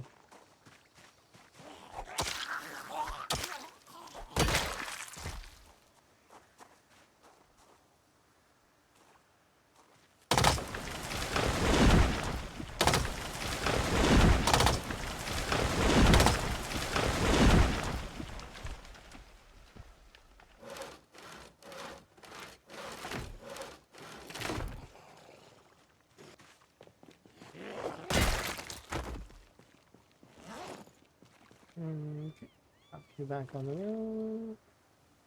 1, 2, 3, 4, 6. If you also have any questions, you can feel free to ask it. And then there's no such thing as a dumb question, in my opinion, for this game, especially if you're knowledge seeking. You're you're a crowbar abuser. I don't really feel like it's abuse. The crowbar is just a good weapon. Or even if you have something like common sense that makes the crowbars just a little bit better because they open things, it's not really abuse. It's more just you're playing the game the way you like, so just kind of enjoy. Have there been any major achievements in this game since its original release? I mean, there's the achievements that the community itself has done. So there's some records that exist that I've got track of. So like, for example, and previously, so before I go into this whole records thing, I'm going to mention my favorite weapon is the hunting knife. I really like the knives. They're my favorite, but I would argue that they're not the best right now. They're not the best in terms of weaponry because they're very short range but they are fun, and that's why I like them. They're a fun weapon that's low exertion, and they're satisfying to use, especially if you get a jaw stab. It is really, really nice. But yeah, any major releases, so there are records. They are for fun. They're not meant to be taken extremely seriously. They're like, and uh it would raise an eyebrow if somebody were to try and take them in a super duper sweaty way. But so there are the records that I've got are the vanilla world record of Build 41 is held by Royal with Cheese TV. He has I think it's 136K was his total. But so that one I don't know for sure if it's accurate because I couldn't ever get a real response for it. That said, though, the vanilla world record is kind of it's and these old records are old, so they're no longer they're archived records now. Build 42 is what we're going to be focusing on in the future. So these records are kind of records past. So they're locked in kind of, and we can kind of move on, right? The record for kills in general is 954,000. I think it was 988 by Mr. Lamprey. He did he did a lot. It was 954K at the very least. So it was almost 1 million zombies in one life. The world record for survival time is held by Vanishing Tower. He survived for 6 years in game. So 6 years and some months. From there it's and these ones are all the 41 ones. So You're amazing. And then finally for sprinters, now this is not going to sound very as impressive, but trust me, it really is. The record for 41 sprinters was Animal. And Animal had 15,300 kills in sprinters in a single life, which is it was 100% sprinters, and it is crazy. He's up to a year plus survived in sprinters on 42 now. So that one is survival time is crazy. But yeah, like I said, all of these things are meant to be for fun, that we kind of chase each other on as veterans. We get to enjoy, yeah. I know it's insane, and I'm not trying to, but when you compare it to like 954K and Fast Shamblers and all that, it sounds like it's not a lot, but it is an insane, like crazy if you think about it, because of how fast and terrible sprinters are. My record for sprinters is 2K, so that's like, to compare, the like 15K kind of insane. It's insane. But yes, we just started like 2 weeks ago. Yeah, Build 42 just released, and so far, from what I understand, the kill record for Build 42 is 51,000. Although Lamprey is fast approaching that, and so is Twist. They're both killing like crazy to catch up. The kill record, as far as I'm aware, is held by Radford, who is a YouTube content creator. And survival time, I don't know who has the survival time record at the moment. My run is one that's long, but I think Claire might have a longer run going. I think Claire is nearly 2 years. I know me and Claire are Claire and I are the two that have like a fairly lengthy run going, but there probably are a handful of folks that have longer. So maybe like 2 years ish is the survival time record at the moment. And then I think Sprinter's Animal is surpassing his old world record, if I remember right. Once you get far into the game, how do you normally die? Flank zombie or not paying attention, skill issue 99% of the time. It's skill issue. Not paying attention, you walk past a corner, you get so comfortable you start breaking the golden rules in PZ. So there are gold rules in PZ that exist, and that if you don't follow said golden rules, you die, more than likely. Reading chat is yeah, that I mean that's as a streamer that's generally what you're gonna do. So sometimes chat will get you killed, but very infrequent. Usually it's because I read chat sometimes with my peripheral vision, or sometimes I'll pause, like now for example, and I'll read chat like this. It's better to pause in my opinion, because that way there's no chance of me messing up that way. But sometimes I'll read chat, and it's only got me killed like 4 times ish out of like the hundreds of runs that I've done. So it's like it's not common. Um, but yeah, getting too relaxed can result in a death. So overconfidence, you got to be confident though to move forward. So you got to strike the balance of confidence versus overconfidence. You don't want to be too confident, but you want to be confident.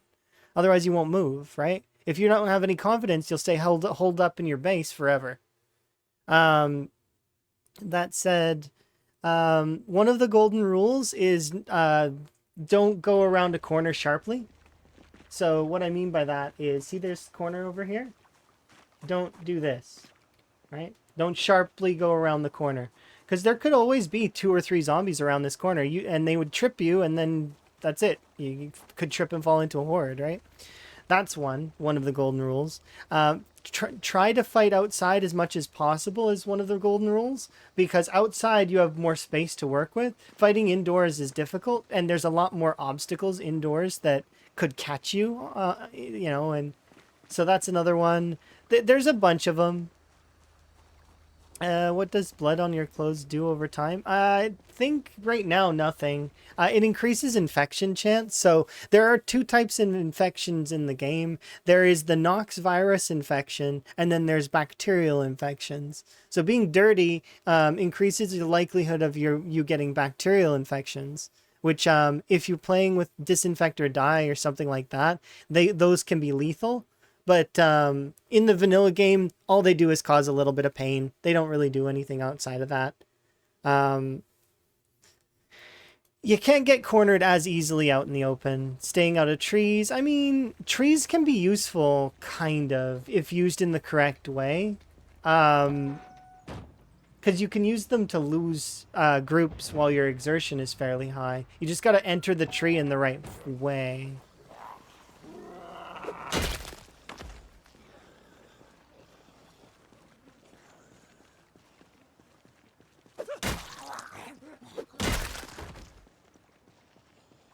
It was a bummer way to go. I can understand. You're eating a grilled cheese while fishing. That sounds like good life.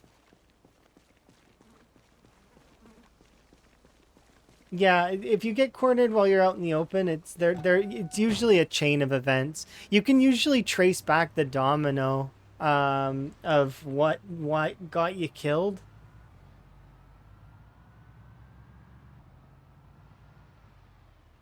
Usually it's never just one thing. Usually it's like 10 or 15 things that you got wrong in consecutive.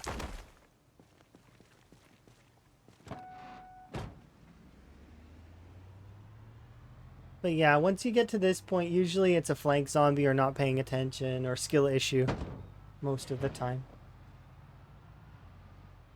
Somebody driving too fast and they get into a car crash. I mean, that's still skill issue though.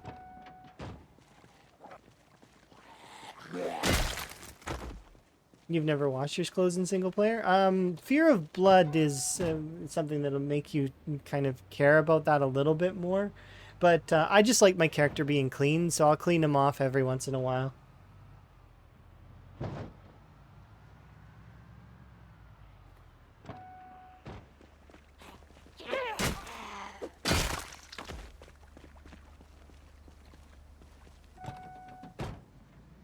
I'm trying to think of any more of the golden rules. Oh, do not sacrifice stamina for armor is another one. If you have to choose between stamina and armor, do not choose armor. So what I mean by that is, right now, Higgins is wearing almost no armor protection. And if I see his heat goes up, I'll take off layers so that he continues to generate less heat. Because if you have stuff on, it can cause you to heat up, and the heat will... will cause you to be fatigued. Fatigue causes more exertion, etc. So it's like the game is cyclical in that way. Same for agony. Agony causes you to get tired faster. Because your character ends up not being able to do anything. You drink more water when you... Yes, that's true. You drink more water when you're overheated, as well as...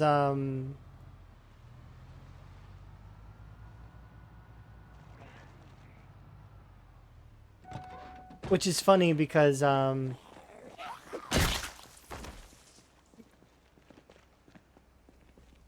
Yeah, I agree, but that's under a very fringe scenario.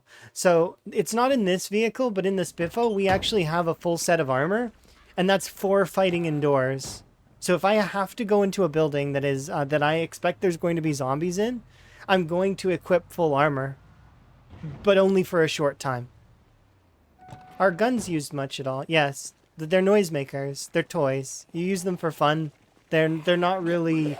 You wouldn't clear a town with them, even if you set the ammo to abundant. It becomes very difficult, just because usually the amount of zombies in the town will outweigh the ammo that you have. And melee is just a much more effective and capable once you get high enough level with melee. But yeah, armor is good for in buildings for sure. But yeah, guns, they're not terrible in the sense of they're good for clearing zombies off of windows. Like, because zombies can sometimes pack themselves onto a window and be very annoying.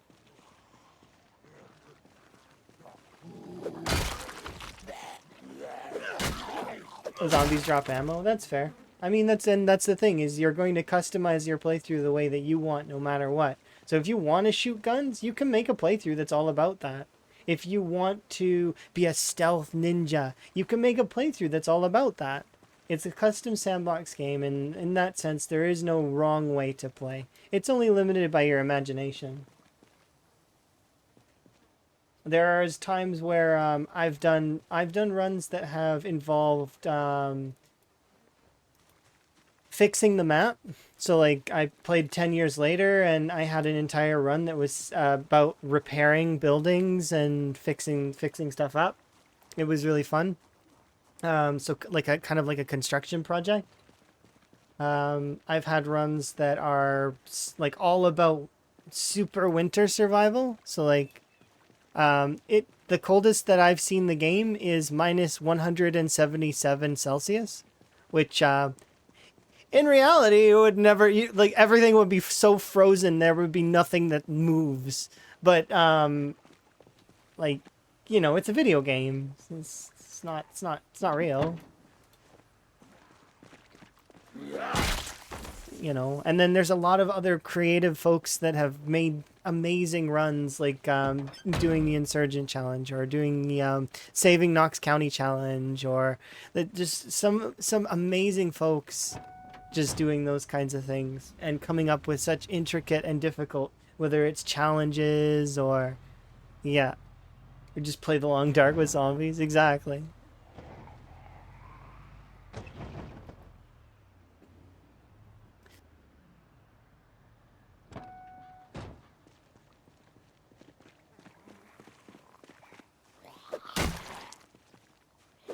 I figure that's something that they'll add eventually as predator animals that could maybe cause harm to the player.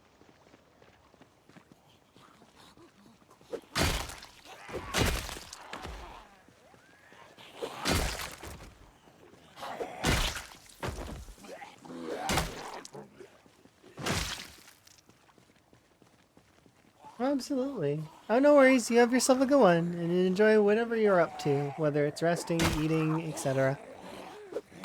It was nice talking to you. I'll probably see you around, especially if you continue to play PZ, because I often will stop in for PZ stoof. But sometimes I hop in because I think a game looks interesting or stuff is interesting that's happening. Whether it's like, especially interested to see that mobile Pokemon game. Because I like mobile card games. Yu-Gi-Oh's been frustrating me lately just because I don't like the new mechanics of it. So, it's just one of those things. Could just be me getting old, though. Anyways, But yeah, this weapon is this is the wooden spade. It is probably one of the better weapons for long blunt right now. That said, though, once we hit level 10 with long blunt, I'll start using other weapons. Maybe. Got another 8,000 XP to go.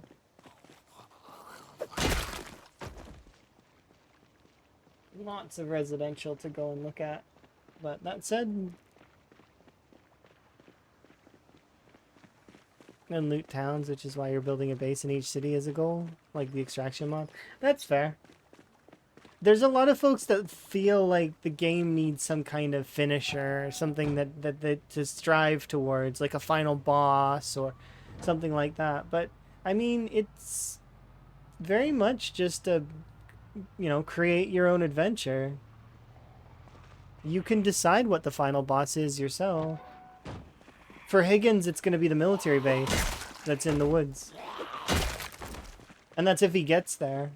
He may die before then. I doubt it, but I mean, it's possible.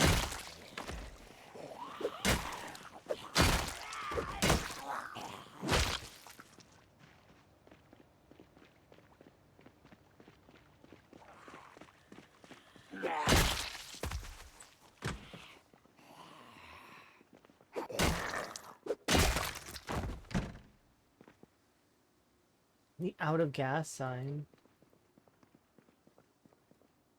No, come on, why are there no scratchies in this gas station?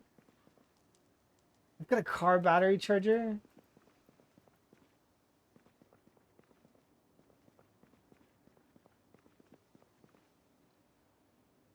And maps to March Ridge.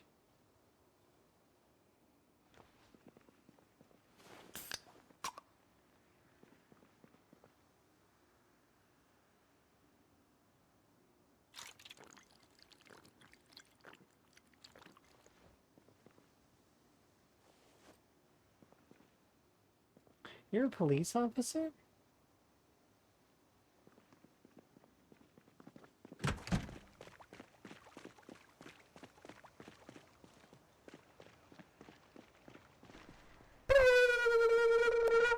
Oh, thank you very much for the wellness.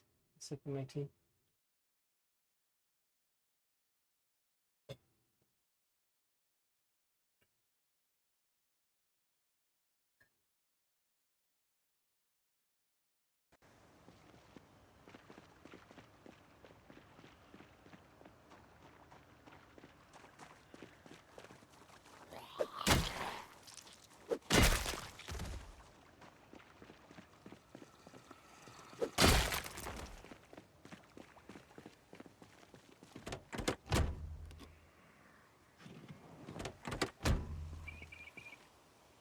Another how-to generators. You know what?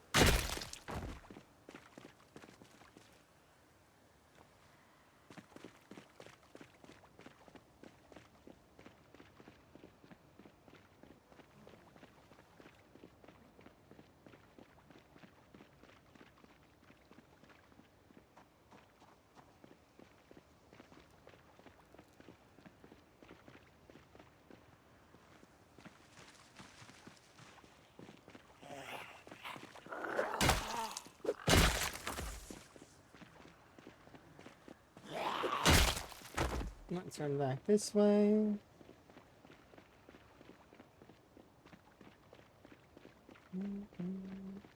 The reason being is I'm going to mail this how-to generators mag to somebody. There you go.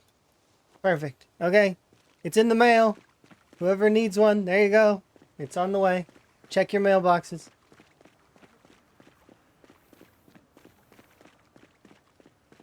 If you need a how-to gen mag, it's in the mail for you. I don't know which mailbox it'll end up in, but it will end up in one mailbox. Enjoy.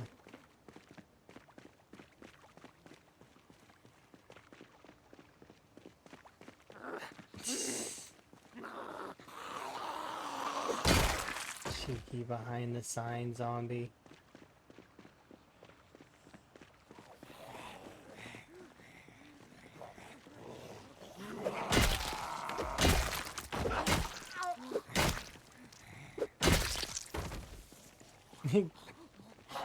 So, it's funny, but I did the same thing with a bag once a long time ago for Gaz. I'm like, Gaz, here you go. I put a bag in the zombie for you, like one of the military bags, because I had an extra one and I wanted to make sure that he got it. So I was like, I'm going to sacrifice this one to a zombie so you can get one in your run. And no joke, he actually did get one.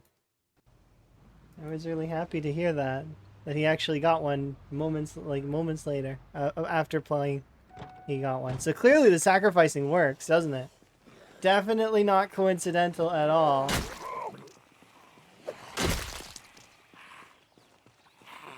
You're thinking I was going to hit the top of a billboard? Yes, that does happen from time to time when you are crashing into a billboard that is on the upper plane.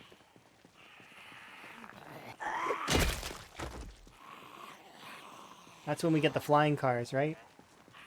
It's almost the year of the Jetsons.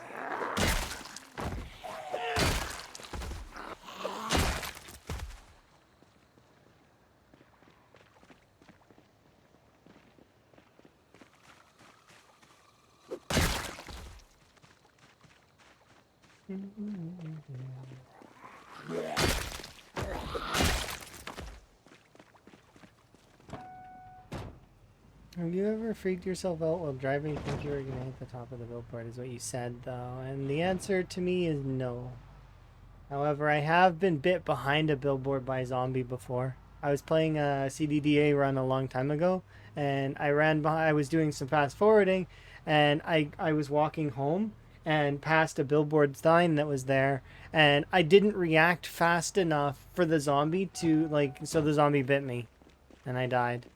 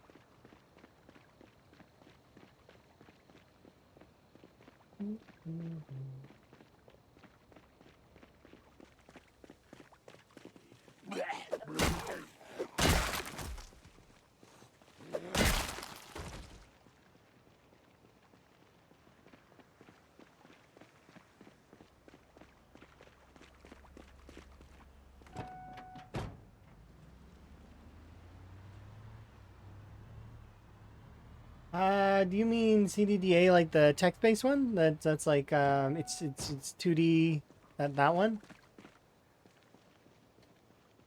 I played a little bit of it, but I haven't really done very much in it.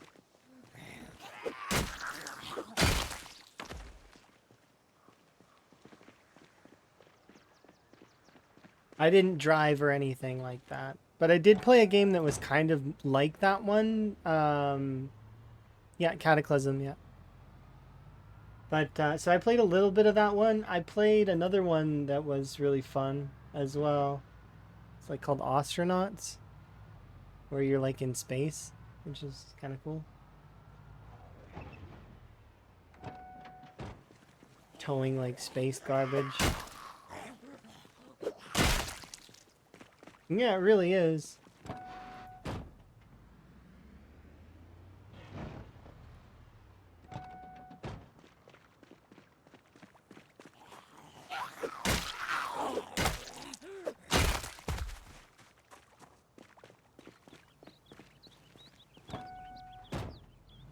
Make a few moves, yeah. Those kinds of games are really fun. I like colony builders as well.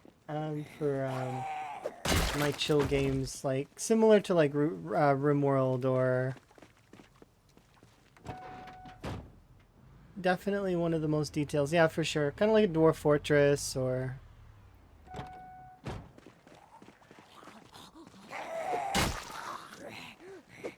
They're a little bit more friendly than Dwarf Fortress. You miss the realism?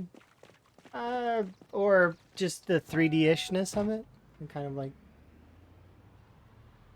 It definitely, Zomboid does have a very special feel to it. 3D but 2D.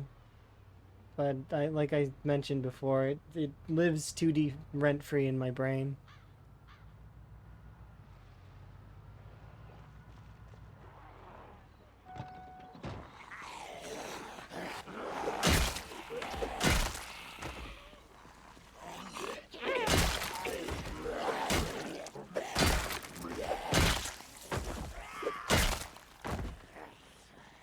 Yeah, no cyborgs or...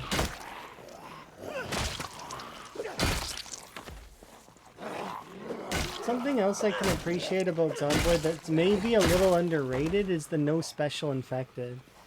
I like the simplicity of it. The zombies are not special and they are ever present.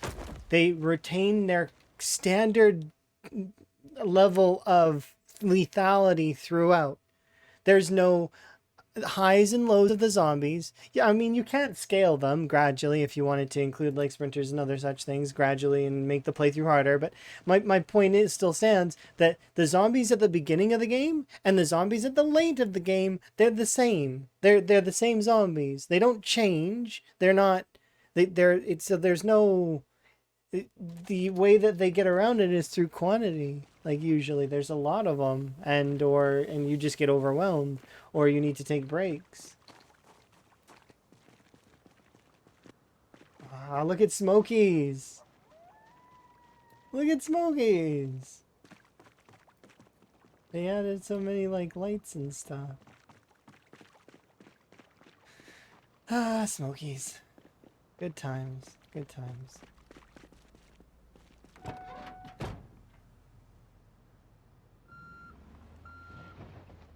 It's got that edge over some other games for sure.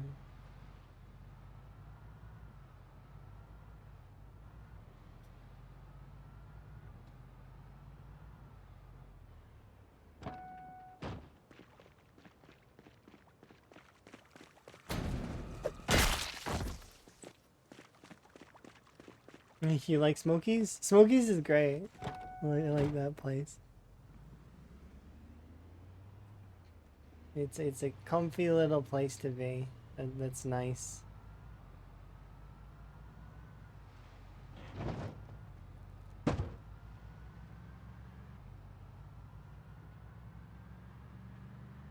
Well, that's it for the Moldra strip for the most part.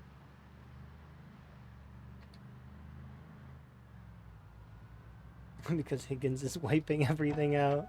I guess, yeah. He got fed up with the way the world worked, and he's rewriting everything. All the laws, everything. Higgins rewrites it all.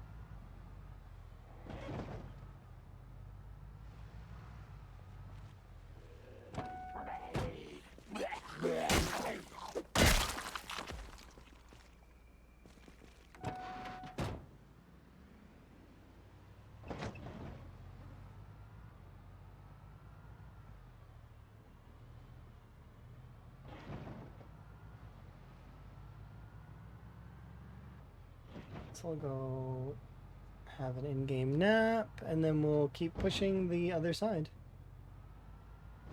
We should be able to clear Moldra, most of Moldra today. At least the main hub of Moldra. So like Moldra itself.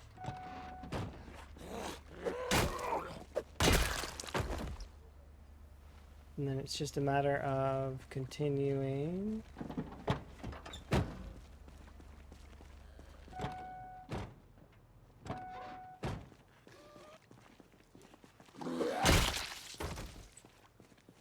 From there down to the farm and the factories and all of that stuff and check those places out. And then we'll be moving on to McCoy Estates is the place we'll do last. for this section.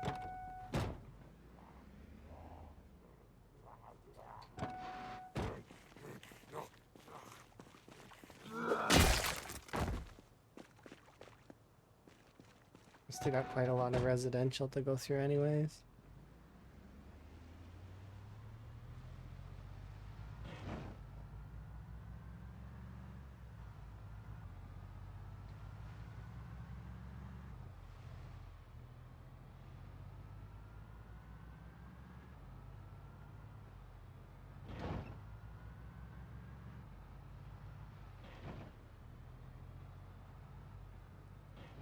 That reminds me, I need to stop off at the bookstore and see if there's a Carpentry 5 book there.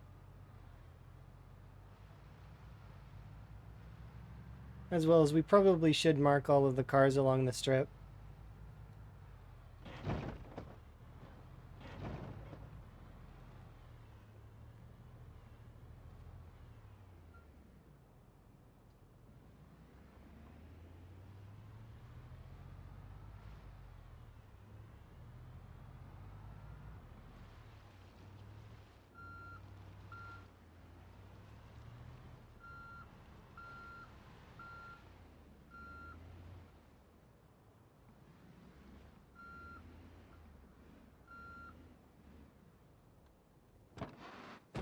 Let's go.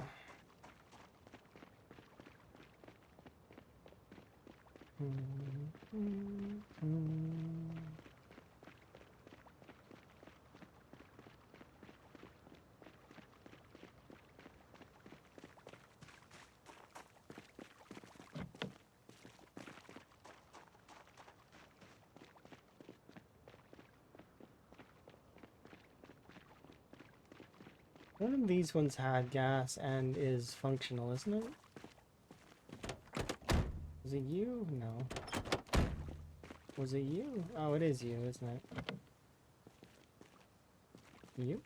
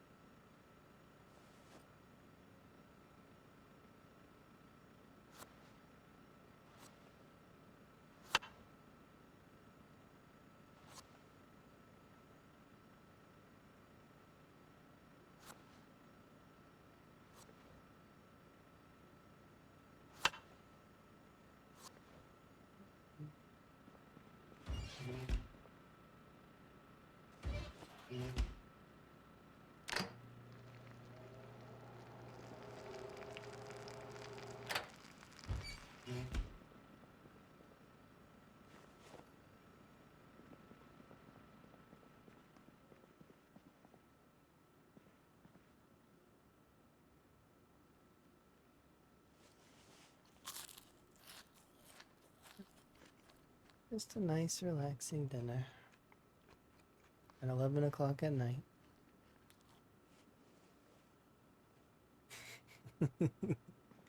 There's so many folks that probably have never heard this song before, and it makes me sad a little. I'm old.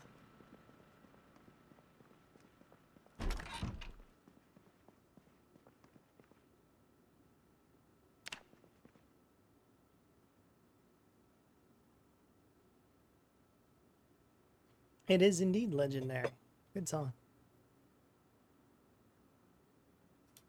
We're almost at 600 days survived.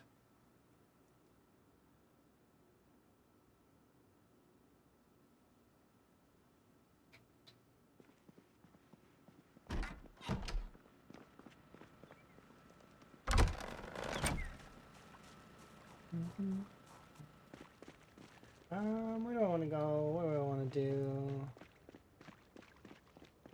I think we'll drive up that other road.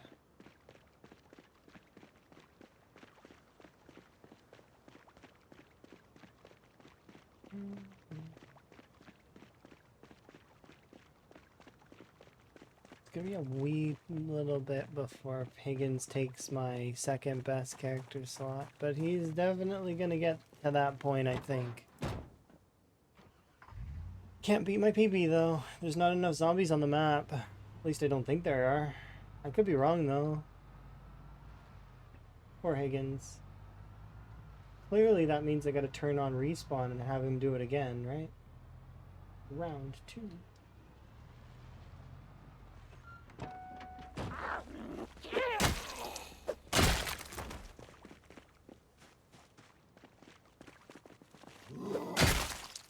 Once we're done clearing the map though. Yeah. My PB run was the run where we started in West Point and ended in Louisville.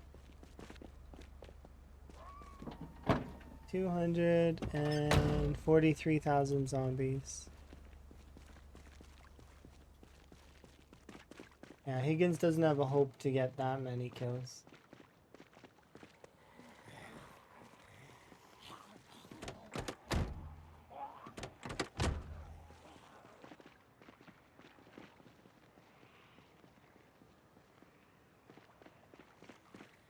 And it is a lot of zombies.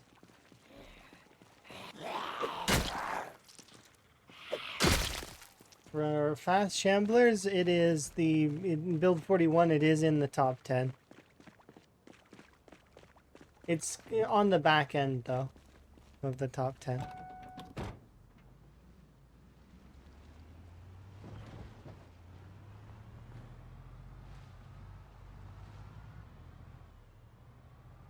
You think you forgot to turn off respawn? That happens so much to a lot of folks.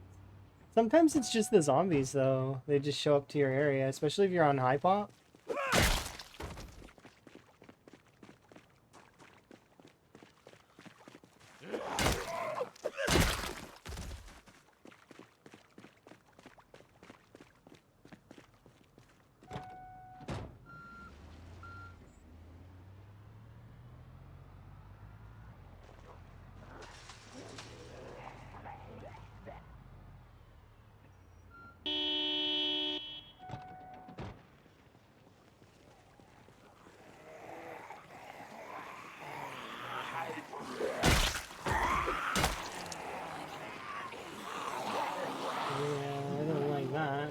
Frames. Welcome to my Zomboid PowerPoint presentation. Today we discuss why vermin, aka rats and mice, cause your frames to go into the negatives.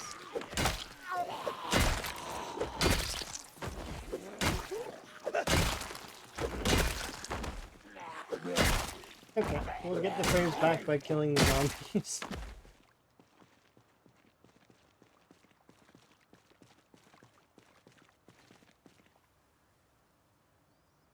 Yeah, see, it's the mice. I guarantee at least one of these houses is a mouse house, which means there's like 50 mice in that house, whichever one it is.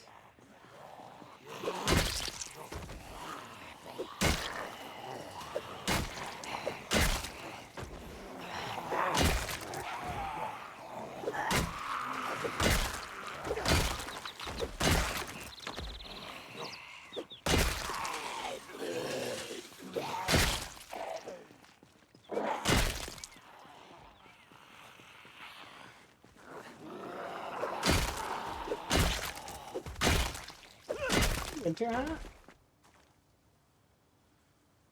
This one's wearing gloves and has a bottle of alcohol and is wearing a winter hat.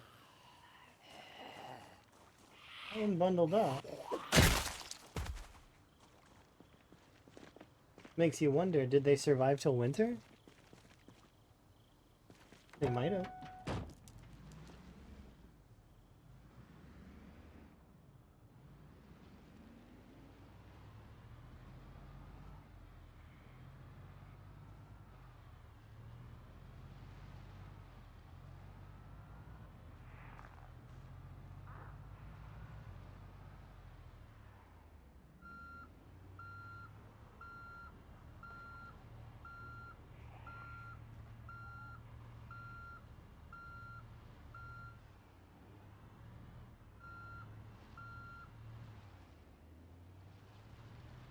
I haven't heard Portal in forever. You'll hear it frequently here. Because my playlist is only like 30 hours long and...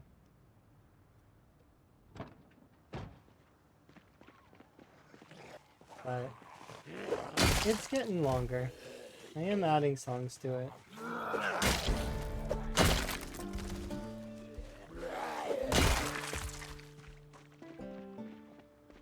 But the songs on my playlist are just songs that make me happy in one way or another.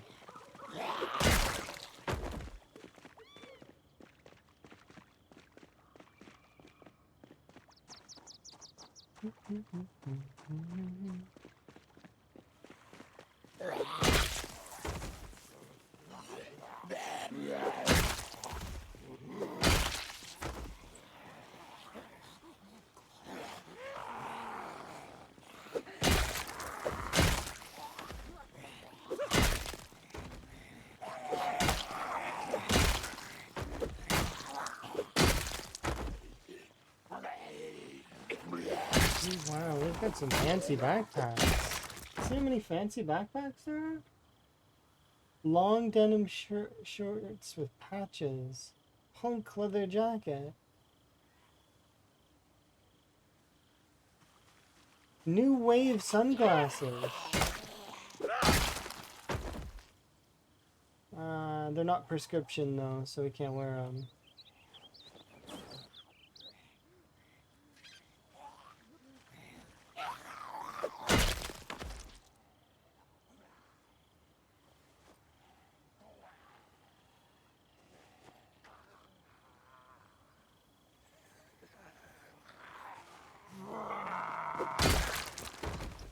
Higgins does not approve of this tree giving zombies that level of stealth. Them and their phase in and out of reality tech. How am I supposed to compete with that? That's some next level stealthing technology that they got going on there. Even the stealth boys in the Fallout series are not that good. You can at least still kind of see them, right?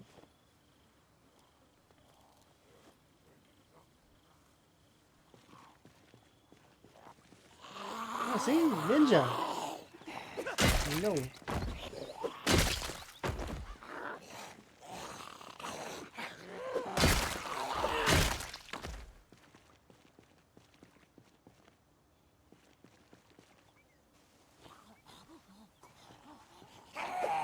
I'm actually kind of interested to see how because if there are a bunch of Chinese folks playing Zomboid, I'm curious to see their meta, because I've seen I know a little bit about the Brazilian meta, I know a little bit about the Russian meta, and I know a little bit about the French meta, right? And I know quite a bit about, well, a lot of different styles of play. So I'm curious what they do, like, because there's always some slight variances based on location in the world, right? It's neat. It's really cool. I wonder which weapons they favor.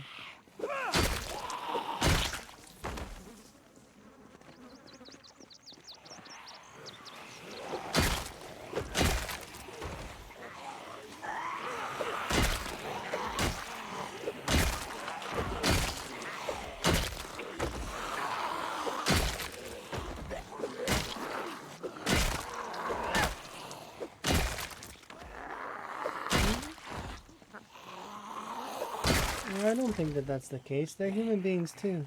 I don't think government has anything to do with it.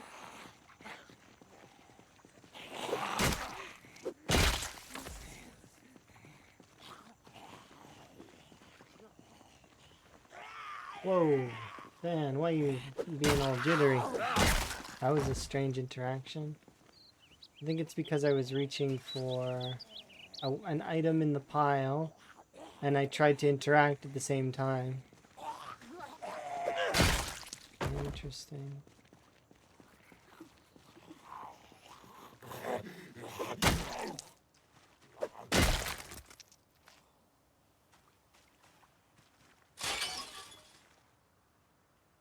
We got a witch's mask. Neat.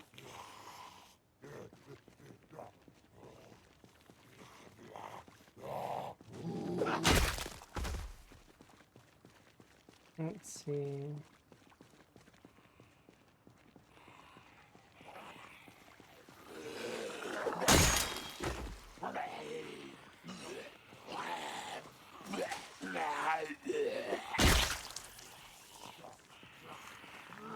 No Spiffo?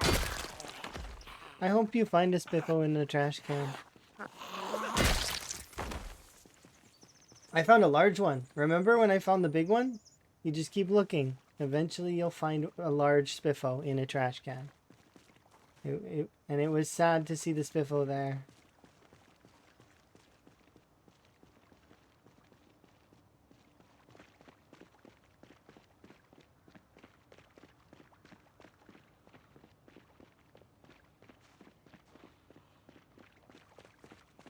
Hey. Yes. I agree. It's a good thing we rescued him. And now he gets to sit in the middle of our base, surrounded by gold.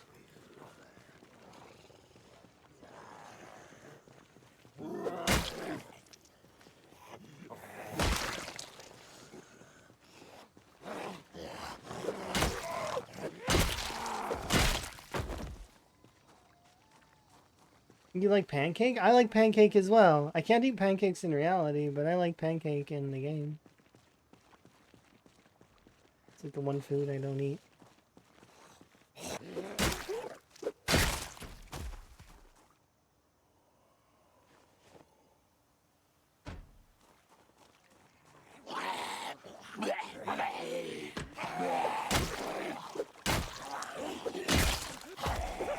Did corn dog sleep? More than likely. You got your couple hours, didn't you, corn dog? Kind of, sort of. Looted. Also looted.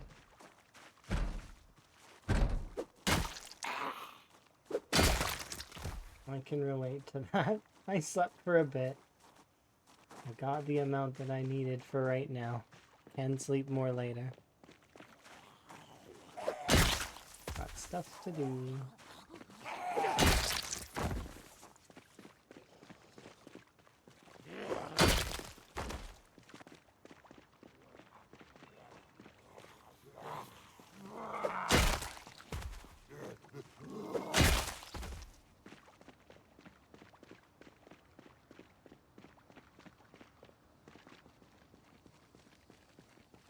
Okay.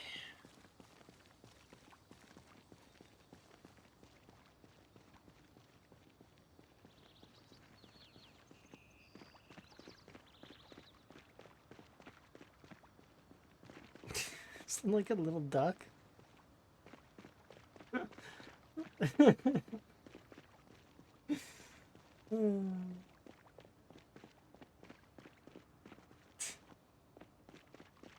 That's one of your emotes, isn't it?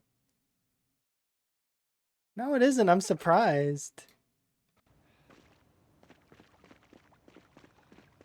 You have emotes that are like that. A lot of your emotes are just random cute emotes.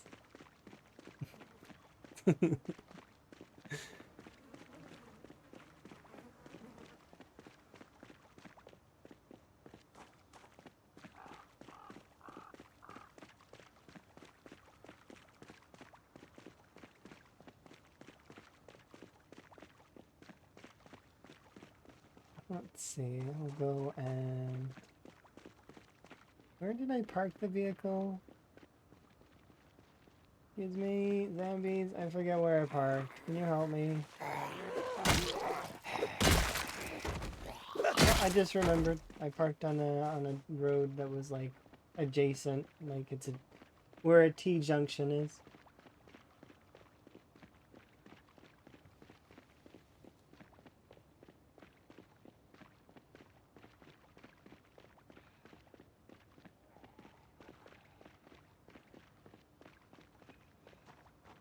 We're slowly getting our frames back. Little by little, zombies, I'm claiming back my frames.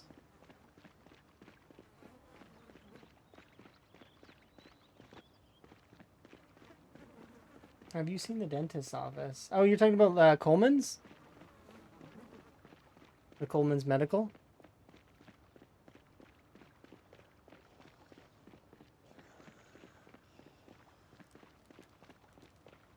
Yes, I did indeed see that one. And I think it's cool. Here, we'll put these things in there.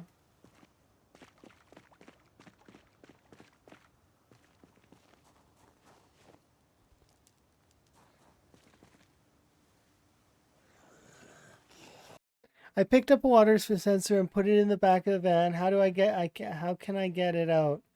I tried putting it in my inventory, it won't let me. Take your backpack off. Take your other items off. Like your character is carrying too much. Put that stuff on the ground, then pick up your dispenser. Okay? Characters have a maximum encumbrance limit. Your backpack is weighing you down.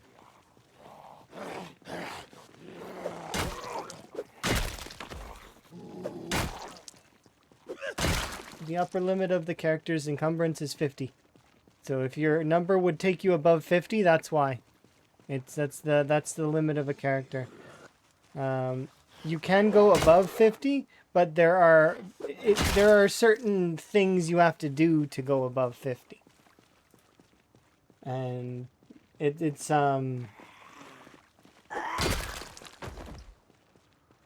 yeah.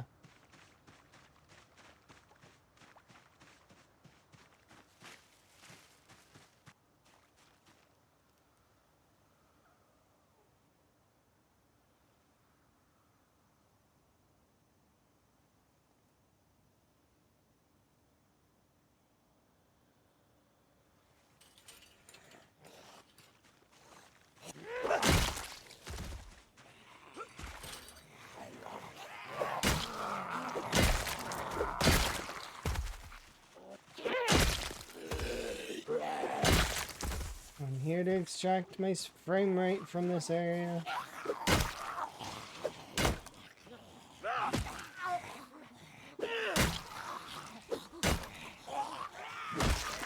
Oh. What?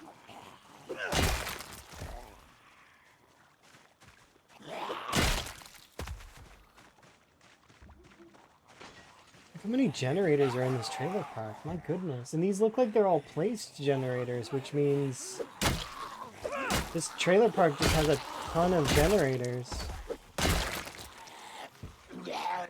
And some of them are premium tech. Like, they wouldn't be the cheap generators either. They'd be expensive.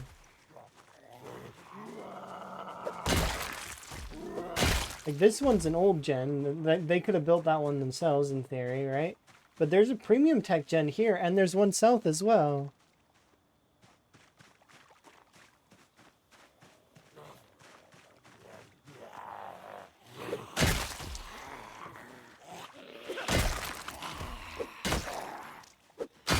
These folks just living their best life out here. Just enjoying it. The chickens is roaming around. They have free roam chickens in their trailer area. Ah, here we go. Here's where my frame rate is.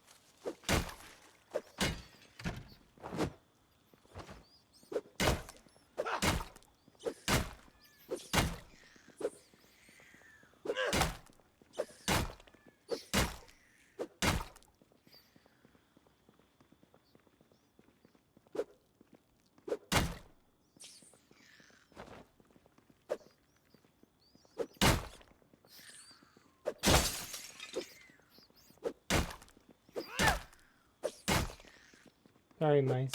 But it's either you or my frame rate. And I...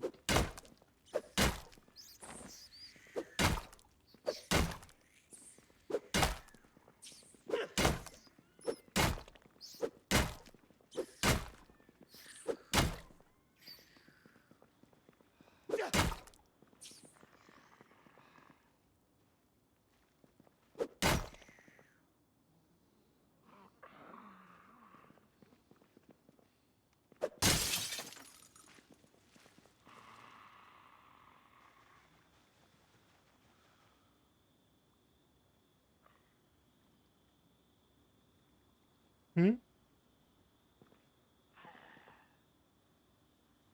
What?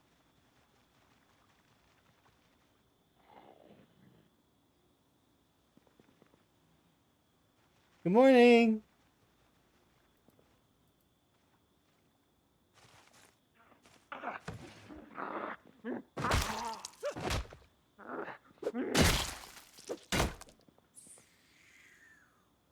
You come in the stream and see this. What are you talking about? It's normal. We're playing Zomboid. It's normal, is it not? I'm playing Zomboid.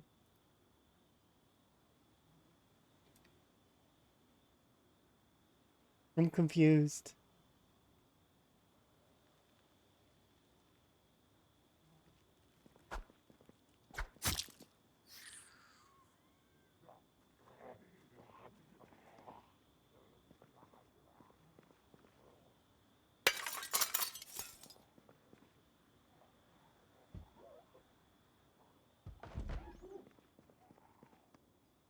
Can I convince you to not?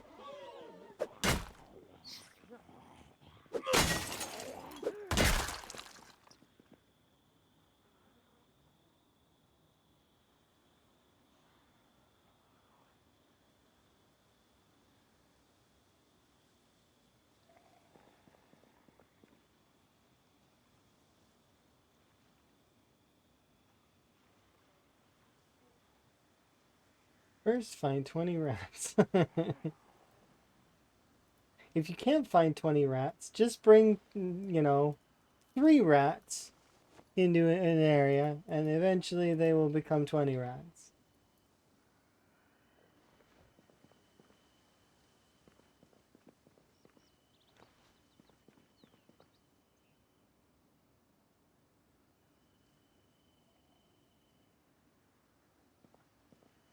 Yeah, I needed to get rid of these because they're causing frame rate issues. I don't want to, like I'd keep the mice if I could, but they cause me to not have frames.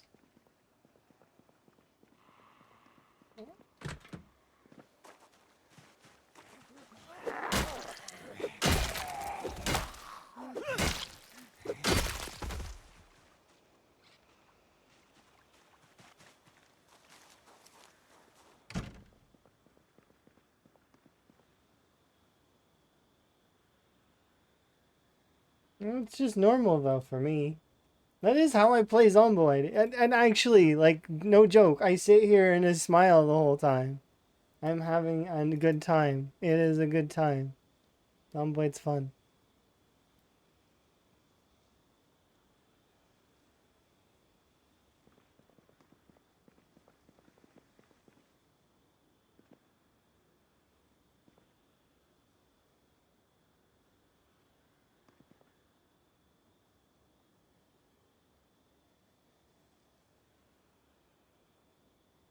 Which occupation should I start with? There's a lot of good choices for a short blade build, but you could also not worry about the occupation and simply just grab Hunter as a trait. That said, if you want to build specifically the most short blade you possibly can, you can't go wrong with Burger Flipper. Burger Flippers are some of the best short blade users.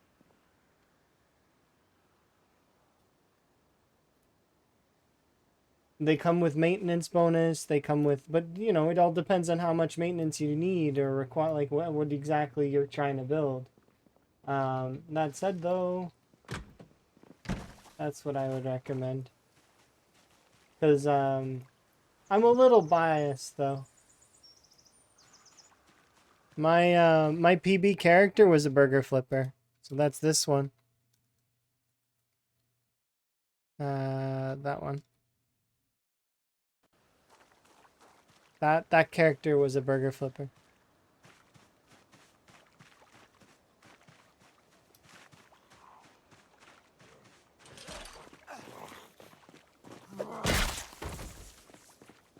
Like I said, there's a little bias there.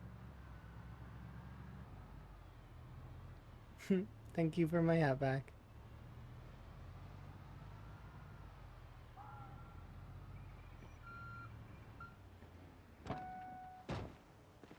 Um,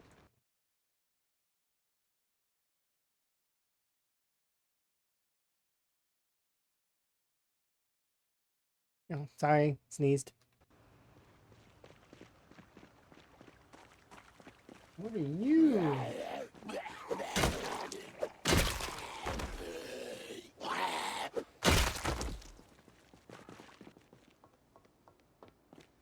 What is this? Industry? What is this thing?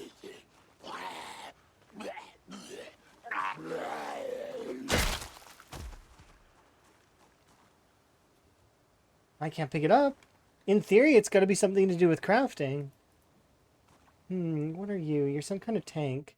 You take in items and pressure them? It looks like a pressure tank. What do you guys think? Pressure tank? That's what this looks like.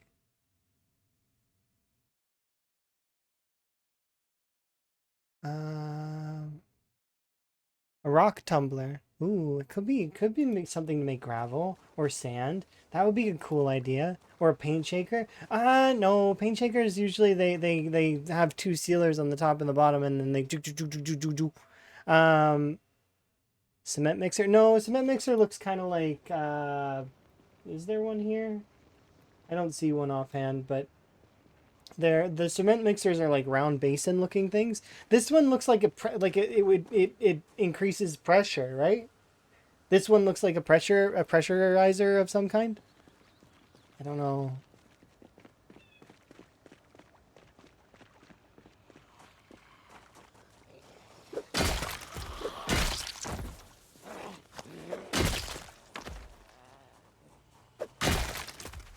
Officer, do you happen to have your badge? No. It's okay.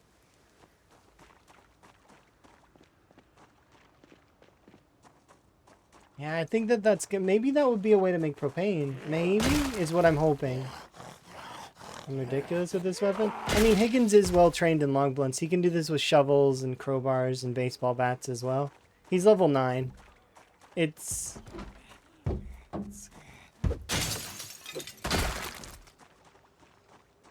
yeah, once you get to level 7 in a weapon skill, you'll see its true potential. Anything above level 7 is gravy.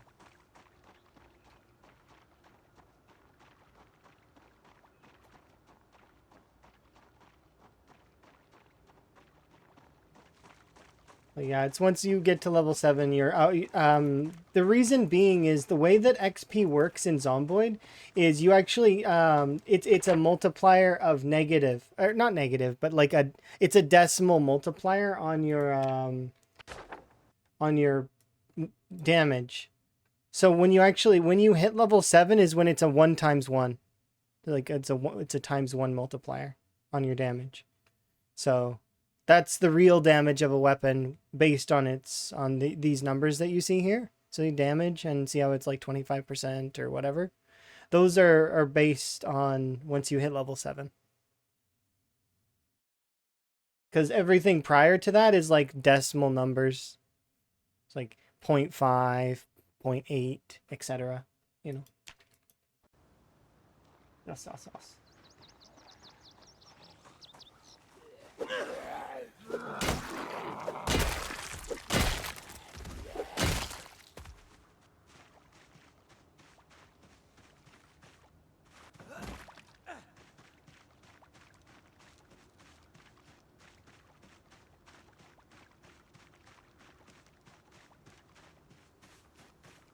Yes, it does. So you get up to like a point, like it increases it more, so you do more damage and you have more maintenance and a bunch of other stuff, right?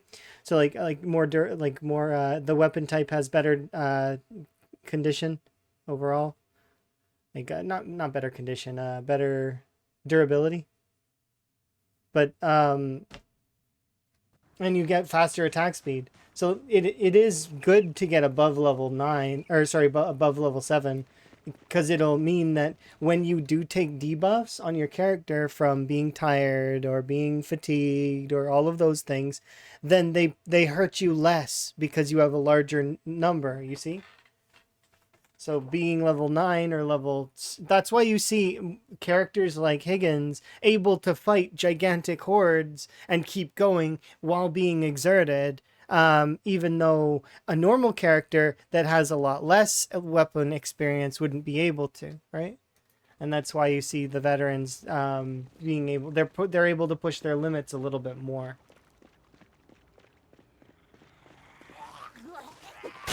Is because we know exactly kind of where the limits lie, and we'll back off when we need to, kind of thing. And that goes for anybody and everybody, because it's a learned thing. You can learn it. Kind of comes with the epiphany of the game once you hit that sort of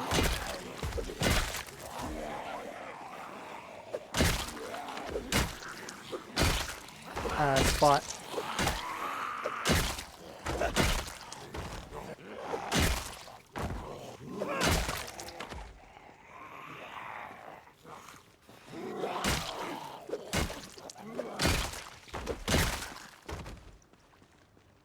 This is the second time I've seen this vehicle.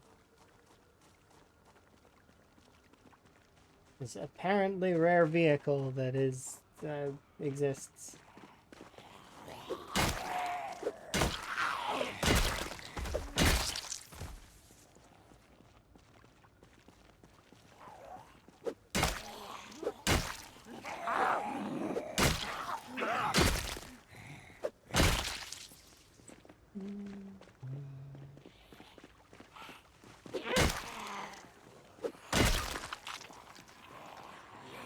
Yeah, getting high weapon skill is nice. And then once we hit level 10, we can't gain any more XP with it, obviously. But your weapon skill will be really high. So you'll get to see the peak of the weapon, essentially. Some weapons don't peak as high as other weapons, though. It's just basically there's different stats for each of the weapons. If you were to think of them as like a card, like some of the weapons have better condition and durability. Some weapons are faster in terms of being able to be made. And then, so like ease of access. Kind of like the katana, right? Katanas are kind of rare.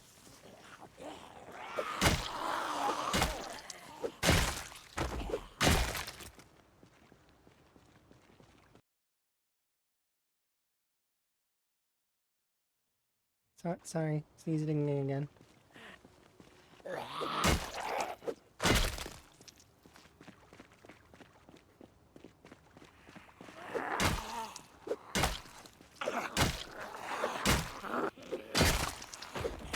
That's one of the things that made the spear so good when it was the primary weapon in the previous build, kind of. Was its ease of access. Like, you could make hundreds of them very quickly.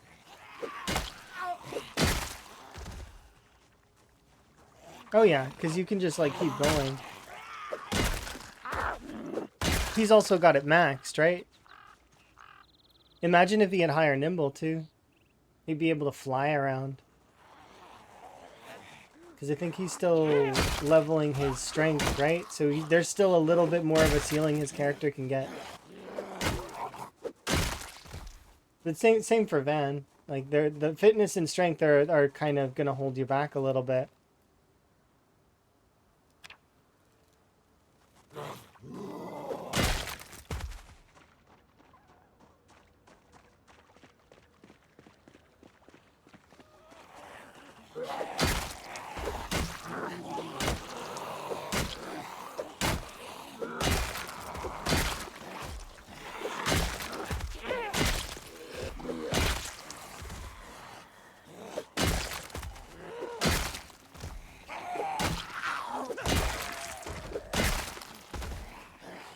Oh yeah, exactly.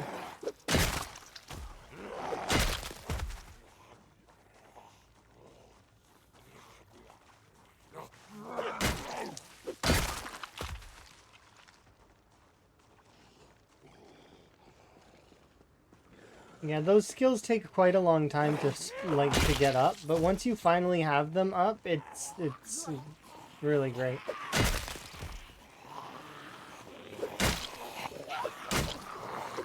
Especially fitness. High level fitness is just so good.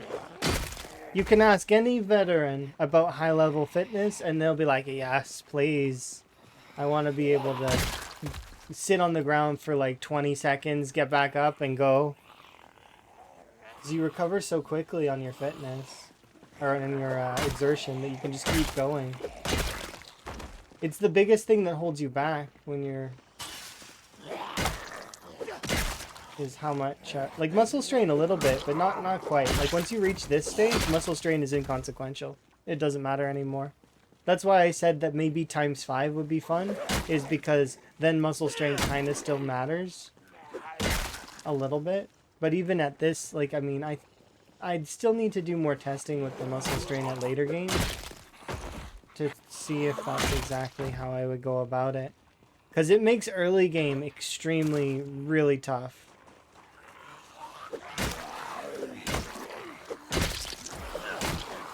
Like I showed you guys the offline game for a little bit, but just one swing puts you into orange muscle strain, which doesn't do anything. Muscle strain is yeah,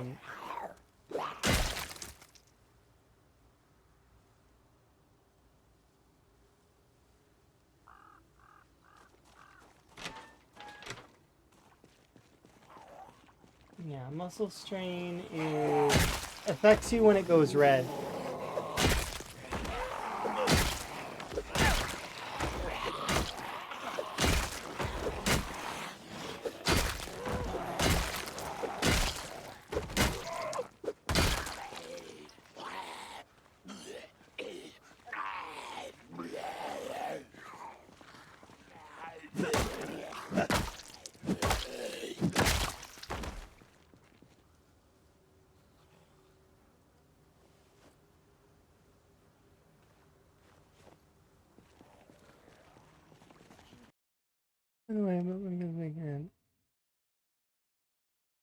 Oh, cool. Yeah, that mod existed before too. The random zombies mod.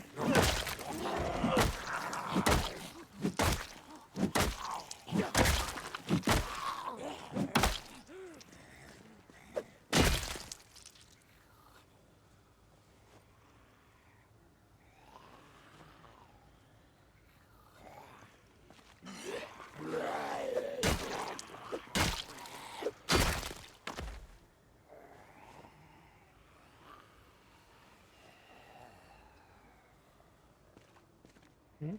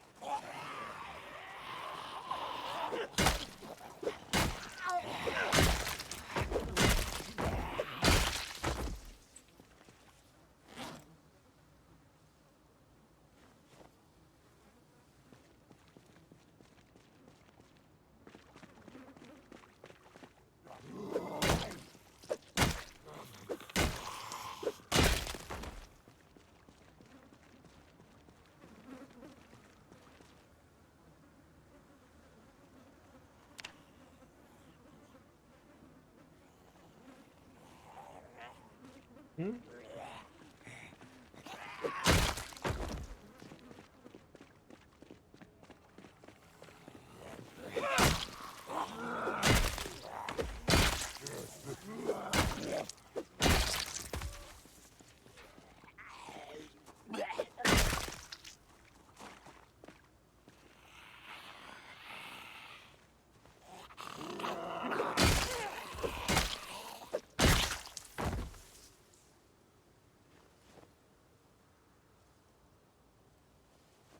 Scrap metal mask, short scrap metal sword,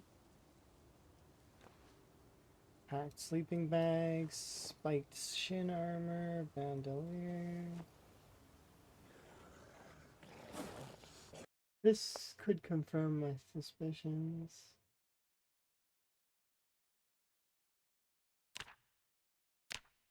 Am I on welding level 4? No. But tracking level 3? No. Loading level 4. Reloading level 4 I'm on, right? No.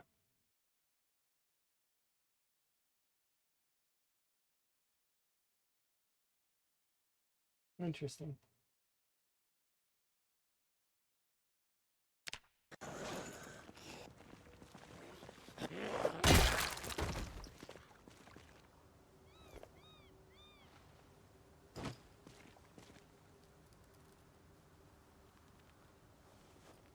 Just gonna put all these things in here and we're gonna carry this bag over to the main road a little. Actually, we can just leave it here.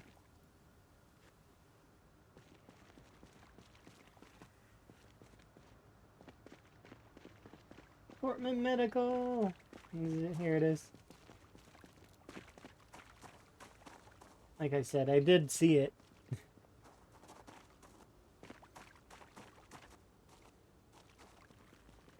Seems like it's a pest event, which is funny to me.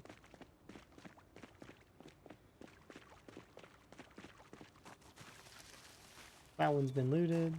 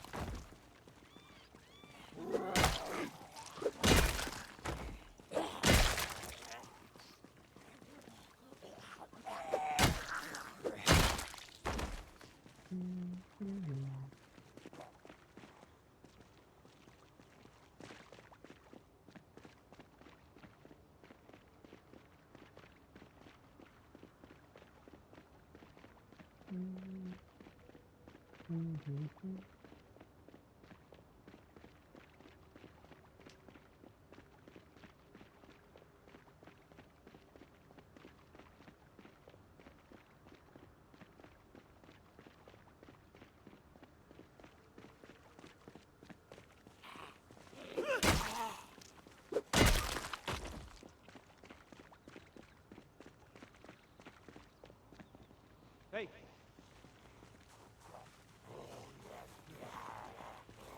I wish trees would like have that kind of power. Look at those.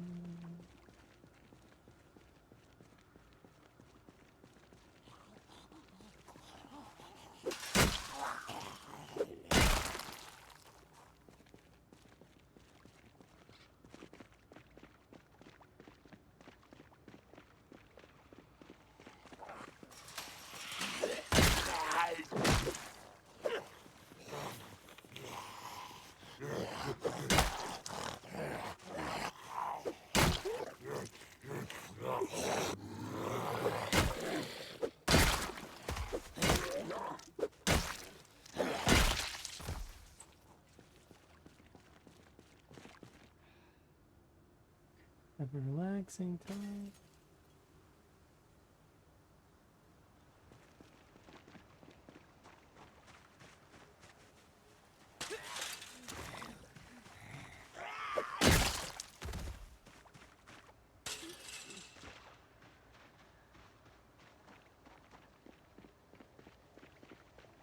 Well, we looped around and came back here. So that's most of the gated community. We've got a little bit of this side of...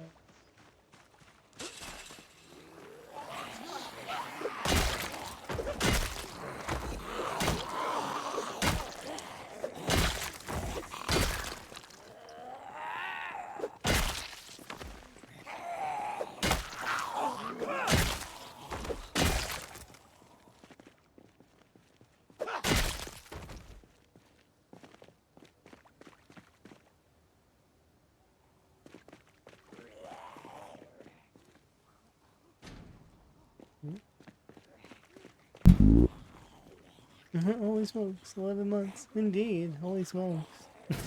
Thank you very much for the 11 months. Enjoy your continued ad-free viewing as well as your continued frogs emotes. I do appreciate it. It's almost a year. That's crazy. It's a long time.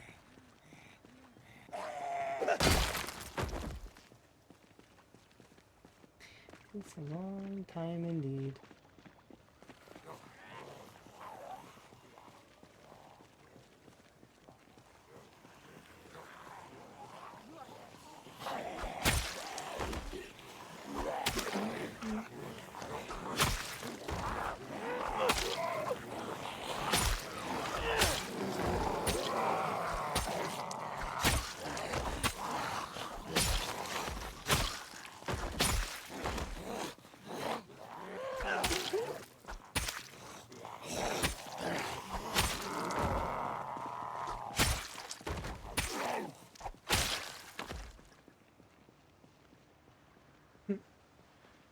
It's not as efficient, but it is kind of nice. I do like that.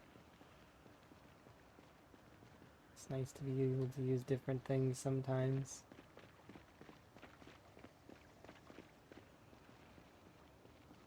Okay. Oh, that's a cement mixer right there, by the way. Right there. That's what a cement mixer looks like. He's a little different than that other thing. That other thing, I'm pretty sure, is some kind of pressure thing. I'd like to believe it's to make propane and gas, and maybe not gas, but in theory, right? Maybe not. I don't know. As a gameplay mechanic, that'd be kind of cool.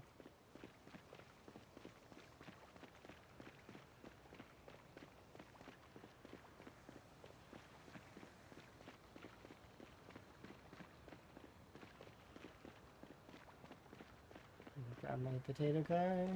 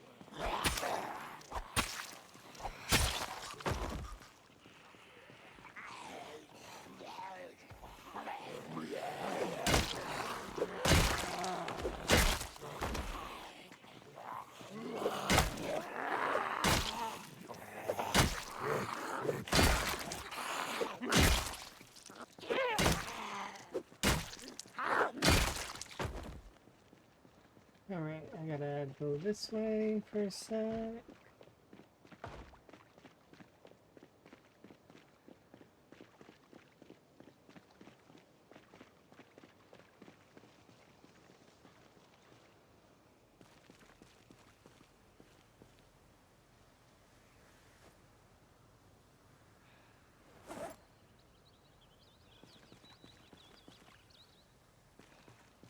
Yeah, it's nice. And they have a roadmap that lets us know exactly how they're feeling and what they're going to be working on next. And they keep us as informed as they can, but remember, they've got to be working on stuff too. And I would much prefer them work on things than keep us posted.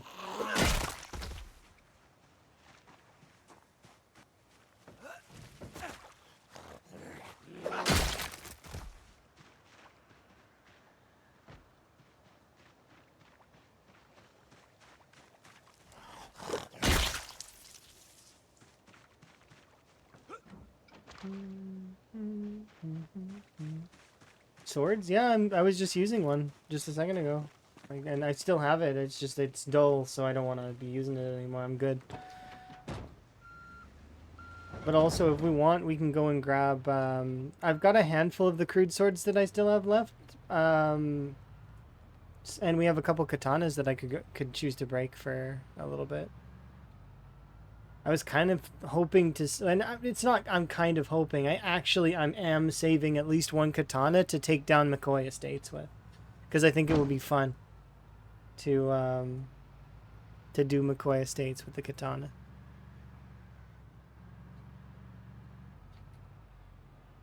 But I'd say we're more than halfway done with Muldra itself now. Like the main... Like, so let's have a look. So we have this stretch of residential here and this area there. But like we did in one sitting, we've done this entire section here. Like this whole strip.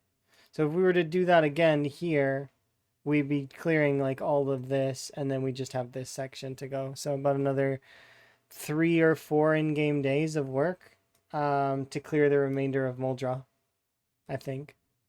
And then that's it for Muldra. Of course, then I've got to go to the train yard. After the train yard, we'll go over to Dixie. Then the crossroads shouldn't take too long, but crossroads are my second last thing that I want to do, because we still got to go to McCoy and this farmhouse over here, as well as this. This might be a campsite. I don't remember. Is this a farmhouse or a campsite? I don't remember. Every day is an hour by default. Yep, that's true. Then that's my time too. We're playing on Apocalypse, but I upped the muscle strain because I thought it wasn't enough. So muscle strain is ×2. No respawns. That's really it. I didn't change much else off of Higgins's playthrough because I expected he would be dead in the first little while. Hello.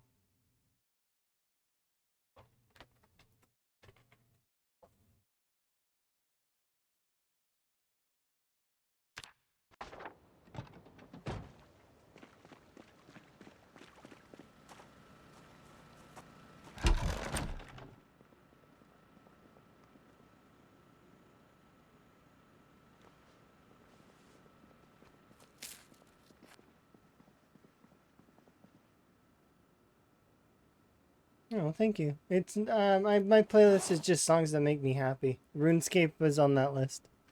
There's a lot of different songs on the list. Stardew Valley, Sims,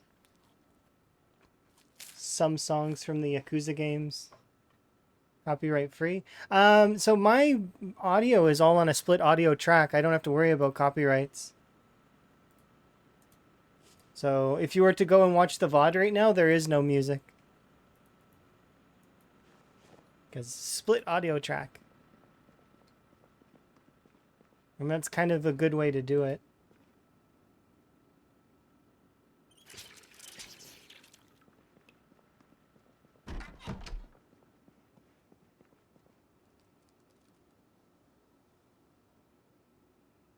Let's wait an in-game hour, and then we'll go to bed.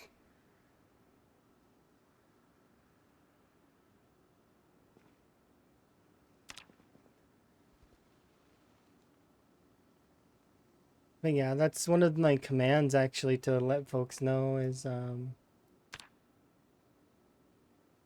wait for Zan to wake up and then I'll run it.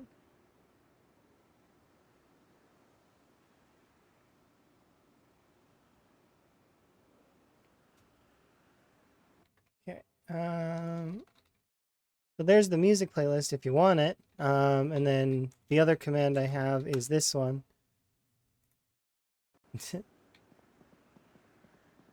But I haven't uploaded any of my Build 42 VODs because I haven't done any that are, aside from this playthrough, I haven't really done any, like, it's not super duper serious mode at the moment or anything, so not that I get like that anyways, but it's, yeah, these VODs I haven't uploaded. I could, I suppose, upload all of Van's exploits, but some of them I'll have trouble with because they're over 11 hours.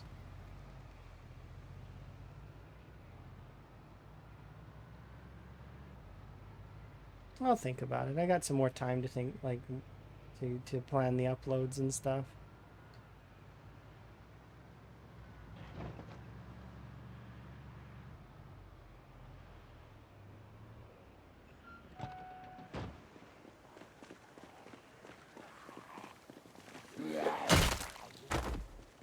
No, there won't be.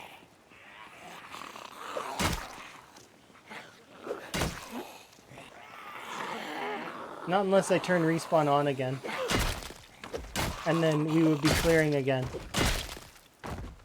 So, in theory, I could make this... Van could overtake my PB character if I did that. But... not at the moment.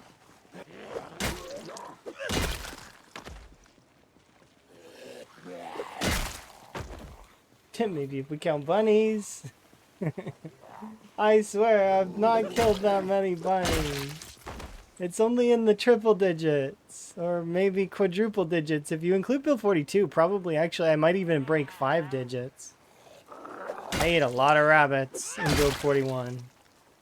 My diet consisted of rabbits to gain weight, and then veg to lose weight. So.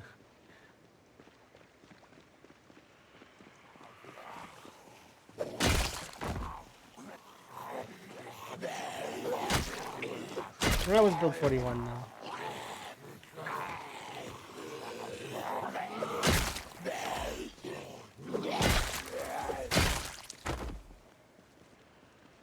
So many mice. Oh my god.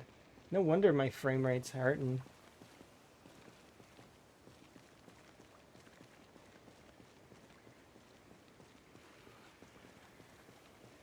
Once Van is done.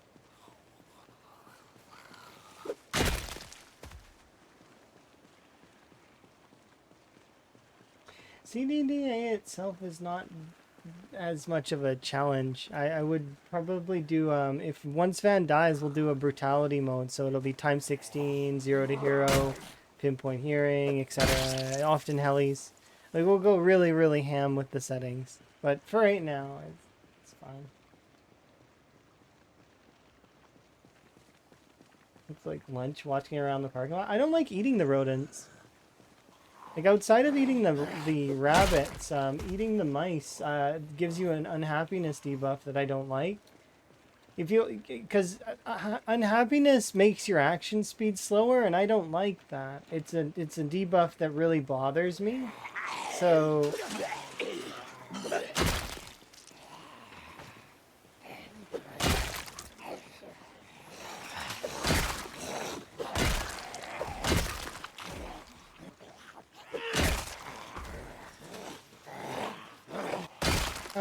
I don't think so, but there's only a handful of rodent meals that you can put that meat in.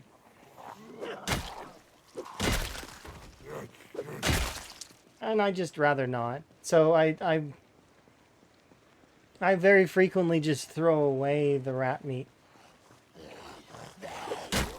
I'll butcher for the XP, and then I'll throw away.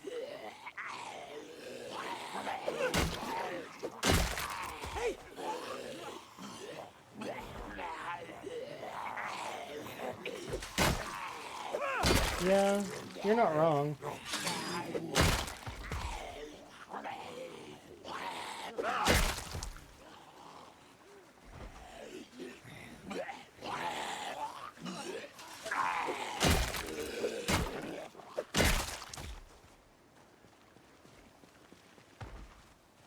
Right now, I'm seeing once all the zombies are out of the area, if my lag gets better. So that's I'm killing the zombies to reduce my lag.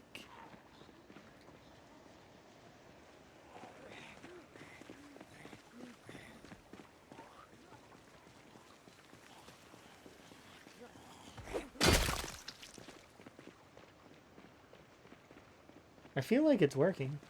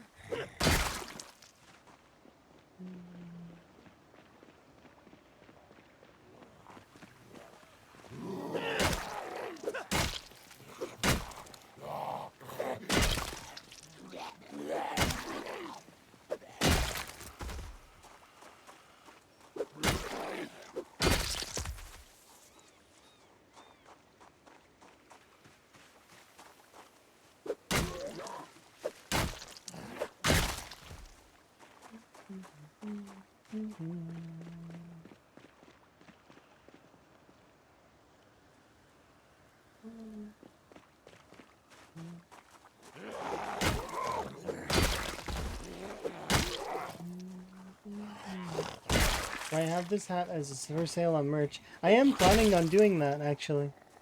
Eventually.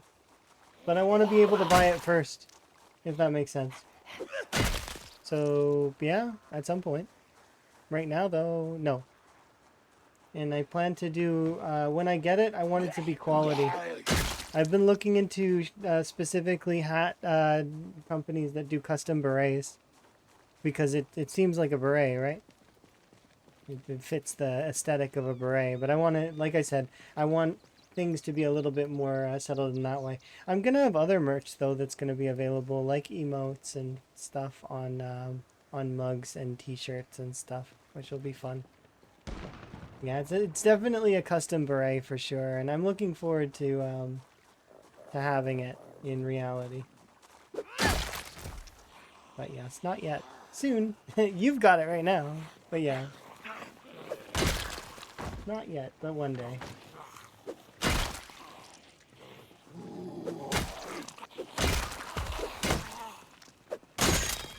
Oh, there goes that.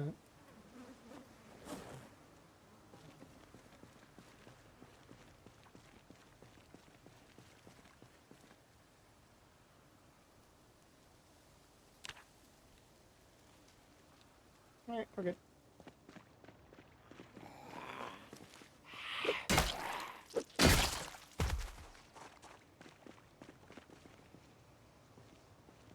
How am I doing? I'm doing pretty good. Probably gonna make more tea here in a second though, because my cup's kind of low.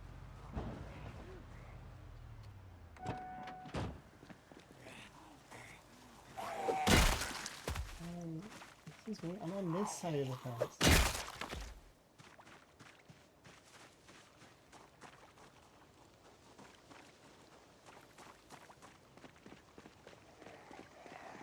Hey. Yeah, I've heard actually quite a lot of folks ask me about merch, and it actually is what's prompting me to consider it. Before, I just didn't think that anybody really would be interested.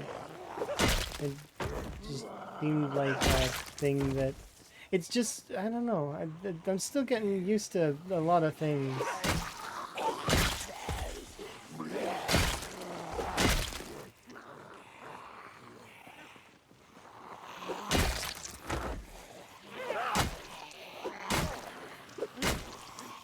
I definitely want to buy the merch though too. If I get cups and shirts and stuff, I want frog cups and shirt. Dibs.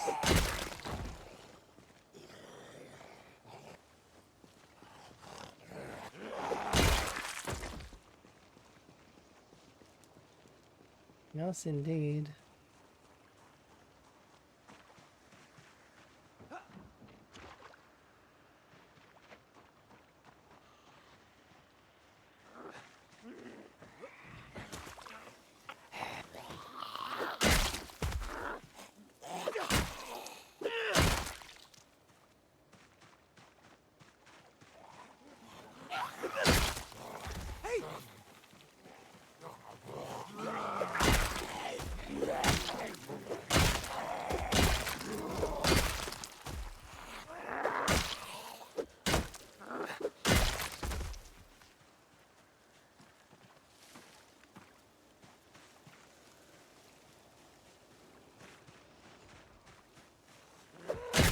There we go.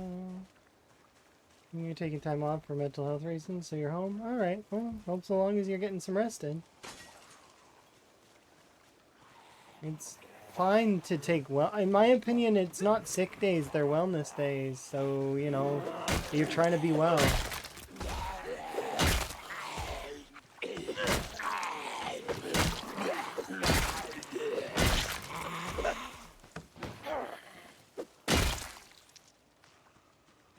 That's important. Because you can't function in a business if you're not well. If you don't feel well, if you're not in good mental status. It affects the quality of the work, and that's not good. So, no matter what field you're in. That's fair. You should make sure to be seeking help, though, as well as you need, of course. I'm not a doctor. You know when you need help. Or you should, I think.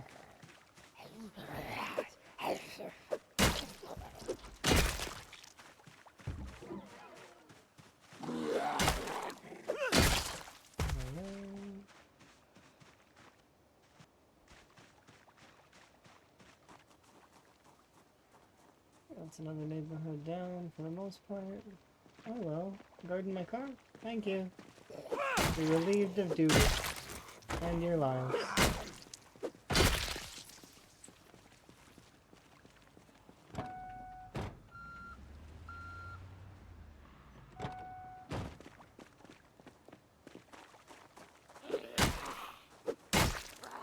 Yeah. Called the personal day? Yeah, I prefer wellness. That way, it's because you know, taking wellness, you're trying to be well.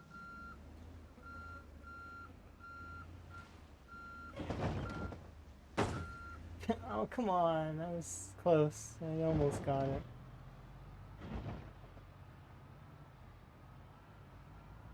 Hello, zombies.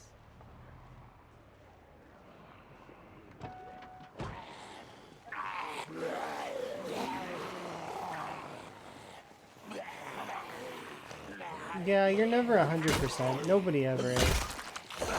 But some folks like to put in a lot of percentage of their capability. It depends.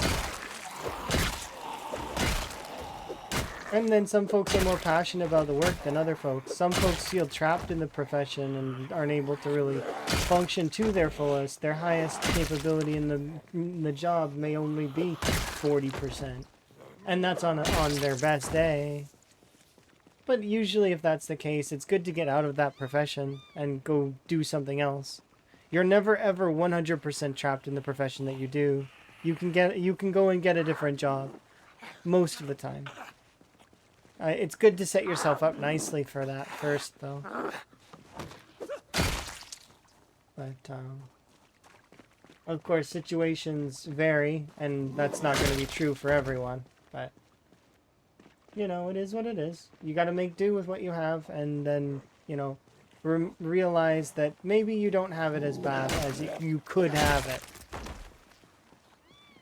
And you're gonna hear about Python installation. You mean like that's like a code thing.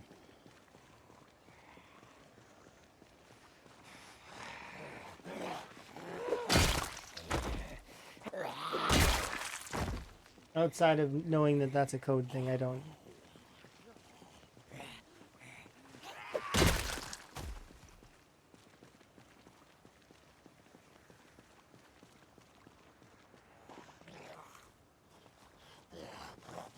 Pythons are snakes.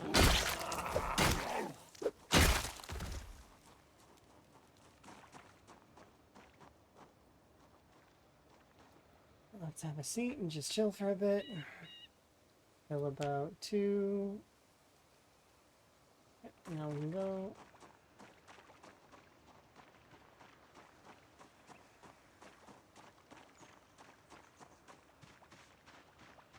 This is a teeny tiny church, huh?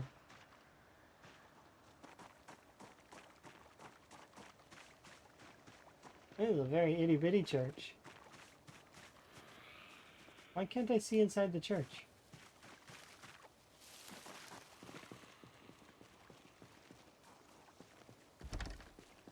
Hey! Come outside, please, churchgoers.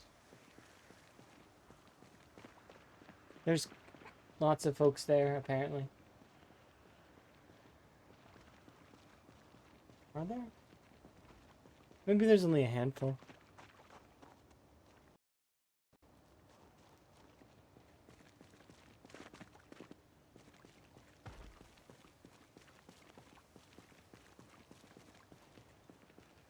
You're not supposed to see inside the church.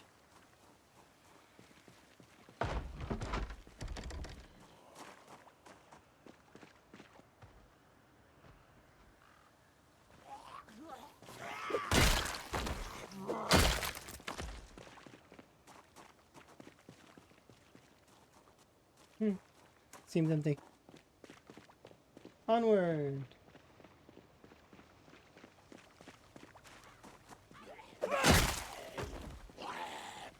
Fancy reflective sunglasses. They're not prescription though. I can't wear those.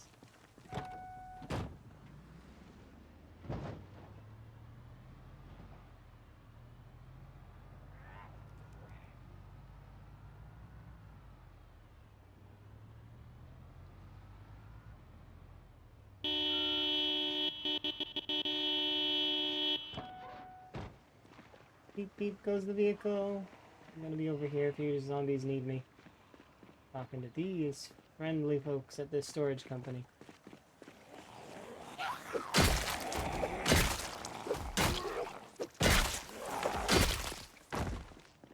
Oh, good God. I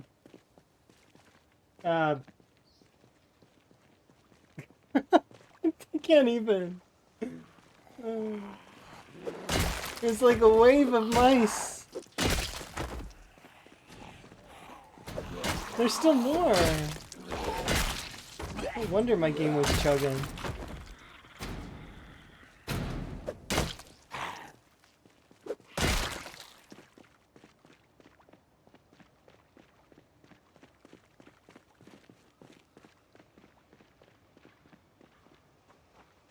Look how many mice there are. Look how many zombies. Hooray. I'll be right there, zombies. What on earth is this? That is a different thingy. It looks like, it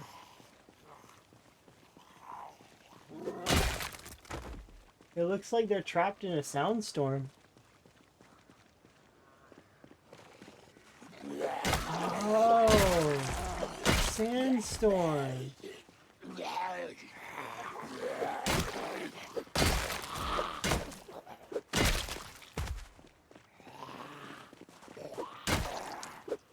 Oh, it's gone now.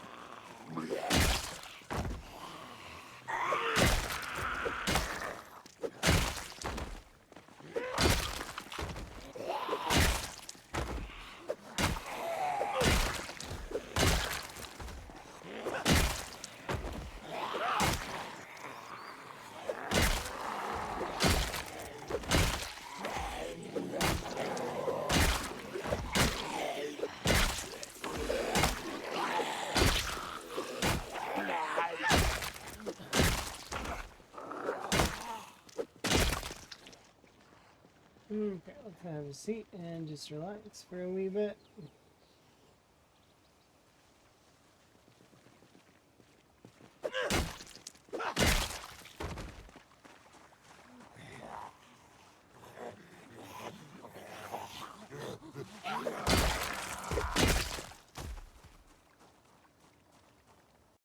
What's going on? You're not supposed to see in churches stained glass, just like churches here. All the windows are stained glass, but can't you see through the stained glass? Or is it actually like one-sided? Like it like prevents people to look in. I thought that the stained glass was see-through, like you like translucent. Yeah, or is it not? I don't go to church, so nor am I religious in any way. Because my religion is that I believe that I will find out when I die what happens when I die. Because what good is it doing me in my present life thinking about what happens when I die? It's a waste of my effort. It's gonna happen eventually. I don't need to think about it now. It's an eventuality. Might as well just do what I'm here to do and enjoy my time than think about post time, right? Waste all my time thinking about where I will be as opposed to enjoying where I am. At least that's how I see it. So, you know, as much as I could go woulda, coulda, maybe, what if, I don't like those. Sometimes I think about them, but I don't really like them too much because I find it's a lot of wasted effort. You could spend your entire life going what if. No point in wasting it on that. Plus, I get to find out the answer eventually. Eventually, I'll get to know. And then, you know, we'll see when we get there.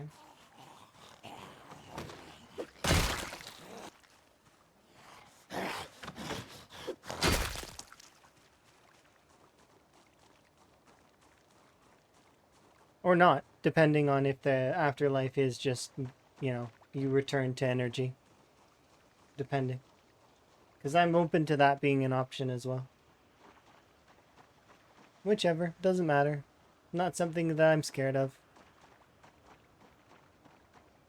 I've been at peace with that for many, many years.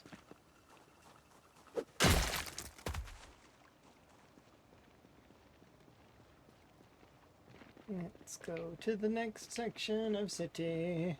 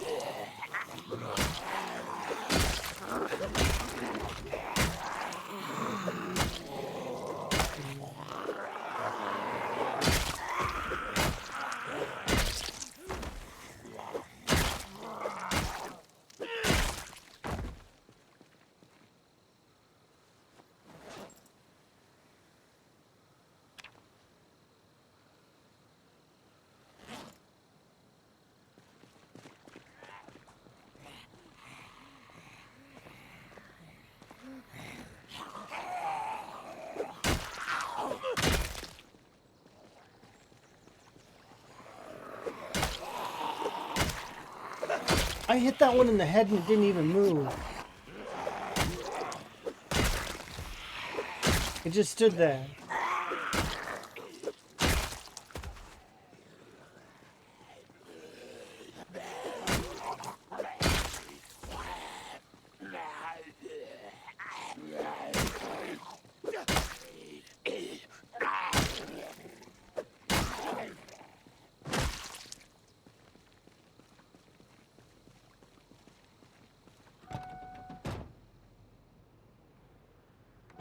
Okay, that's kind of interesting. Didn't know that about churches.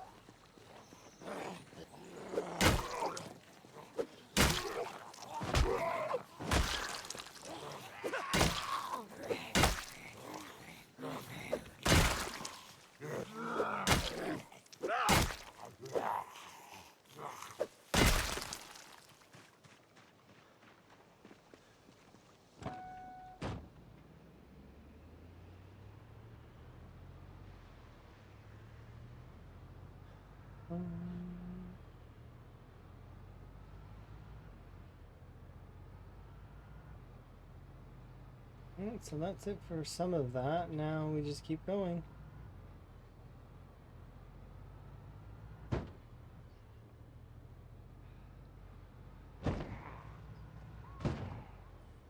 There's too many mice wandering around the roads.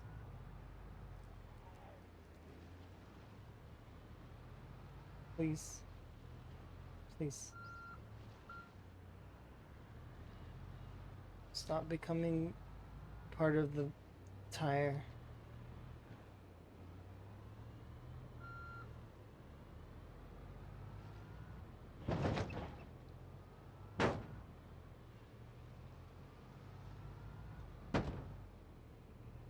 Even when I'm trying to avoid them, they dive under the tire, I swear. It's not entirely my fault.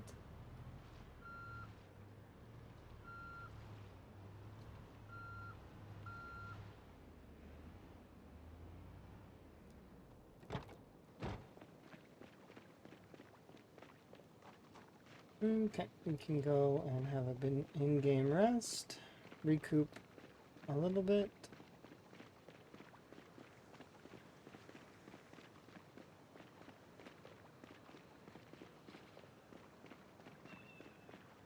I'm saving my frame rate. I mean, I guess, but I don't like that I'm damaging the vehicle.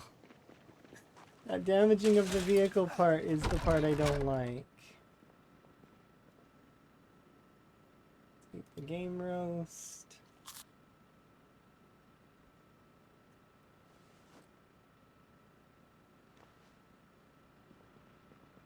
Let's get throw these things away. Oop, wrong thing.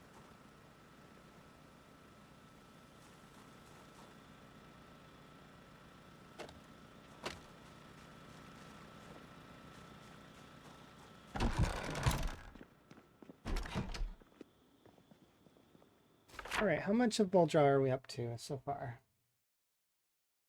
We're doing fairly well. We have this section here to do, that section there. Not too much more on that. So we should be able to drive down this road, park there, and just clear out a large portion of this. And then we'll probably park there, take out this and the trailer park at the same time, and then we just have this stretch of road, and then that's it. Moldra's mostly done. I mean, we farmhouse, but stained glass in the front, on the main door. Really would be a shame. Stained glass windows are works of art. Yes, that's true. That is.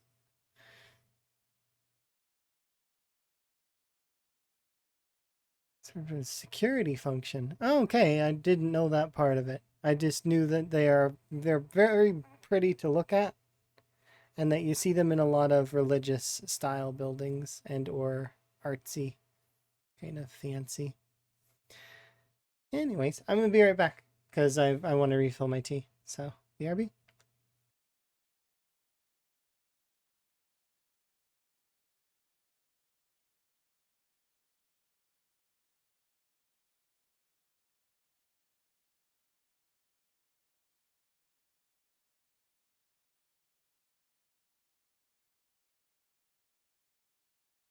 You're amazing!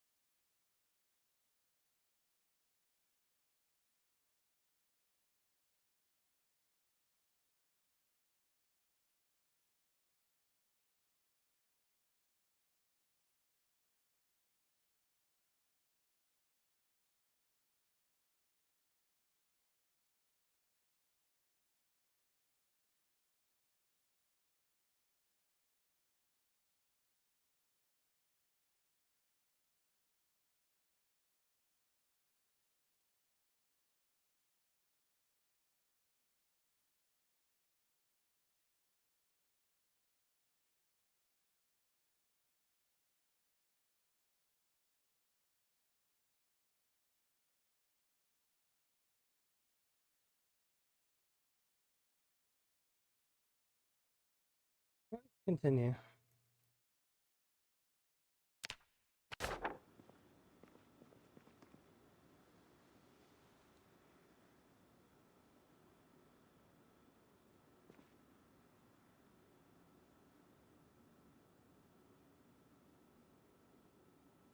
What tea am I drinking? This one's an orange. Oh, it's just an orange pico. So it's red rose. But I drink lots of different kinds of tea, from oolong to ginseng to chais of different blends, as well as berry teas like blackcurrant and flower teas. One of my favorite teas is a flower tea, lavender mint.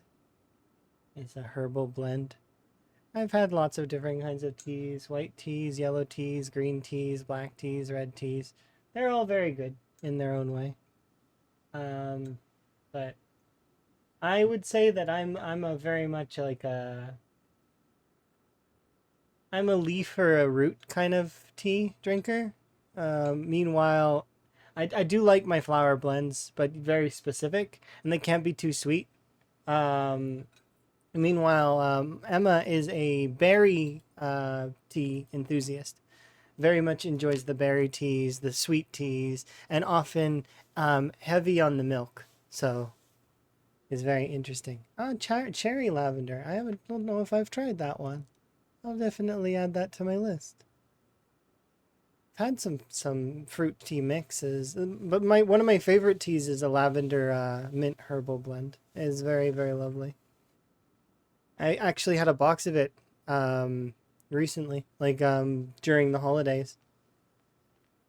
I usually will only like open those kinds of things during special. You're like fruit teas. Okay, understandable.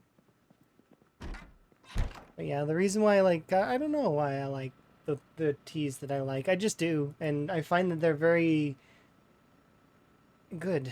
Like they hit those marks that I need.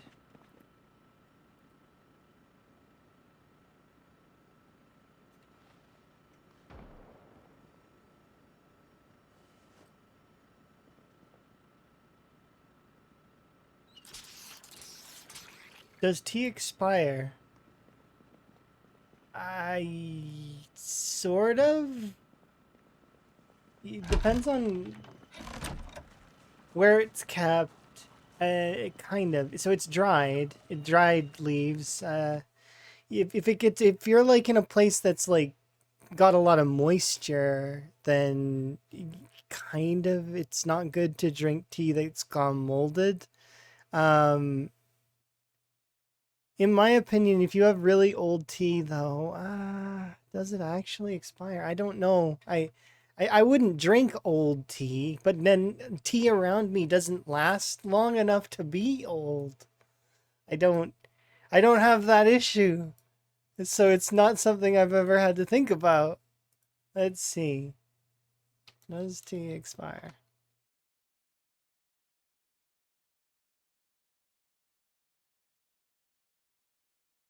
Apparently, teas last for 2 years, but some teas degrade faster than others. Interesting.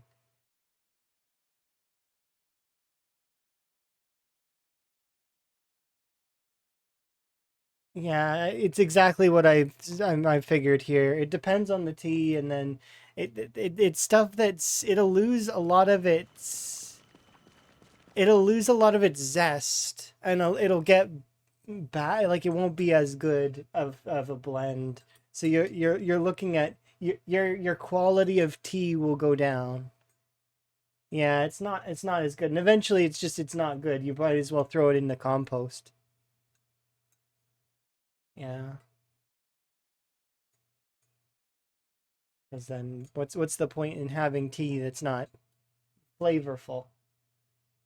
That's the whole point of the tea, is to enjoy it.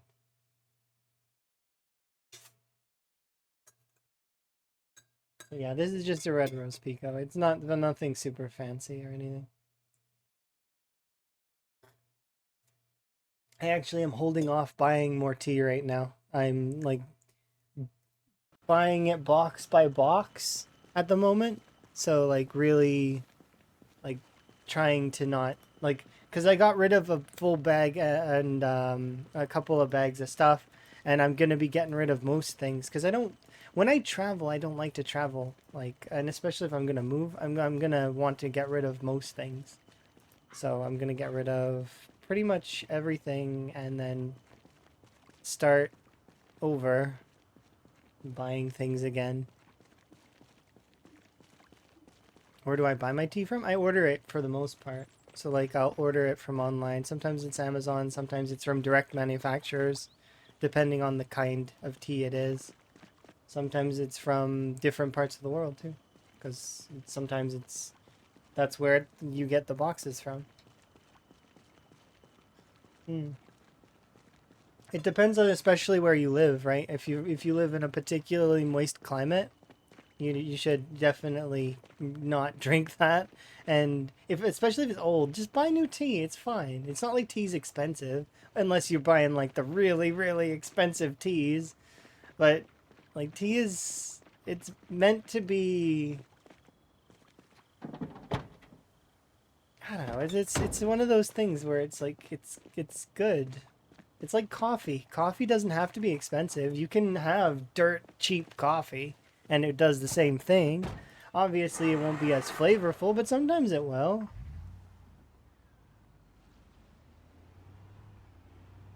Yeah, you make yours homemade. Exactly. Which I do have the means to make some stuff homemade, but I have a couple of things next to my tea making area, but I'm gonna be getting rid of a lot of it. I'm gonna be donating it, I think, is the best idea that I have.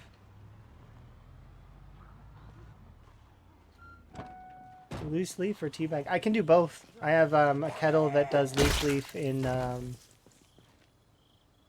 the bottom, so you put the different ingredients in the basin and it'll soak it, and then it filters it in the center. But you can do tea like just in the bags too. It's a really fun experience. Tea is like, it's good.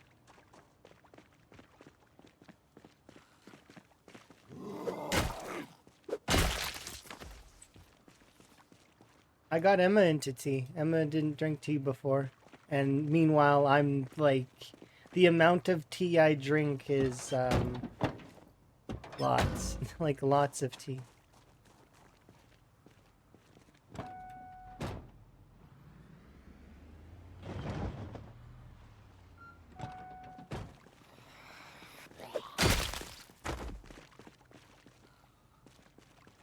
When tea from your supermarket is really good. That's fair. Sometimes you can get good blends in a supermarket. That's where I got the red rose. Just box at the supermarket. But, you know, I like to have more available to choose from, because then I can choose the flavor based on how I'm feeling.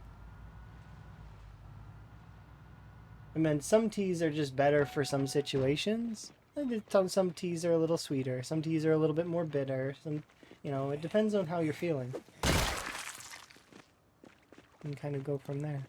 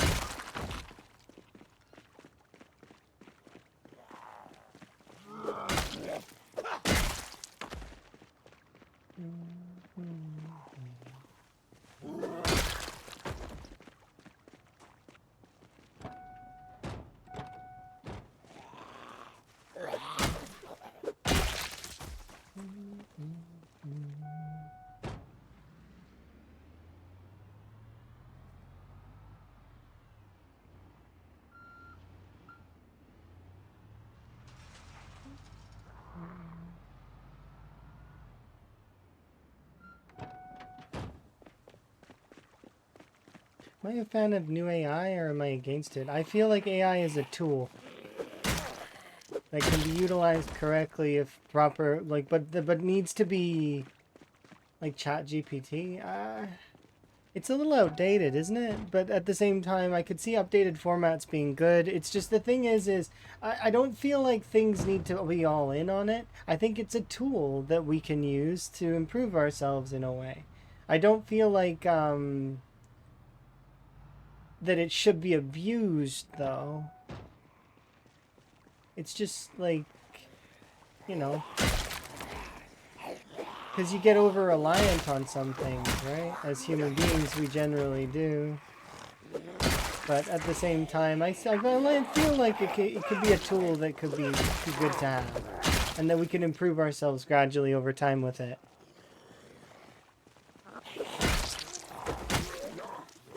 So long as it's not, like, excessive, like, and replacing a person entirely.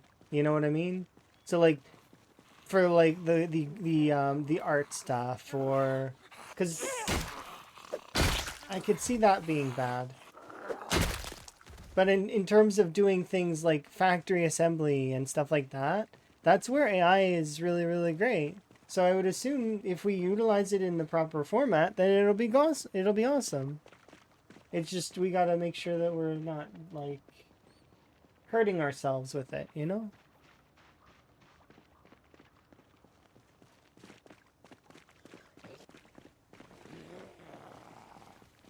Oh.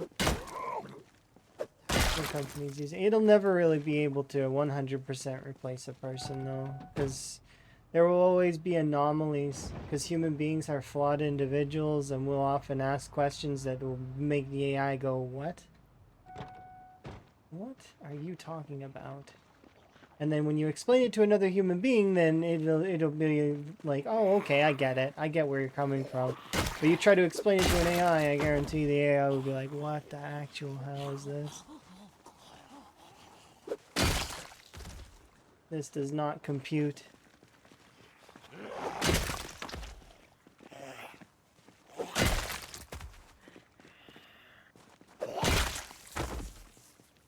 Yeah, I wouldn't be keen on things like fully replacing, like, and I think that, you know, like it's not, but it can improve stuff in a way. Like I said, it's just like factory assembly and all of that. I can see AI being good as a tool, very useful as a tool. And fun. Like, I mean, especially if you're going up against AI or like in games, you can scale it so that it's more fun.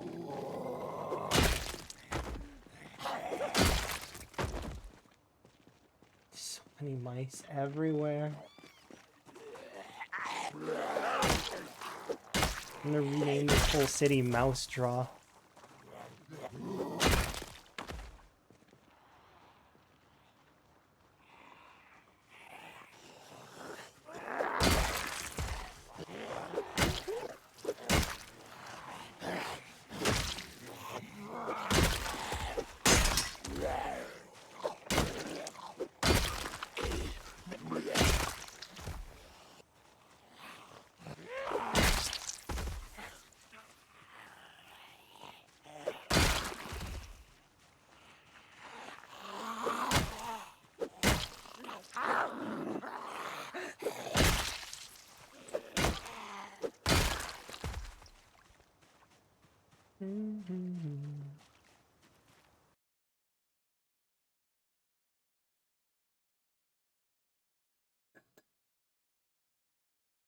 Seeing this is tool Zendesk. Okay, I see.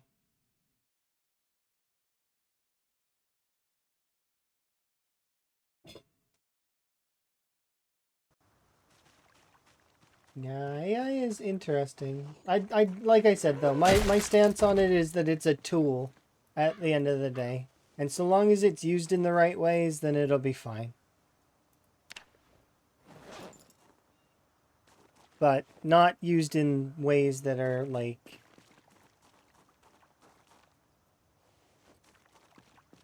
yeah, well, that are bad, I guess, in a way. like digitally stealing people's voices and stuff like that.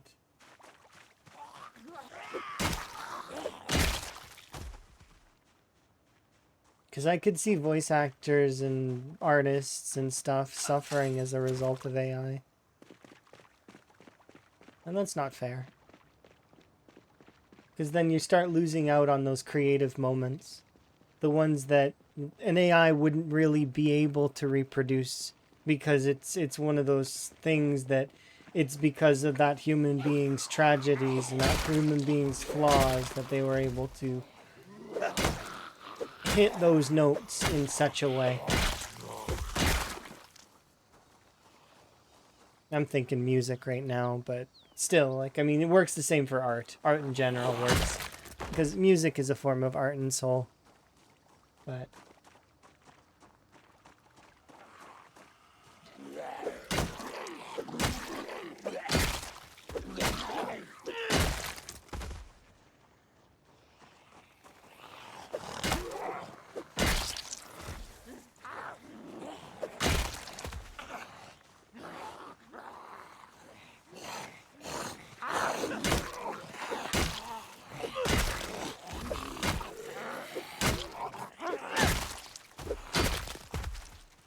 slow shamblers.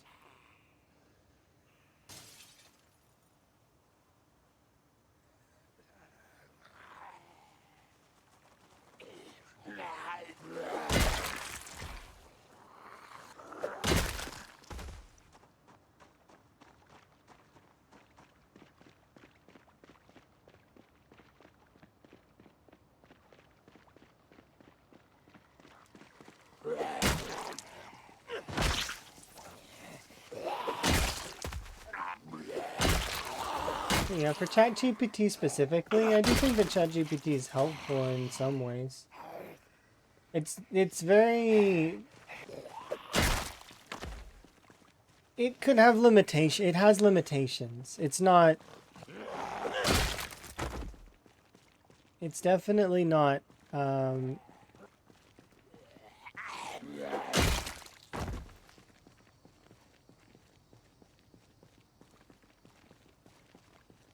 You want to use AI to make your own VTuber model? You could just commission an artist, though, and that would be able... And they can go based on the things that you want.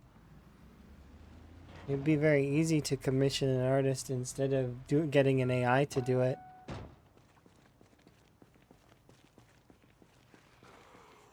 In open source.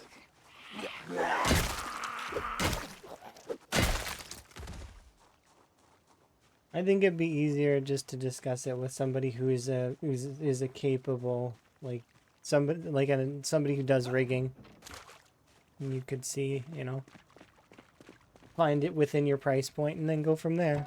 And or, you know, discuss it with them, whether you want to do installments or something, if you're looking to do a tuber specifically. Right.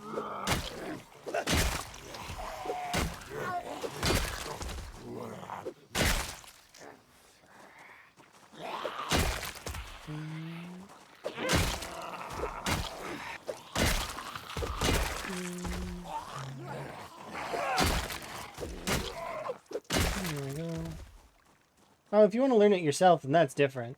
Yeah.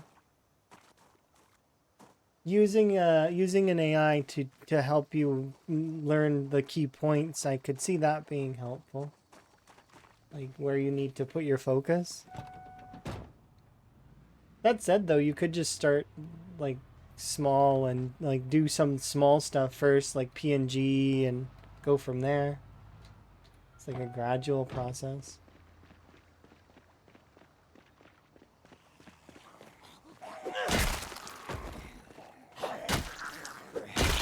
Yeah, like, not necessarily tuber, I just mean just PNG, like the one that lights up. Is that a tuber? Does that count? I don't know. I don't know the terminology as well as I should.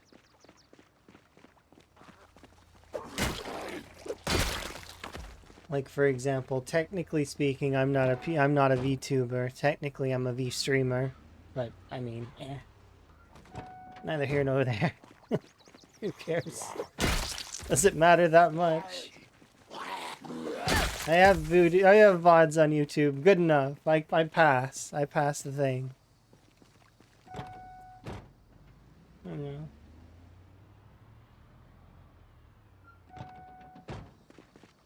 Yeah, if you want to learn rigging yourself, I can understand. Blender was interesting when I was looking into it, because I tried to do a little bit of Blender. It's not quite the programs that I'm used to in 3D digital design.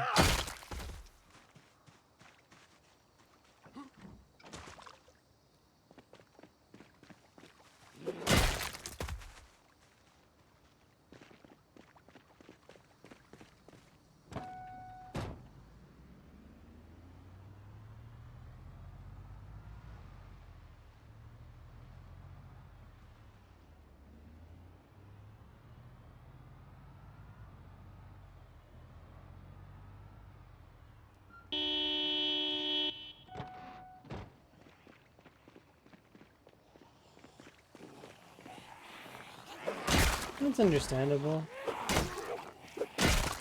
Could be you just needed a break.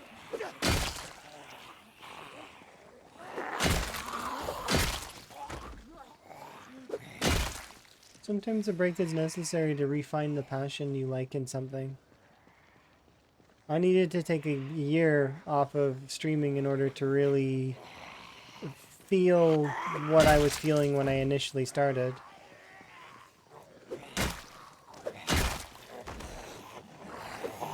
Because at some point I lost that.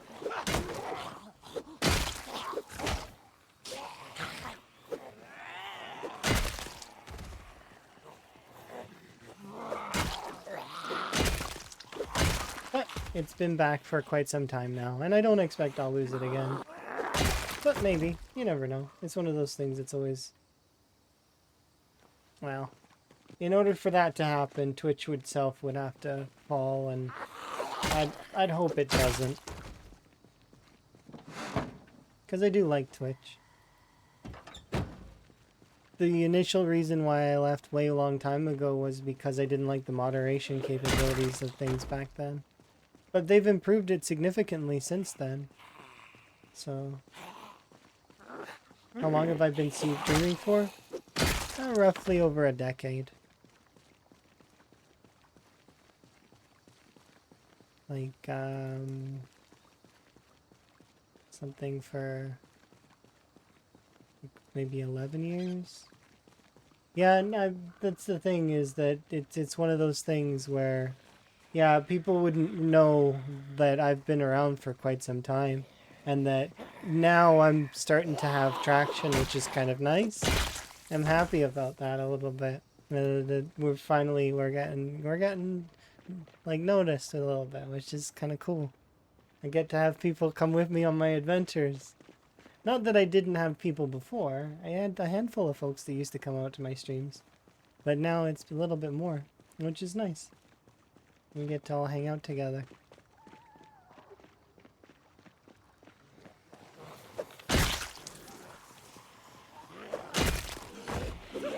That's kind of just how it goes sometimes.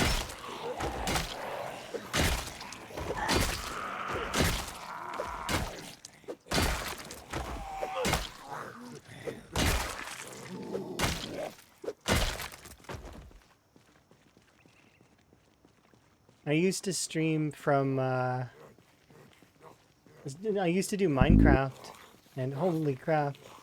Anonymous gifter just gifted 10 subs. And to Barbaric, Lognarok, Blastia, a bunch of folks that are lurking. Thank you very much for the gifted subs, anonymous gifter. I do very much appreciate it.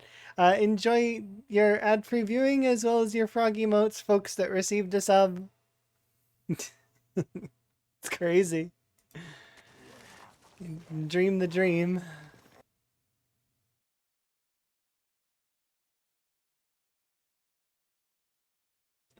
I'm not sure what Tom's saying there, though.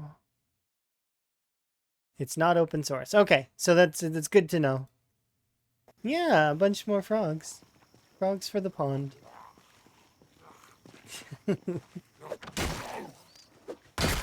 Do appreciate. Everybody gets to sit on their lily pad and be happy. No more ads for those folks. Thank you, Anonymous.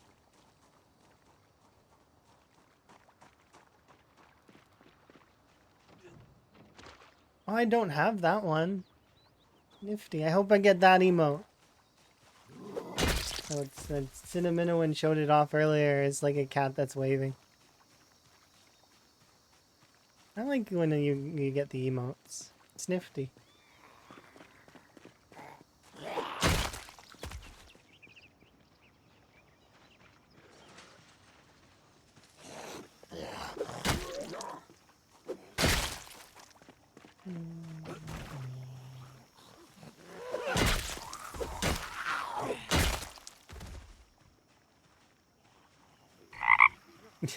Thank you very much for the 189 bits. In heart form. I do appreciate. Ribbit.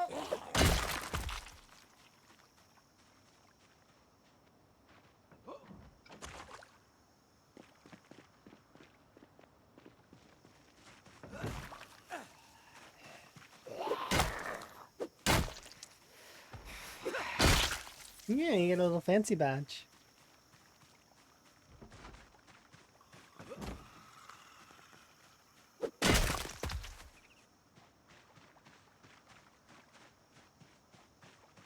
I wanted to up that so that it's like a month. I don't know how though. I've got to check later so that I can do that. I like the idea that those badges and stuff stick on people for a month's time at least. Because I think it's set to weekly and that's the default. But I'd like to put it up higher. So the anxiety part, I've had a small battle with anxiety when I was getting back into streaming.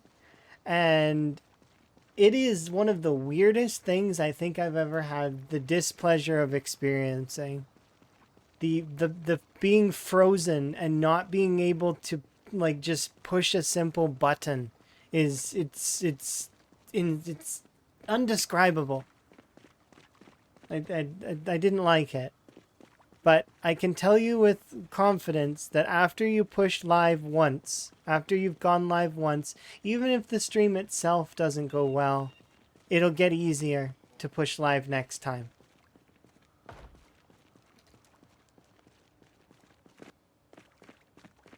And then it's about making sure that you're doing what you love, what you enjoy, the things that you know, because your passion will come through. I do very much love PZ. I think it's really fun. It hits all those marks in a game that I enjoy. It's customizable. I can make it as hard or as easy as I want. And then we have our own little mini competitions and stuff as part of the veterans, right? Which is fun. Whether or not we're actually doing some of that stuff actively or we're just sharing with other veterans our experiences. It's a cool and wholesome place to be. Similar to many other things, right?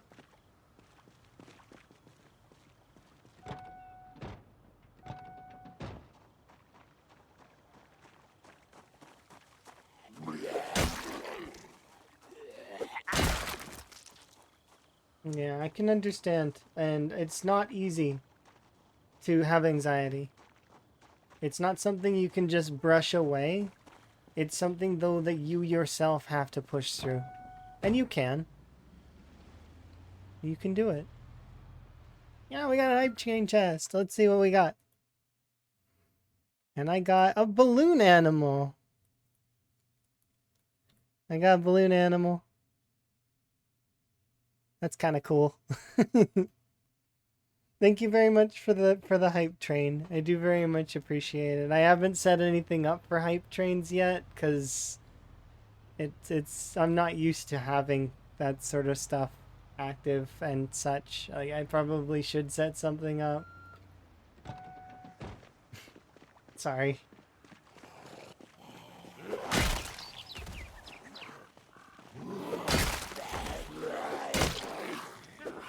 I'll probably do something frog related though, like a frog conductor or something.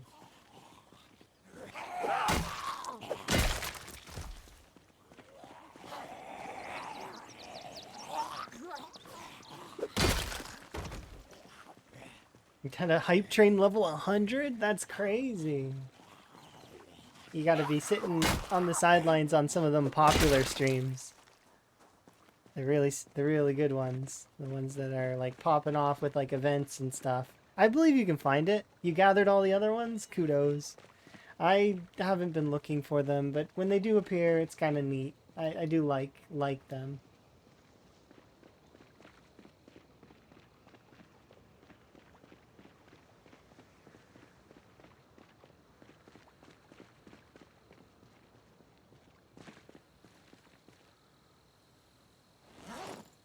You like that one and that one. Okay.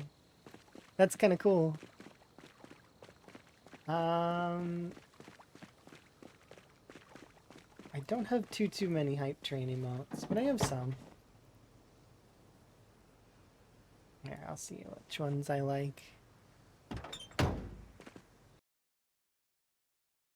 Let's see.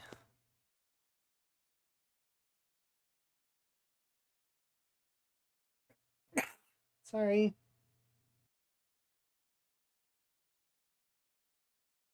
I'm trying to reach for the mute at the same time. Failing.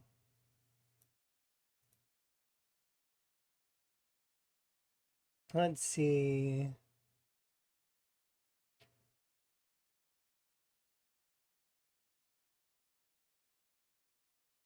I guess I like these ones.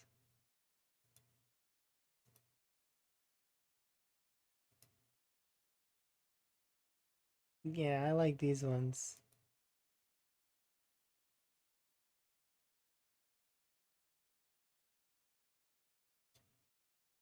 Those ones are cool. What's going on? PZ, good news, the PZ and the tariffs. In Canada, the same. Okay, it's not controversial. I just they're not going to be affected by the tariffs, and that's a good thing. I mean, eh. I think that a lot of that stuff's going to get backpedaled a little bit. Did you see what happened with the whole alcohol situation? That immediately everything got put on hold because alcohol suddenly stopped, and yeah, people were not happy.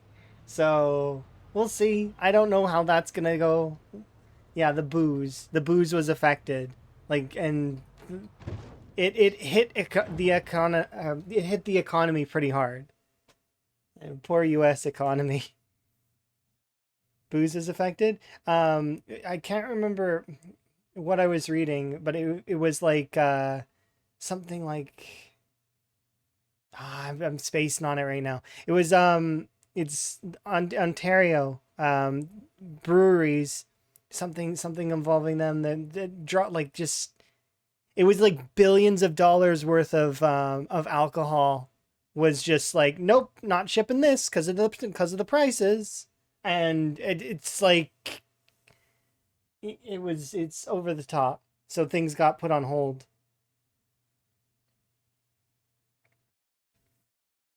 I assume that stuff is still going to be pushed forward, but yeah, that's a hard one.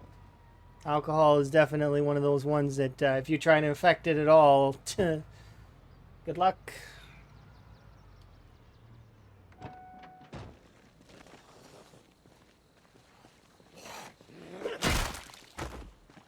I can't remember what I was reading. It was something like 45%. There was just a bunch of numbers are what I remember right this second.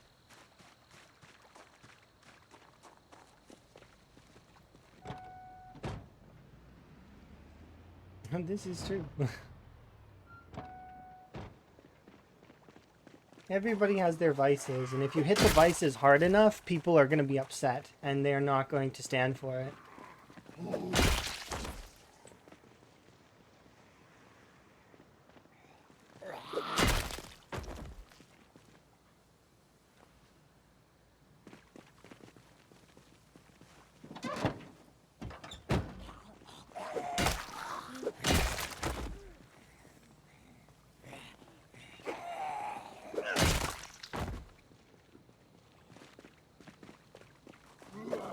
I think that that's actually the funniest part is that might be interested in. You could post that in social content or message Tom directly, because so that you don't have to post it in the chat because we can't do links in the chat. But that does seem something that maybe Tom might be interested in. Maybe. Maybe.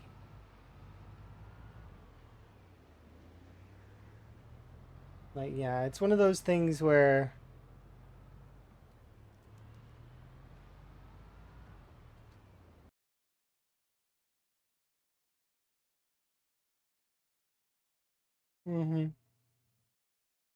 all I remember is that it affected their overall growth by a full percentage, which in economics that's not a small number. It may sound small, like, oh, it's only 1%. No, it's 1%. It's like a whole percentage. Going from 2.5 to 1.5. Those are the numbers that I remember reading, and I was like, what? No way.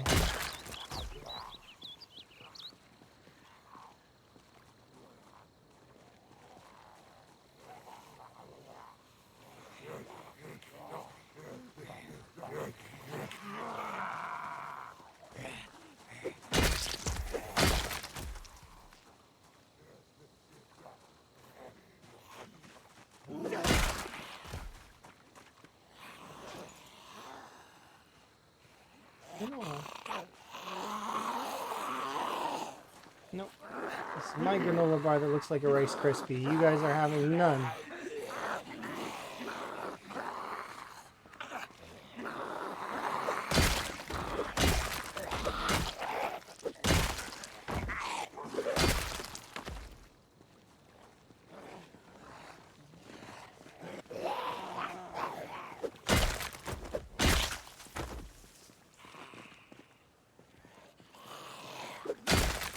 Well, it's especially when you're talking about.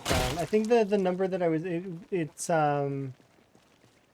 was related to growth, and it's. What mods do I recommend? It depends on the style of Minecrafter you are. Do you like building? Do you like tech? Do you like crafting? Do you like it? There are a lot of mods that are specific to each type of Minecrafter. Some folks like animals, some folks like farms, some folks like fighting. Like you lean towards whichever type of Minecrafter you are, and go from there. If you're looking for like a general pack, I'd pick one that's not like all the mods. I would do like, you like create? So do create then. Create's a good one. That's like, create is basically like redstone plus.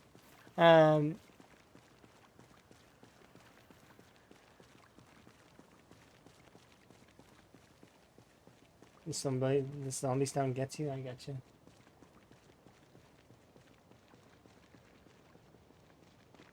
Yeah. But I would do, if you want one that's,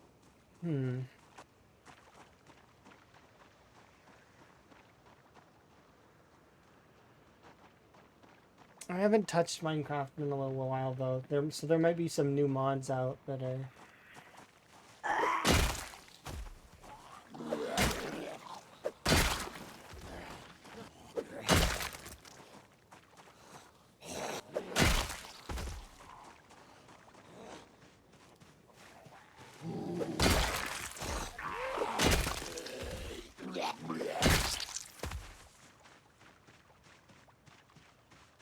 You're making your own one? Because it's VR. Okay, some of my favorite mods were in Infinity Evolved, so that was a 1.7.10 pack. But some of the updated formats were still pretty fun when I moved forward and tried some of the new stuff.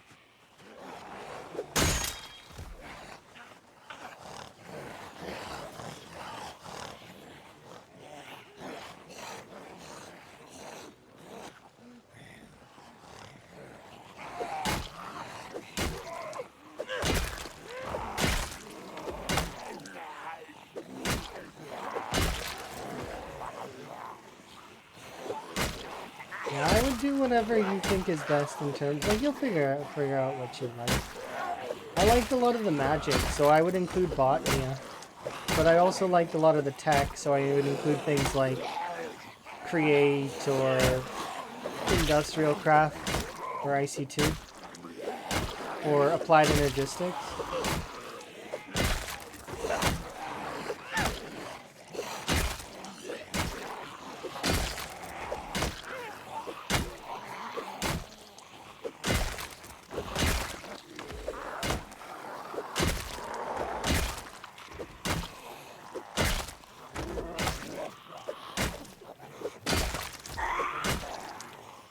Yeah, Infinity Evolved was really fun. But you could look for some of the updated versions of it, like including some of the farming stuff, and because I'm pretty sure a lot of that stuff got updated and changed.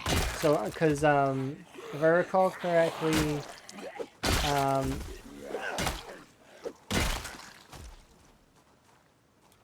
what did it? It was mystical, magical crops and agriculture got mixed a little bit and became mystical agriculture.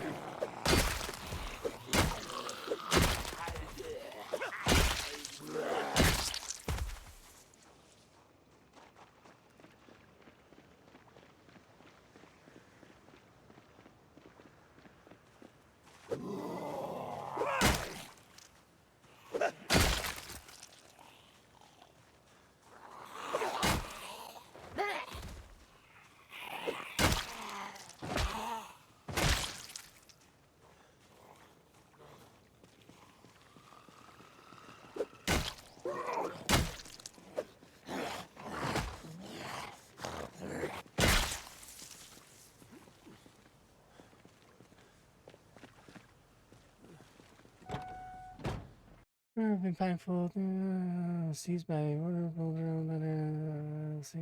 population several times. I have no idea what the context of that is, Tom. I don't have understanding of what's going on with that.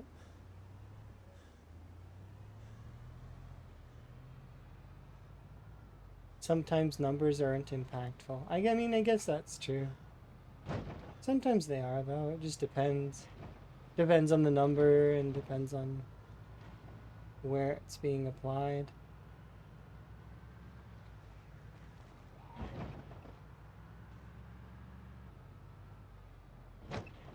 Dark Souls of Minecraft mod packs? Oh, are you looking for something hard?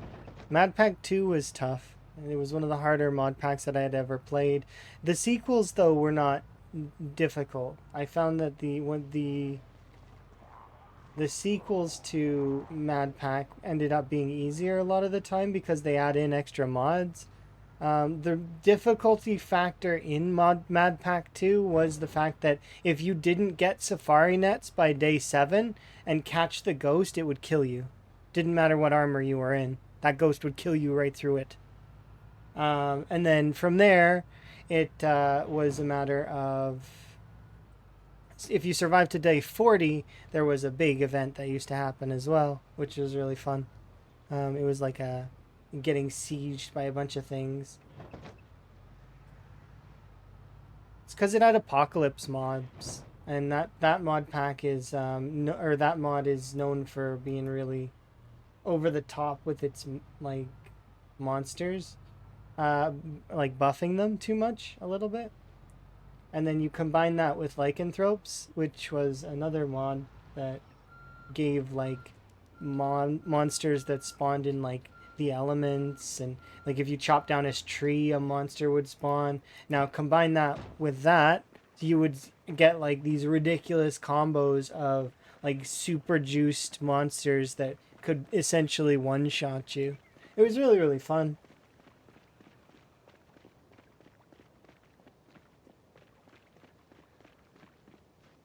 Same thing happens in Crash Landing, like the original Crash Landing. Um, the a thief skeleton stealing your weapon and then killing you with it. That stuff's all pretty fun.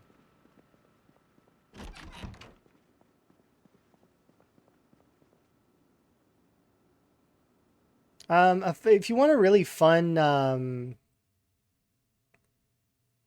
fun mod pack for Minecraft, I really liked Vault Hunters. I thought that was pretty fun while I was playing it. Because you needed to get to the end and slay the Ender Dragon in order to unlock the vaults, and then it was like the Netherite armor was was your level 1 armor going into the vaults. And so you would want to have like prepped up, backup netherite armor in case you did die, and then you would earn armor and other things throughout the vaults that would give you skill points that you could then unlock mods with. So because the whole pack was modded, but was all gated behind the vaults. So you actually didn't unlock mods until you spent skill points that you earned in the vaults after you'd already beaten the game. So it was kind of like playing Minecraft Plus, is what it felt like.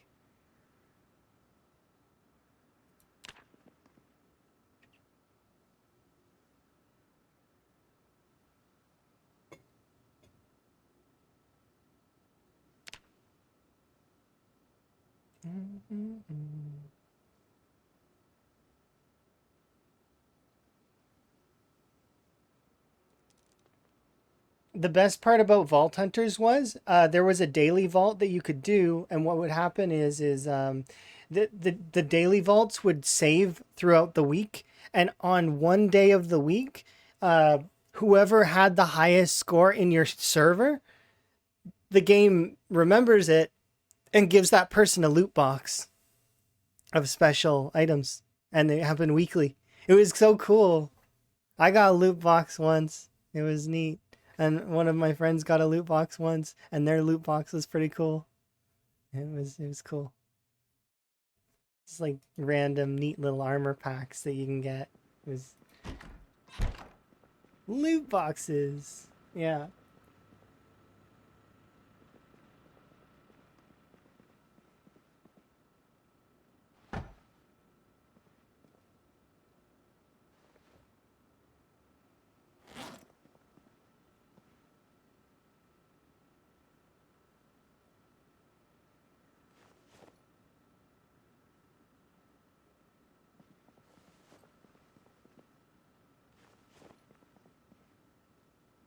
All right.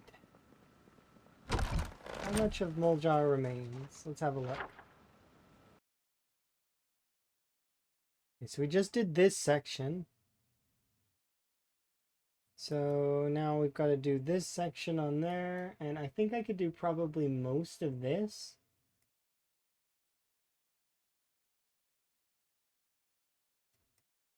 And then we only have this section of Muldraw left to do, and then this couple little bits up here and there, and then that's it. Muldraw's false. To which then we start working on the side bits. So McCoy, Dixie, etc.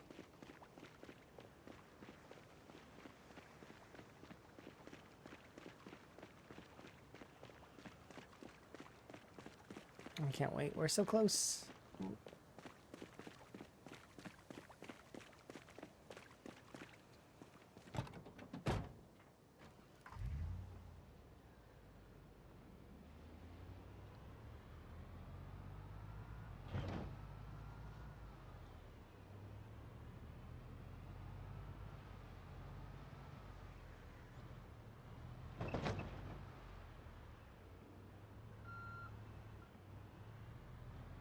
Actually, that's a point.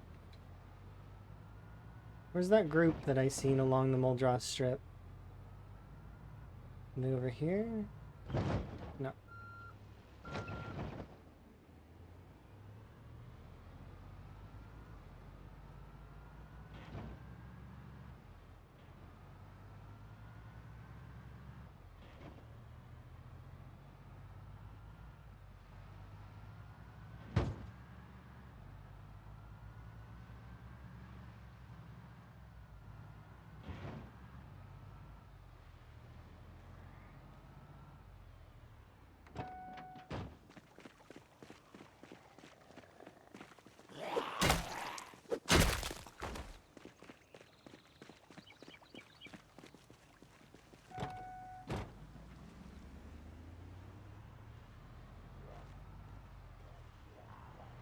Oh, here they are. They are by the pizza. Well, I figured.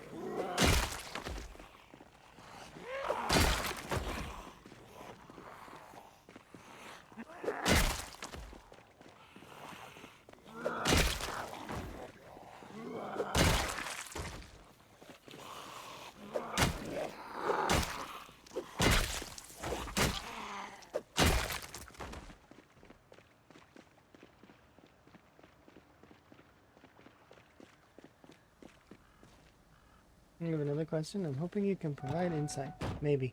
I might be able to. I do not guarantee that I have all the answers, but I will try.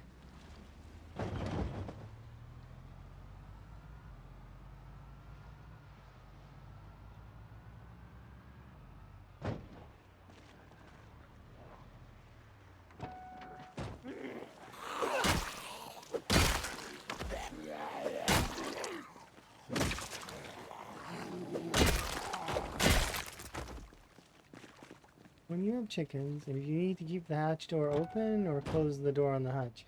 Closing the door on the hutch will make it so the chickens cannot go inside the hutch. For a reason like, for example, if you were trying to keep certain chickens away from other chickens, you'd separate them via having some go inside the hutch and some going outside the hutch, right? That said, you can also force chicken interaction that way a little bit by having like a rooster and a hen inside a hutch, right? So long as they can be, like, they're getting food, they should be okay. In other words, you're probably going to want to let them out sometimes. You don't want to keep them in there forever. What's the side door? Oh, the side door is to let chickens happen. Like chicks. Like baby chickens. If that's closed, then the eggs inside there do not hatch, as far as I'm aware. The only eggs that will hatch are the eggs that are on the ground, because they're overflow. But yeah, you open the side of the hutch to let baby chickens happen. Also, you should close the hutch during the evenings. It's not a thing yet, but it's a good habit to stay in for when predators become a thing. I don't know if predators will be enabled in apocalypse mode. They technically exist in the sandbox options. I've never tried it, so I don't know what happens when you enable predators. I know it's not something that you can see though at the moment. That if you have predators active, that they're invisible, kind of like how the survivors loot, the Schrodinger's survivors. It's the same thing exists for the predator system. It's foxes, in quotation marks, that are stealing from your hen or your hutch. But yeah, I don't know how that system works. Sorry. I do intend on doing research on that system later, but it's one of those things that's just on my list when I have the time for it. And or if I see someone else do it, I'll just, be able to relay from that person. And then give that person credit, because they deserve it, because they did the work.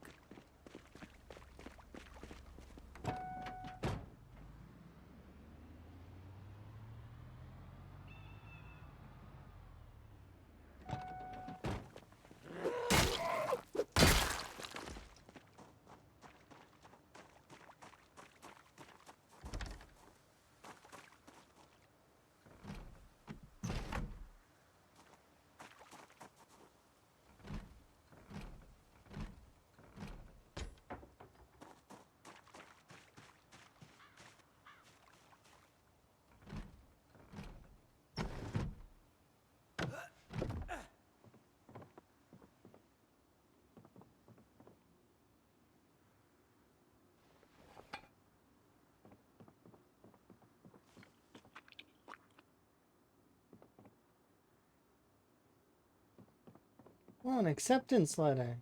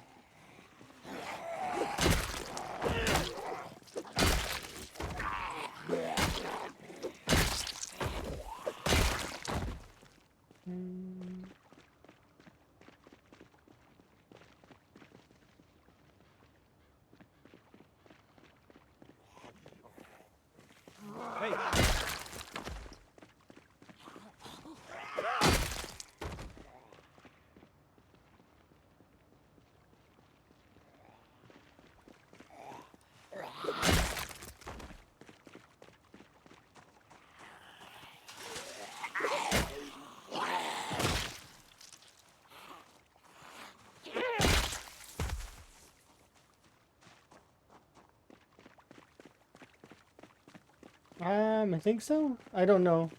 I just know they exist sometimes on farms and I've seen them. I have no idea why salt licks exist. That would be a question to ask a farmer, because I'm not sure. It's outside my realm of knowledge. I'm sorry. if I knew the answer, I would tell you, but I don't know. I do not know why that's a thing. Outside of...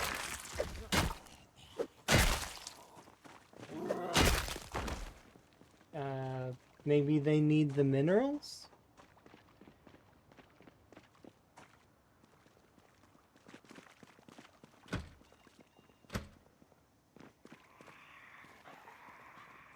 Well, they're salt licks, right? So they're like a full, like, thing of salt.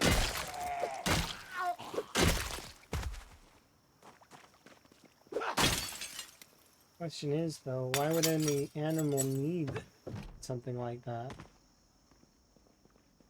But I don't know.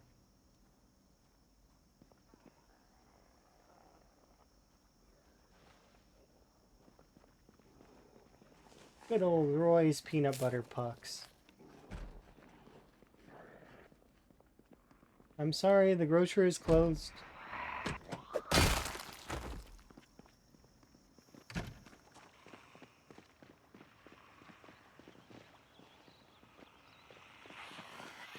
What song is this? It's Champion Battle from Pokemon. Actually, do you see above me there?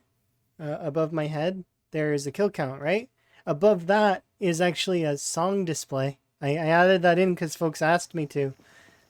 So it's right there.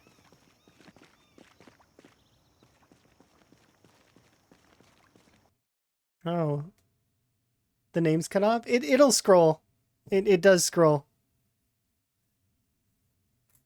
But it's Champion Battle from Pokemon. You guys can't see the song display? Is it because the name is cut off? It does scroll. It usually scrolls once when the song starts playing, and then it goes back to the front and then just stays there. Oh, your stream was down a bit. Oh. Yeah, it's up there. You see? You guys asked me to place it somewhere, and I was like, I want somewhere where it's not obscuring the screen. So it's not obscuring the screen there. And it's a good spot for it. So I was like, okay. And then I made it slightly transparent so that you guys can see behind it. Because if there's a zombie that's creeping up there, I want you guys to be able to spot it before I can, if you're able to. And then, you know, if I get got by that zombie, there's going to be like 1 or 2 people that'll be like, oh, I seen that zombie coming. Which would be not terrible. I don't mind that at all.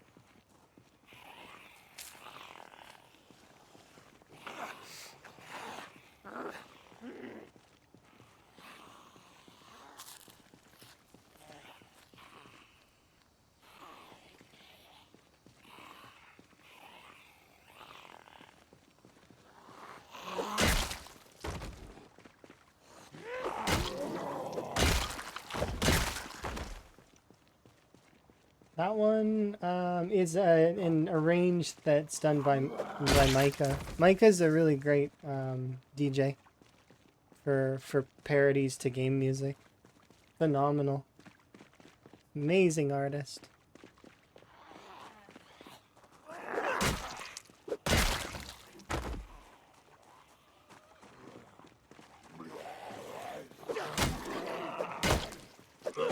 Ooh. Yes, please.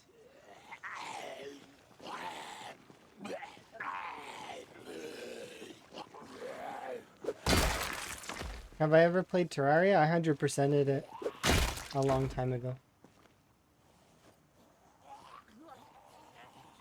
Unfortunately, my 100% isn't active anymore because they updated their game. So, which, I mean, I'm not, it's fine. A game gets an update, you know, it'll be okay. Skeleton mask. I don't think I've seen that one. But yeah, I haven't fought the Empress of Light in Terraria. I'd like to, though. I think it'd be fun.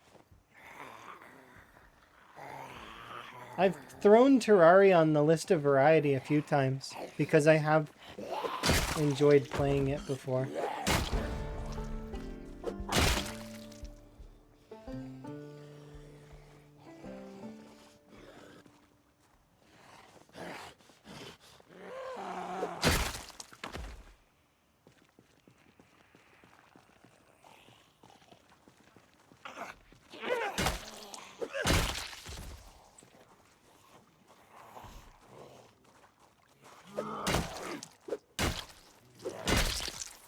It's like a Toho bullet platform. I played a little bit of Calamity, but I didn't get very far in it.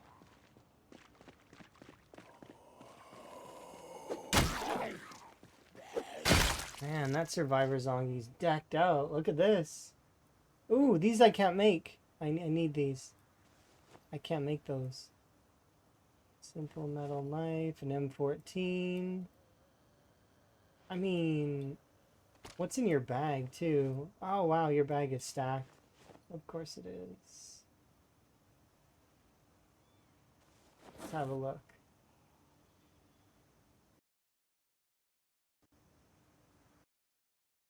Napping 4. Welding 3. Pottery 2. I'm convinced that it rolls based on stuff that you are going to need. Because there's a lot of these books that I could use in the future soon. I have an active Animal Care 1 and Animal Care 2s in here. Pottery 2. Meanwhile, my pottery has also got an active level 1 bonus and is approaching for the level 2. It could just be coincidence still, but it's like one of those things where it's like, is it coincidence though? It might be, but it might not be.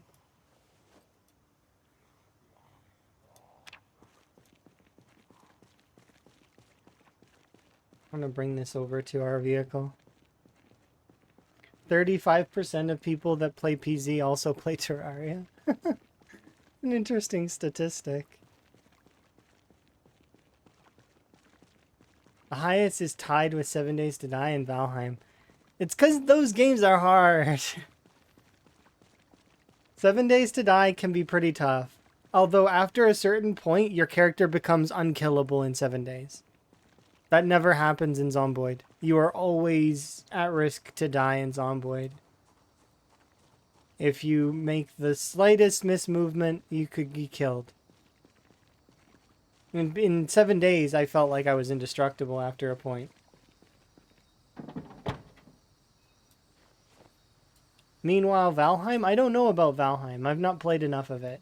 But I can say that the amount of Valheim that I've played, it's fun, and its building system, outside of building corners to the roofs, is really fun. I suppose I should just take an outside-the-box perspective on the corners on the roofs and do spire-style roofs, instead of doing the triangle style that I'm used to. I should actually, now that I'm thinking about that I've got an idea for doing a decent... because then I could do kind of like a castle keep almost. Okay, yeah. Stardew Valley, which is another place to get a skeleton mask. And you can farm. I mean, Zomboid is just Stardew Valley with unruly neighbors. This is where the Survivor Zombies came from, by the way. This is a Survivor Zombie event, which is kind of cool.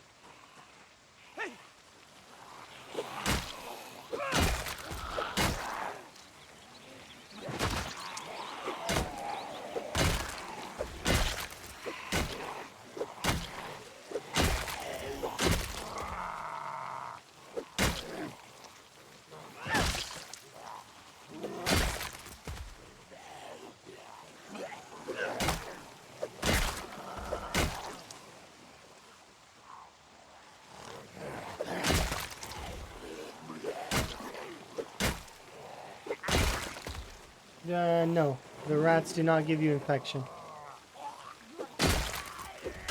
The Nox virus actually does... Nobody knows how it actually got started. There's a lot of speculation, and that's the fun of the community. There's a lot of people that say a bunch of different things, but there is no 100% this is where the virus came from. You can headcanon it to be lots of different things, but at the end of the day, that's the story that you're choosing to believe and the story you're choosing to write.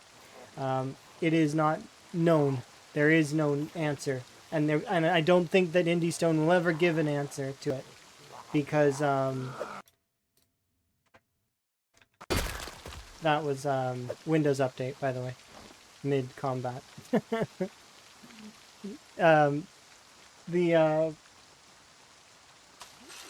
I actually was partly trying to forget that it was going to happen on purpose so that I could see what would happen if it did happen mid-combat.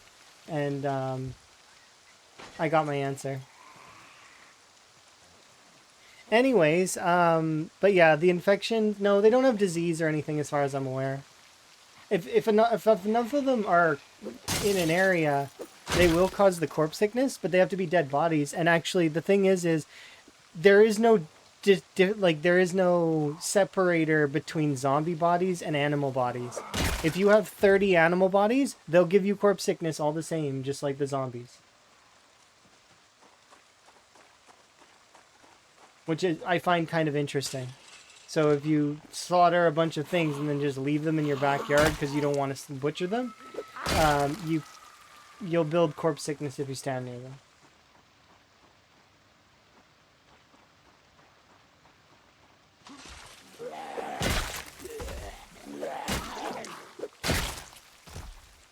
You believe that they're going on like a mass thing? Apparently that exists as a form of media.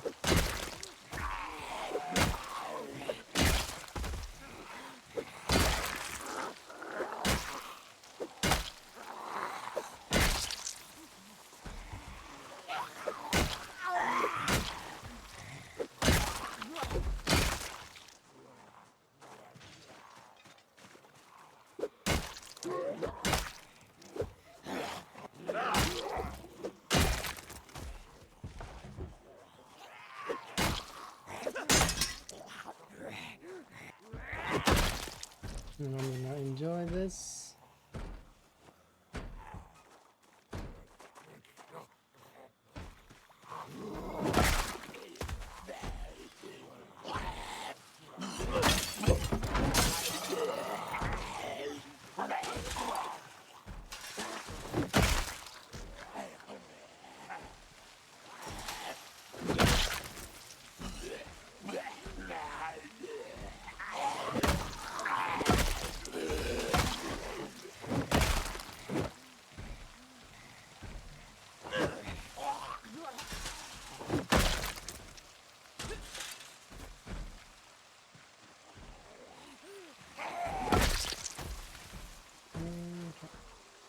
Get some nesting.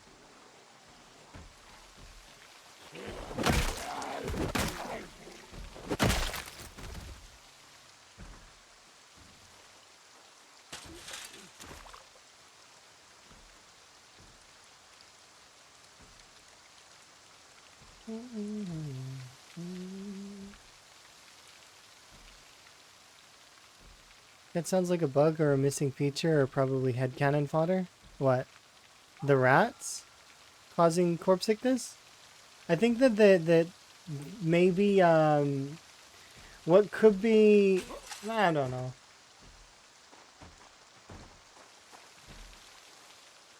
It's one of those strange ones. Ooh, I was gonna run through there.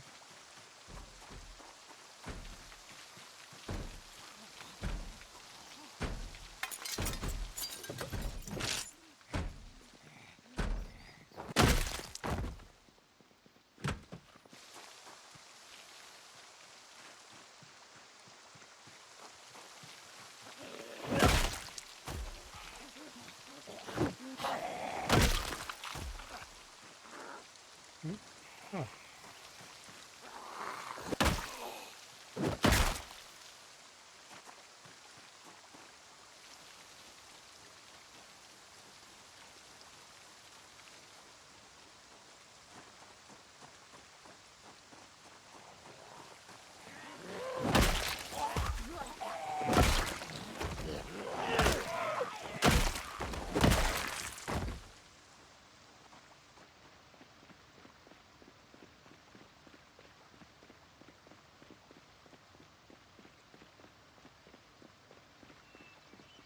Good old Waits Motel.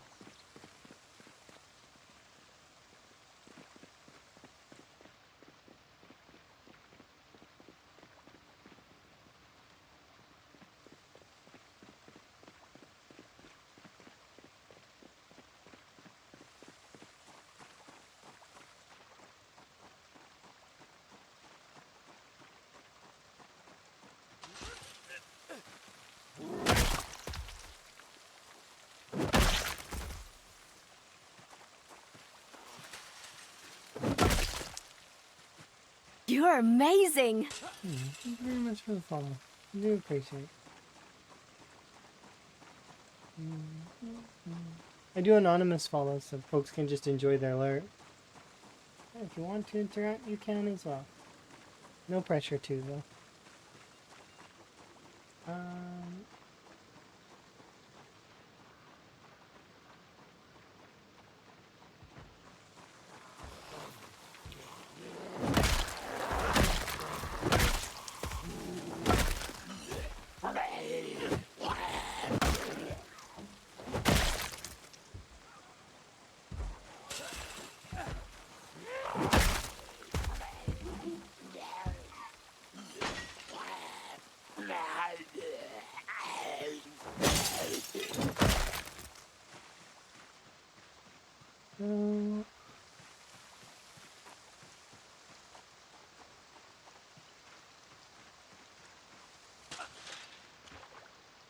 I kind of like when games leave it up to the player to decide how things are.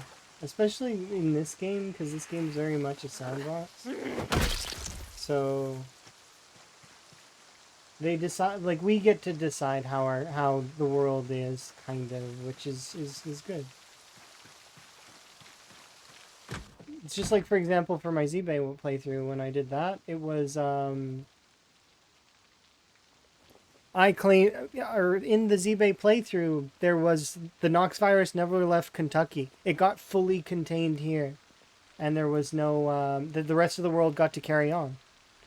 And so, like, it's kind of cool. You get to design things the way that you would prefer, right? Meanwhile, for example, a good example of a lore-based would be Beaten Buzzer's SKC challenge, where he had a particular place that the virus came from, and there was lore behind it. Or like for Wick's Insurgent challenge, where he had to like go to the mayor's house, and there was a lot of cool story things you can come up with based on that, and then kind of go from there. Nothing's clear cut in one particular way or another. It leaves room for the players to build their own stories and make their own, you know, their own canon. Not that you can't do that if there is in-game canon, because there is government cover-up and stuff like that that exists. It's said in the newspapers, which gives a little bit more to the events. Some things that are for sure, though, are that the Nox virus is not able to be transferred to animals. It is a human-only virus. I guess that doesn't mean that the animals can't get it and then give it to humans, but they're not affected by the Nox virus. And anybody under the age of 27 dies from the Nox virus and is not resurrected, which is why there are no kids in the game. If you're not 27 and above, Nox virus doesn't resurrect you.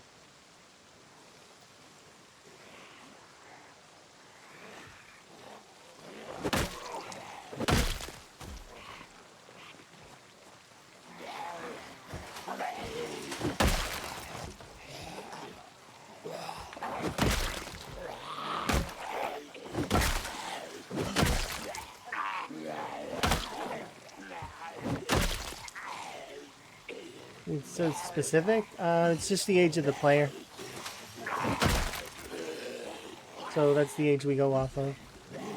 It may be a little bit older than that, or younger than that, but that's the reason why there's no kids, is because the Nox virus just, they die. They don't get to resurrect. That's the in-universe reason why there's no children zombies.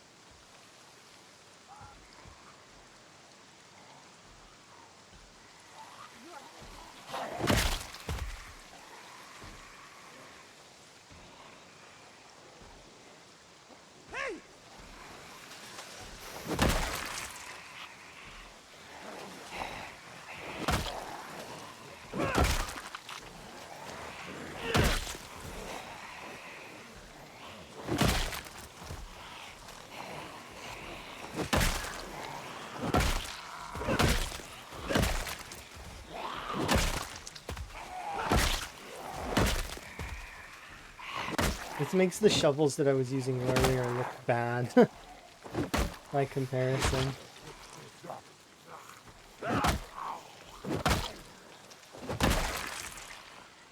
So long as I'm not tired. No, you don't. You're not.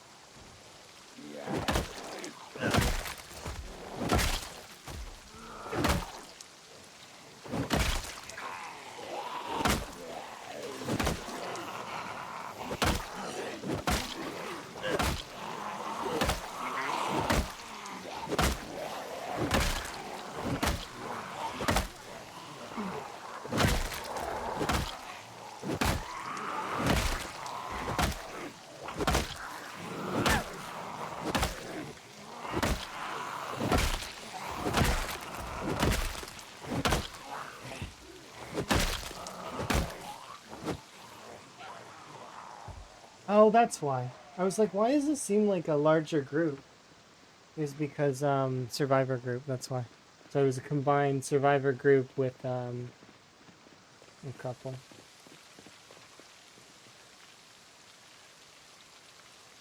Okay, I'm gonna head back to the vehicle. We did a sizable chunk of the trailer park. And Muldra is starting to wane, like we're starting to see the end of it.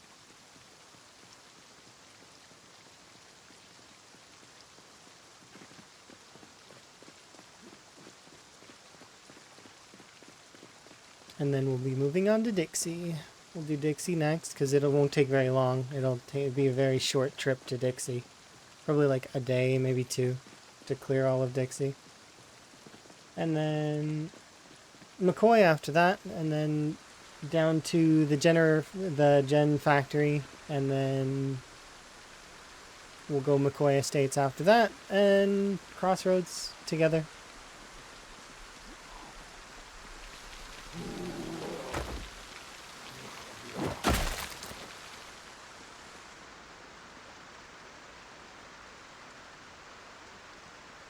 I am going to do once through the town, though, and mark all the cars, just for fun.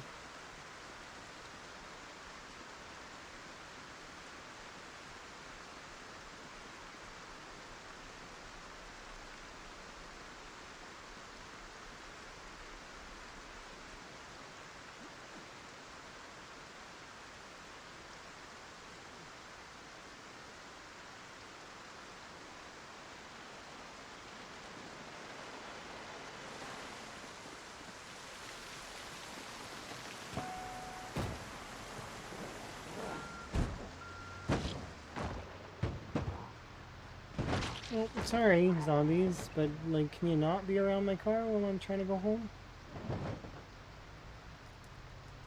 It's rude.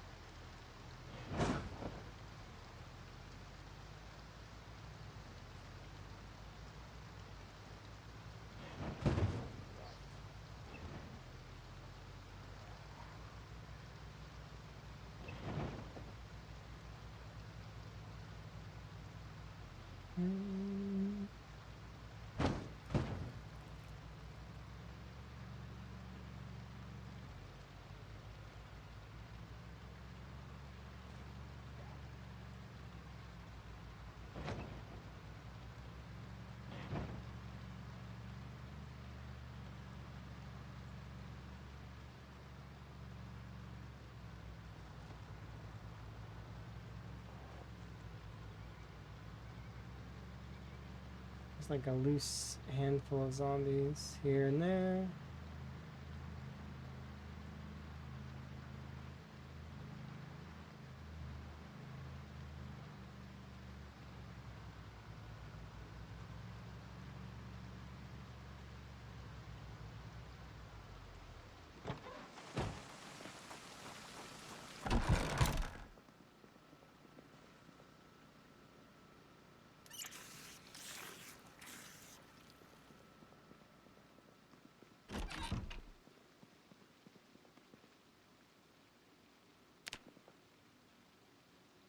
Let's have a look at your total progress there, Van.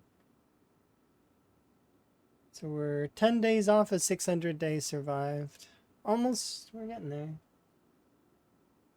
A little ways off before we get to 2 years.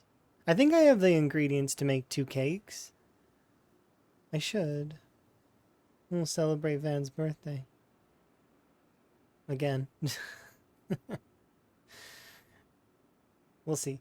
He's got to make it there first. He's got another few months. Alright, so I would say that we're more than 60% through McCoy itself, including the surrounding area. Yeah, about 60%. Just over 50, I think. Because there's going to be a lot of driving to get to these areas out here, as well as to finish off these sections. As well as for this one specifically, I'm going to need to cut through here. Hello.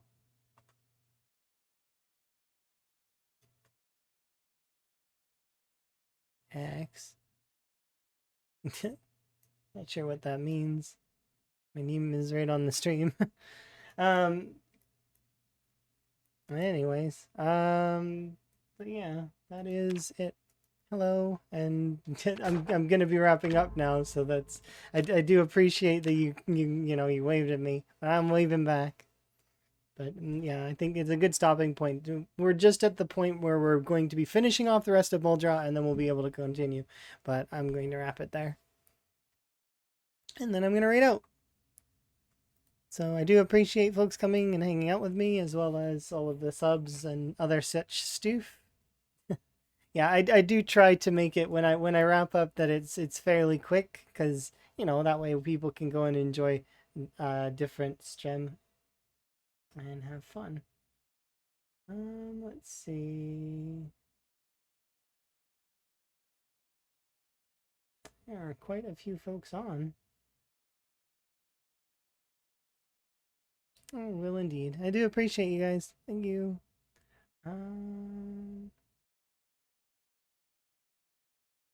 Where do we go today?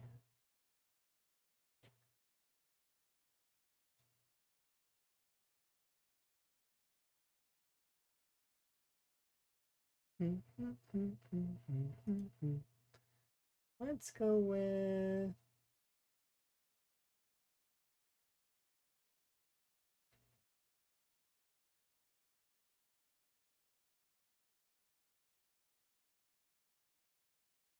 Yeah, let's go with Rhett. I like reading Rhett. There you go. You guys can go hang out with Rhett. It's been my pleasure as always. See you guys next time. Ta.